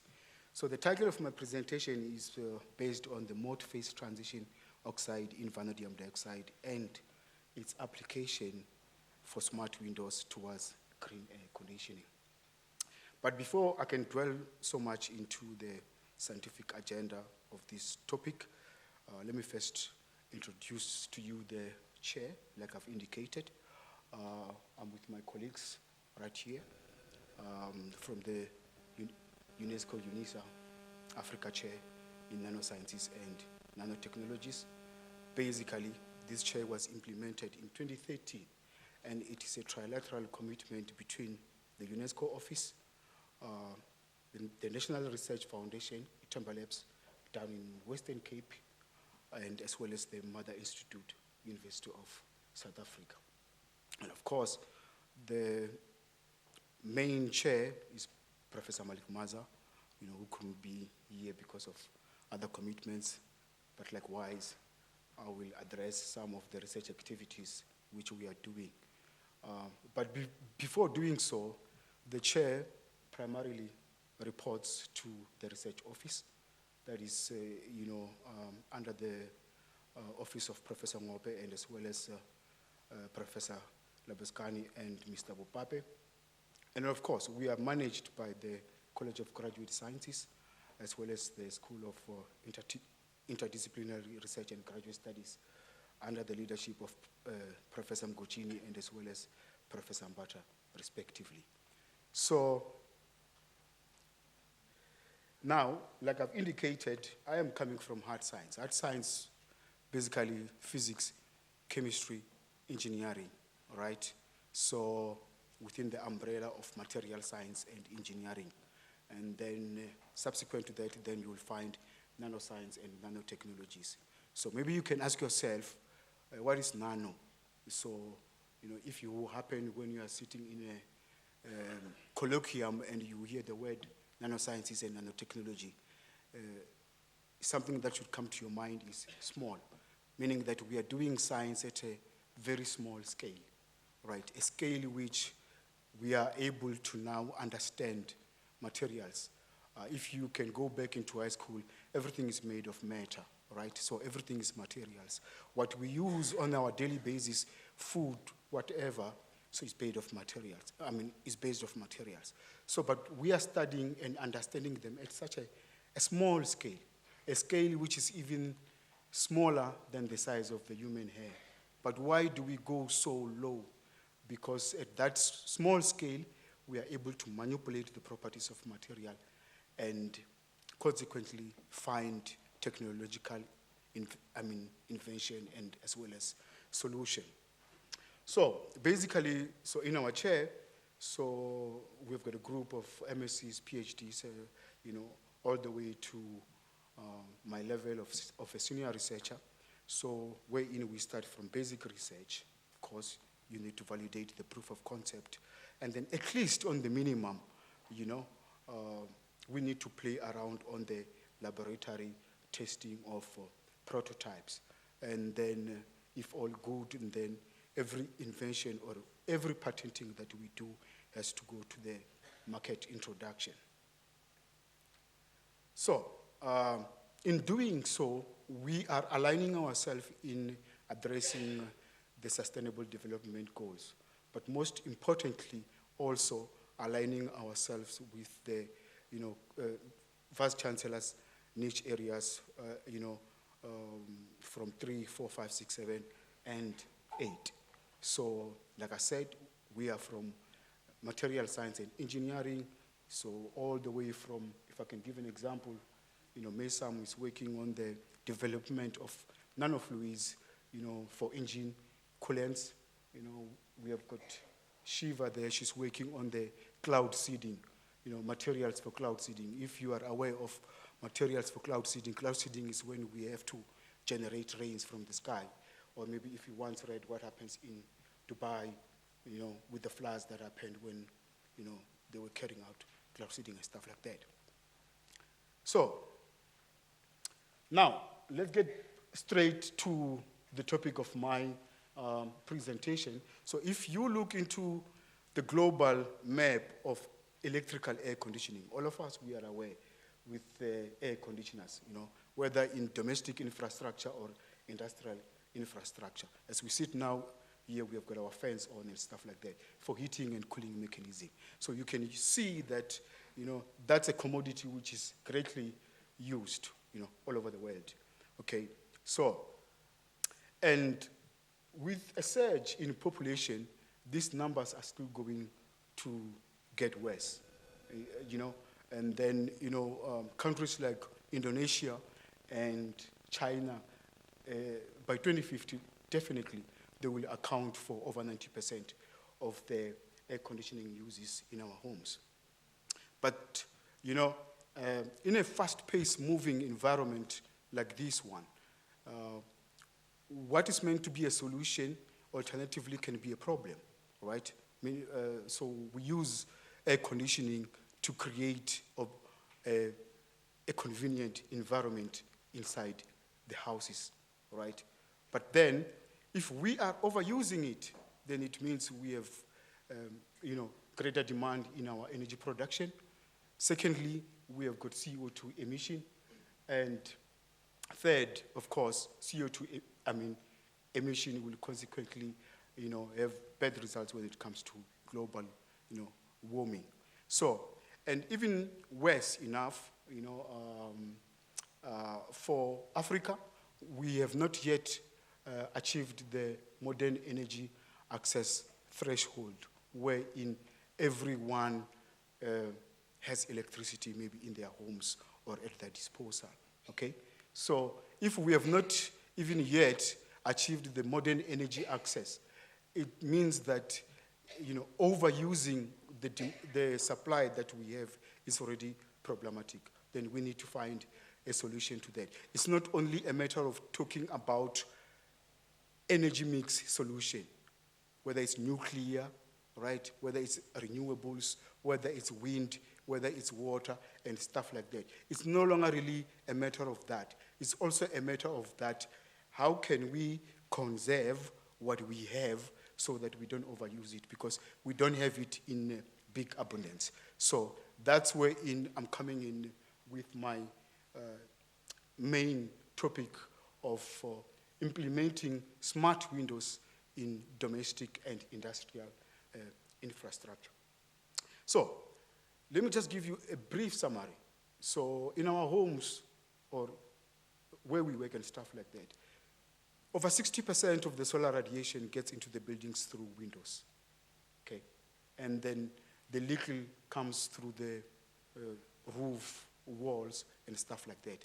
But over 65%, goes into the building through windows. And if you look into the modern houses that we are having, right, skyscrapers, and even how we are building houses, there's a bulk composition of windows, meaning that you have got a bulk transmission of solar radiation into your homes.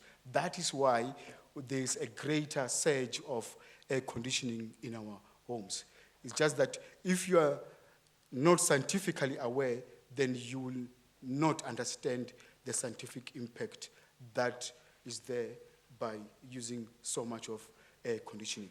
So, and again, in your car, by driving at least maybe 60 kilometers, once you put your AC on, whether it's cold or hot, you are guaranteed at least to use between 20% to 30% of your fuel going into AC, right? And of course, the transmission is going through windows. So there has to be like a solution of what we can do as a smart protective coating into the windows which are being used in homes, okay?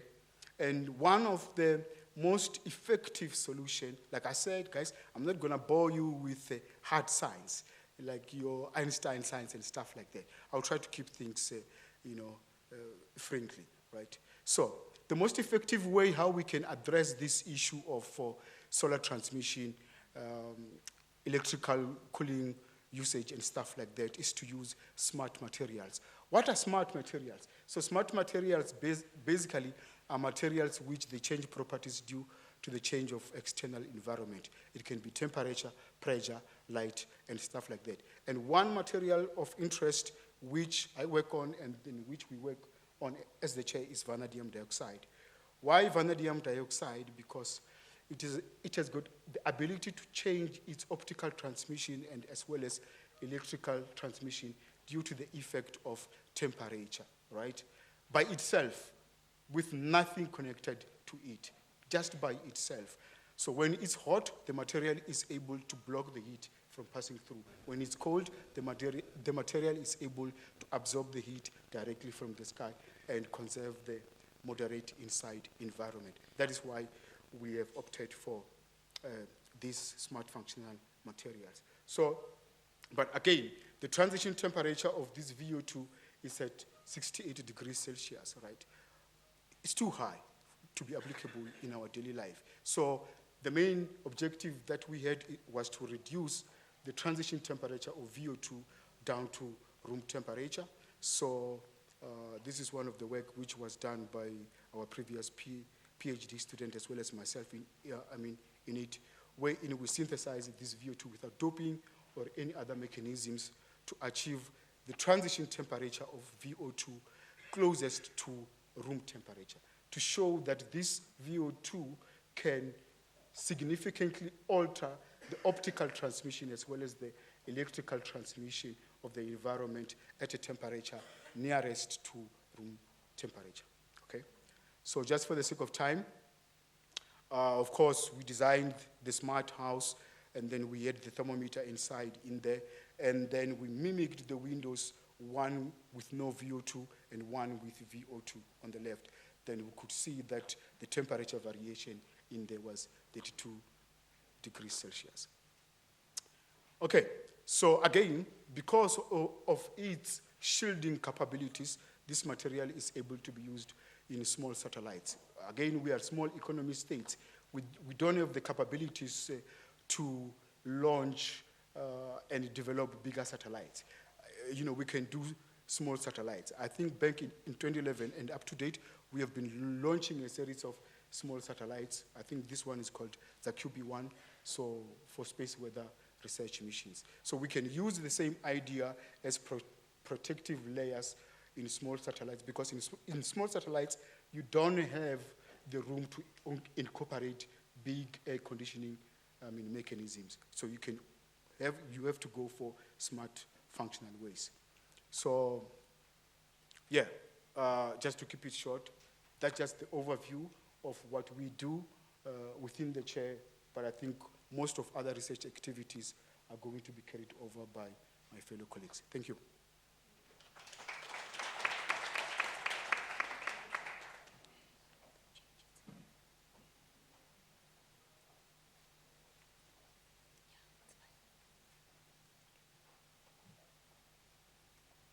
Good day, everyone. My name is Umberani, and I'm a master's student. So my talk is titled Oxygen Deficient Black Titanium Dioxide and its Photocatalytic in Decontamination Water from Pesticides.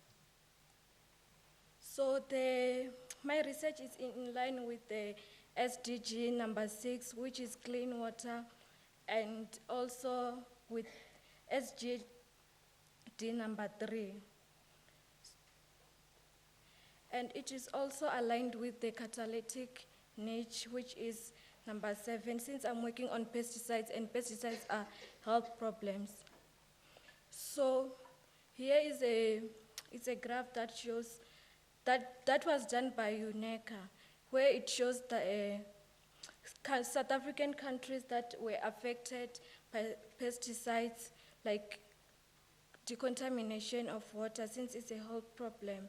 So like South Africa here, it is less than, it's scarcity, it's less. So this shows that in 2025, South Africa will be affected with decontamination. So people won't be able to drink water, they won't be able to get clean water. So for our research, we came up with the cost-effective solution, which is titanium dioxide. We decided to work on black titanium because it is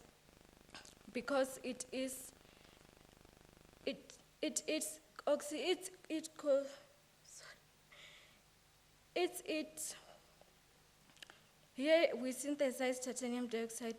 The picture shows the titanium dioxide, the black titanium dioxide, because it is visible. So here we have black titanium dioxide. Here is the elemental composition that shows we managed to synthesize titanium dioxide for black oxygen deficient. So here we used to calculate the decomposition of methylene blue, we used optical absorbance. So with this picture, with this methylene, we decided to use methylene blue since it is harsh for pesticides. So with here, the methylene blue, it was with no titanium dioxide. Here is methylene blue with titanium dioxide. So after 2 hours, the black titanium dioxide at the bottom, it reacted and also decomposed the methylene blue. That shows that the methylene blue we can use any pesticides. So black titanium dioxide is the cost-effective for the solution to clean water. Thank you.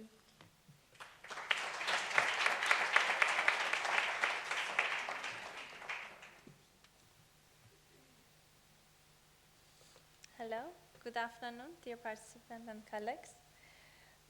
Thank you so much for this invitation. It is a great pleasure to present this work during the Unisa Research and Innovation Week. The title of my research is Bio-Inspired Engineering of Surface Sulfurization of Nanoscale Copper and Cost-Effective Removal of Arsenic from Contaminated Groundwater. In this project, we focus on a very important environmental and health challenge, arsenic contamination in groundwater. Our aim is to develop a simple, low-cost, and eco-friendly and scalable material that can remove arsenic from contaminated water using bio-inspired copper sulfide surfaces. This research is carried out within the framework of the UNESCO Unisa Africa Chair in Nanoscience and Nanotechnology. Crucially, the work we are doing contributing directly to the health, water, energy, food nexus. We are aligning this specifically with the United Nations Sustainable Development Goals, which is SDG 6 for clean water and sanitation, and SDG 3 for good health and well-being. Furthermore, this project serves the institutional vision here at Unisa by contributing to the Vice Chancellor Catalytic niche areas.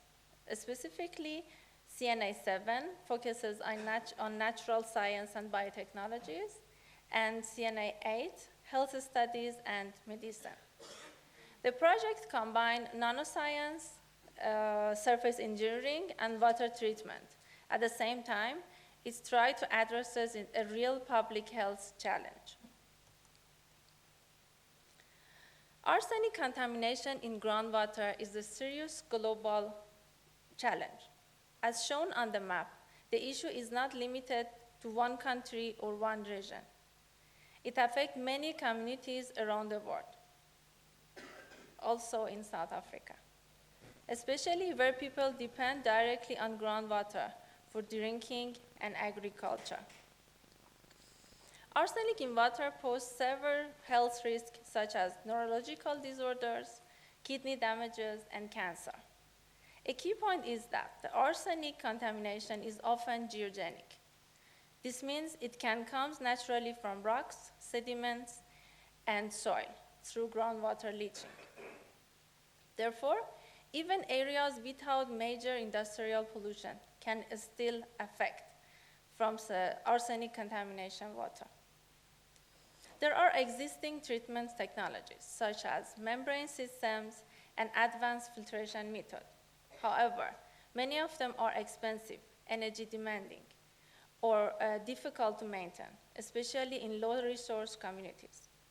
So this is the main motivation in our work, to develop a cost-effective, eco-friendly, scalable material for arsenic decontamination. To make this work more than trial and errors, we utilize advanced computational modeling, especially density functional theory, or DFT, to guide the material design. DFT results suggested that the copper sulfide surfaces, especially sulfur-rich sites, can provide favorable react sites for arsenic binding. This is important because it gives us a direction to the experimental work instead of randomly testing different materials. So we focus on engineering sulfurized copper surface. Following the computational result, we developed a bio-inspired copper sulfurization method under mild condition, room temperature and atmospheric pressure. We used allium sativum as a natural sulfur-rich source to form copper sulfide surfaces on the copper surface. As you see, the SCM images shows the porous tubular morphology with tube wall thickness below 100 nanometers. The nanoscale thickness and porous architecture increase the surface to volume ratio and provide more reactive sites, which explain the strong arsenic absorption potential on the material. Here, the ICP-OES evidence for arsenic removal from contaminated water. After exposing porous sulfurized copper nanosurfaces over a 24-hour period to arsenic-contaminated water, the results show that even with a small dosage of copper sulfide, we achieve a strong arsenic removal. The arsenic-contaminated water at level of 4.6 ppm reduced almost 91%. Importantly, a strong removal was also observed at lower concentration. For the solution starting at 1 ppm arsenic, the result shows about 87% removal. This is significant because low arsenic concentration can be more challenging to remove. Achieving close to 90% removal, even at low concentration, show the strong reactivity these copper sulfide nanosurface. More importantly, these results demonstrate a promising platform technology. A small amount of bio-inspired copper sulfide already achieved nearly 90% arsenic removal within only trace copper and sulfur leaching. And the system can be further optimized toward the drinking water WHO standards. To sum up, this work presents an innovative, low-cost, and scalable approach for arsenic decontamination of groundwater. Yeah, thank you so much for your time and attention.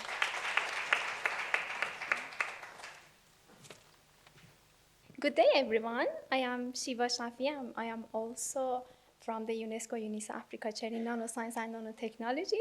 And my today presentation, which is extracted from my PhD thesis, is bio-inspired engineering of nanomaterials for cloud seeding and artificial rain harvesting.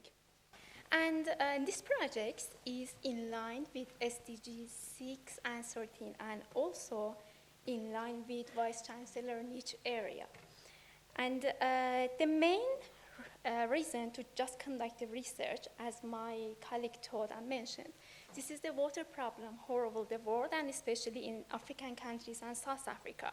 And as it is clear here, from the 2025, it is reported that African continents and South Africa can just experience water scarcity and water shortage, and especially potable water shortage.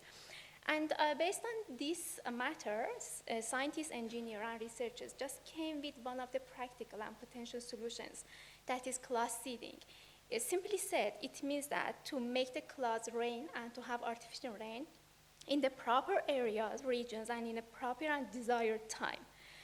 And to run these experiments previously, and most of the time, silver iodide chemical are used. And the reason for choosing the silver iodide is that it is the most efficient chemicals and substances to spread within the clouds and they act as ice nucleation agents, and at the end we will have a rain, controllable rain in a proper areas. And this efficiency of silver iodides is just based on the similarity within the structural parameter of that of silver iodide and ice, which means that silver iodides within the class for the super cooled water droplets of the class a very great and preferable surface to just come, absorb, and grow as ice and come to the earth as a rain or snow. But the main novelty of this research, which is under patenting also, we choose to use the eco-friendly and castable, very castable chemicals instead of silver iodide. And we came with carbonate-based chemical as a magnesium carbonate. And the main reason is it is eco-friendly. When silver iodide is used in an extensive time, it can accumulate in the soil and it can harm the nature and plants. But for magnesium carbonate, it is not a case. And we will have an eco-friendly and useful chemical for our class seeding. And we just got the pure magnesium carbonate and based off XRD pattern and also based on the Raman pattern, the chemical that we synthesize, it is pure magnesium carbonate, and its lattice parameters is somehow similar to that of ice and silver iodide. And it is the main reason for us that it can be efficient in class seeding application. And to just show its efficiency, we just run a preliminary ice droplet freezing in our laboratory experiments. And here, we just loaded one pure droplet with magnesium carbonate particles, and we compared the growth rate of this droplet with that of pure water. And as it is clear here, in the bottom, we have the magnesium carbonate loaded droplet, and in the top, at the same image, we have the water, pure water. And we just monitor the grossing rate, and we got that the grossing rate with the magnesium carbonate loaded droplets is 12% bigger, and it is increased with 12% in comparison with the pure water. And also, the temperature is also important in ice growing and in class seeding application. For just having a pure water to change to the rain, we should reach the minus 38 degrees Celsius in the atmosphere, which is somehow rare. But with magnesium carbonate, we can reach this with minus 5 degrees Celsius. And this standardized grow pattern confirms this, because the standardized grow can just happen between the 0 to minus 5 degrees Celsius. And also this confirmed the potential useful of magnesium carbonate in class seeding applications. And also, we just compared the magnesium carbonate with silver iodide, and we got that magnesium carbonate based on that cost effectivity and also eco-friendly substance can be a good, preferable maybe replacement for silver iodide. And also we just use other carbonate base like calcium carbonate and potassium carbonate. And we got to that conclusion that magnesium carbonate is the best carbonate base chemicals in this regard. And here, I just want to show you the movie here, if I can. But I cannot. Yeah, sorry, the movie, I think it doesn't work. We here in our slide got a movie that we just compared the magnesium carbonate and also the pure water to show the efficiency of this. And if I came back, we got these results here. And this is the movie of these results that completely shows the efficiency of magnesium carbonate over the pure water. And as I told you, this process is just under patenting, and we hope we can come with eco-friendly and green synthesis chemicals instead of hazardous chemicals for class seeding application. Thank you so much.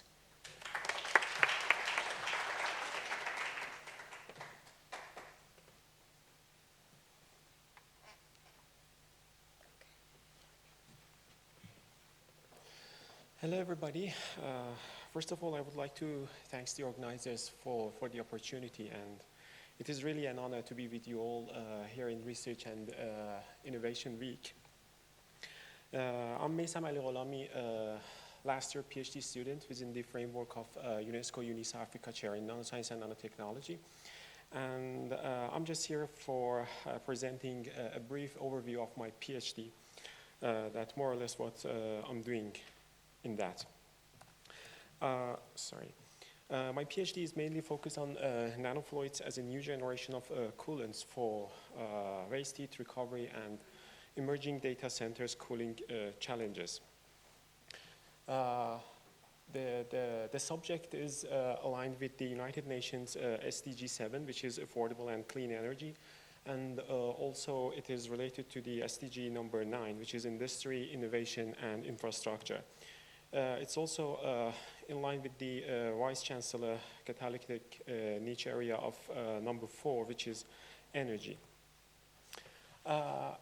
In order to start with the presentations, I would just start with this plot, which is giving a current status of the thermal systems.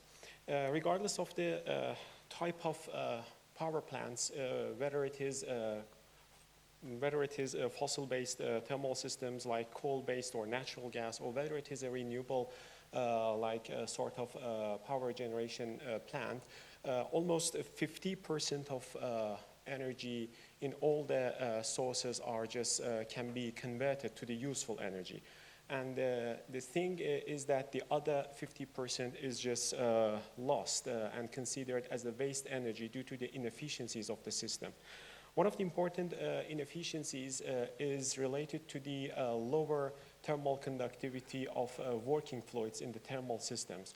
The lower thermal conductivity means that these working fluids, which are normally water or ethylene glycol or different sort of oil-based working fluids, has a lower capability of transporting heat or removing heat from the system. So this is resulted in the 50% of the waste energy. For a simple example here, you could see the car engine that we almost everybody just use it. So we need to cool down the car engine effectively. However, in most of cases, water and ethylene glycol maybe, or even the mixture of these two, are not really capable to effectively remove heat from the car engine and cool it down. So this just reflects a necessity to just come with an idea of developing the working fluids capacity for transporting heat. Another example can be a data centers in which according to the increasing of the artificial intelligence, machine learning, and all those stuff, data centers are just generating significant amount of heat, and there should be a innovative and highly efficient solutions for removing heat from these data centers. If I just give an overview of these data centers, for instance, the electricity used in data centers for covering data centers are comparable somehow to the electricity consumption of South Africa, as you could see, or even it is highly comparable to the electricity consumptions of the UK. Which means that there is a necessity for developing the working fluids capacity. That's why most of the researchers just developed the idea of James Clerk Maxwell, which comes with an idea of dispersing and suspending the particles inside these traditional working fluids, such as water. However, the thing is that in that time, unfortunately, the facility was not sufficient enough to just go to the nano scale. And so they just produce particles in micro, and so due to their gravity, due to their weight and gravitational forces, they just sediment quickly. So they didn't have enough stability to perform in the thermal systems. As you can see here, for instance, the thermal conductivity values of almost all liquid working fluids, such as water, are almost lower than 1 watt per meter per Kelvin. However, the metals have a higher value of thermal conductivities, much more higher than liquid ones. So normally suspending these particles, metal-based particles inside the working fluids can increase the overall thermal conductivity. However, as I just said, the stability is also important. So there is a different sort of techniques to synthesis the nanofluids, which are colloidal suspensions of nanoparticles inside the working fluids. In my PhD, I just use pulse laser ablation in liquid method, which is considered as a clean method for synthesizing nanoparticles. However, due to the lack of time, I won't go in detail of the mechanisms behind this synthesis method. Just with radiation of the laser on top of the target, and based on some physical like mechanisms with creating plasma, cavitational bubble, and the shock wave, which is imposed to the surface of the target, the nanoparticles are just ablated from the target and suspended into the environmental liquid. So the main novelty of my thesis just comes with an idea of fixing the stability issue of those monodispersed metal-based nanofluids. So we defined a 2D-based graphene nanosheets as a carpet to decorate them with the metal-based nanoparticles, such as silver here, as you could see, and copper.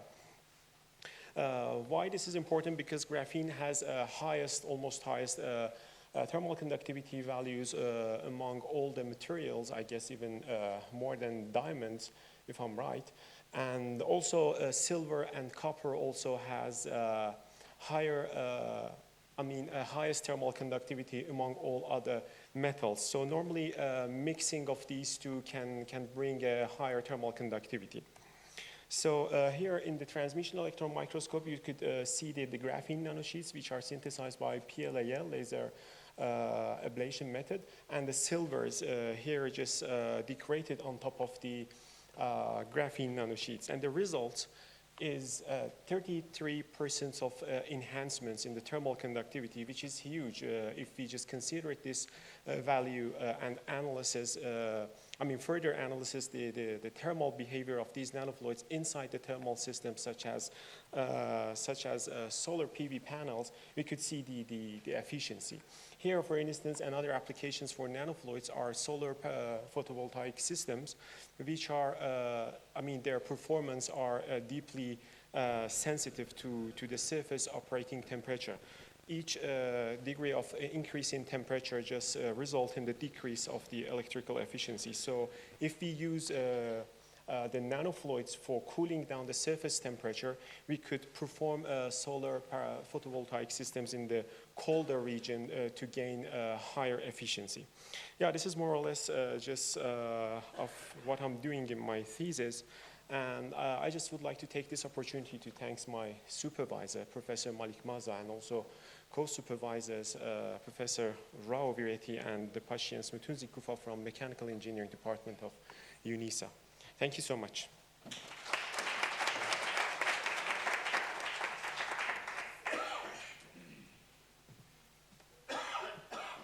So that was my UNESCO team. And I think it would be fair, thank you very much for your patience. It would be fair for us to pose one or two questions for them, especially the upcoming researchers. They need to engage with us. See, I was going to ask an indigenous question on cloud seeding, but I'll ask you during lunch hour. Was it so complicated? Or you are too hungry to say anything? Okay, I will spare you, but I think I know we didn't manage our time efficiently from the beginning, and I do apologize, but I thought it was necessary to give everybody an opportunity, and I'm very happy that you were patient with us, and I would like to thank you. So, but I would just want to, we're a small team. You have a question? Okay, thank you, Prof. Oh, thank you so much, Prof, and thank you so much to all the speakers. I think for some of us, we got the gist, even though we don't understand wholly, but we appreciate and can see the important work that is being done.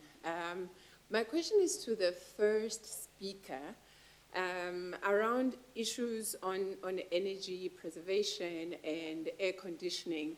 And just taking from the previous session that we had, One of them was talking about IKS. And as I was listening to you, I was also thinking and wondering about the possibility or potential of also incorporating IKS in thinking about alternative ways of power and cooling. Because I know in some of the African societies, even just the way the houses were built and how the air moves and flows, it's also an opportunity or possibility to say, what is the science behind that, and how do people think about alternative ways of cooling systems? Because I agree with you that in many of our houses, in every room, there's air conditioning, and that is to our detriment in the long run. And I'm wondering how we can draw from the work that you're doing, but also even thinking about or incorporating, or maybe it's an invitation,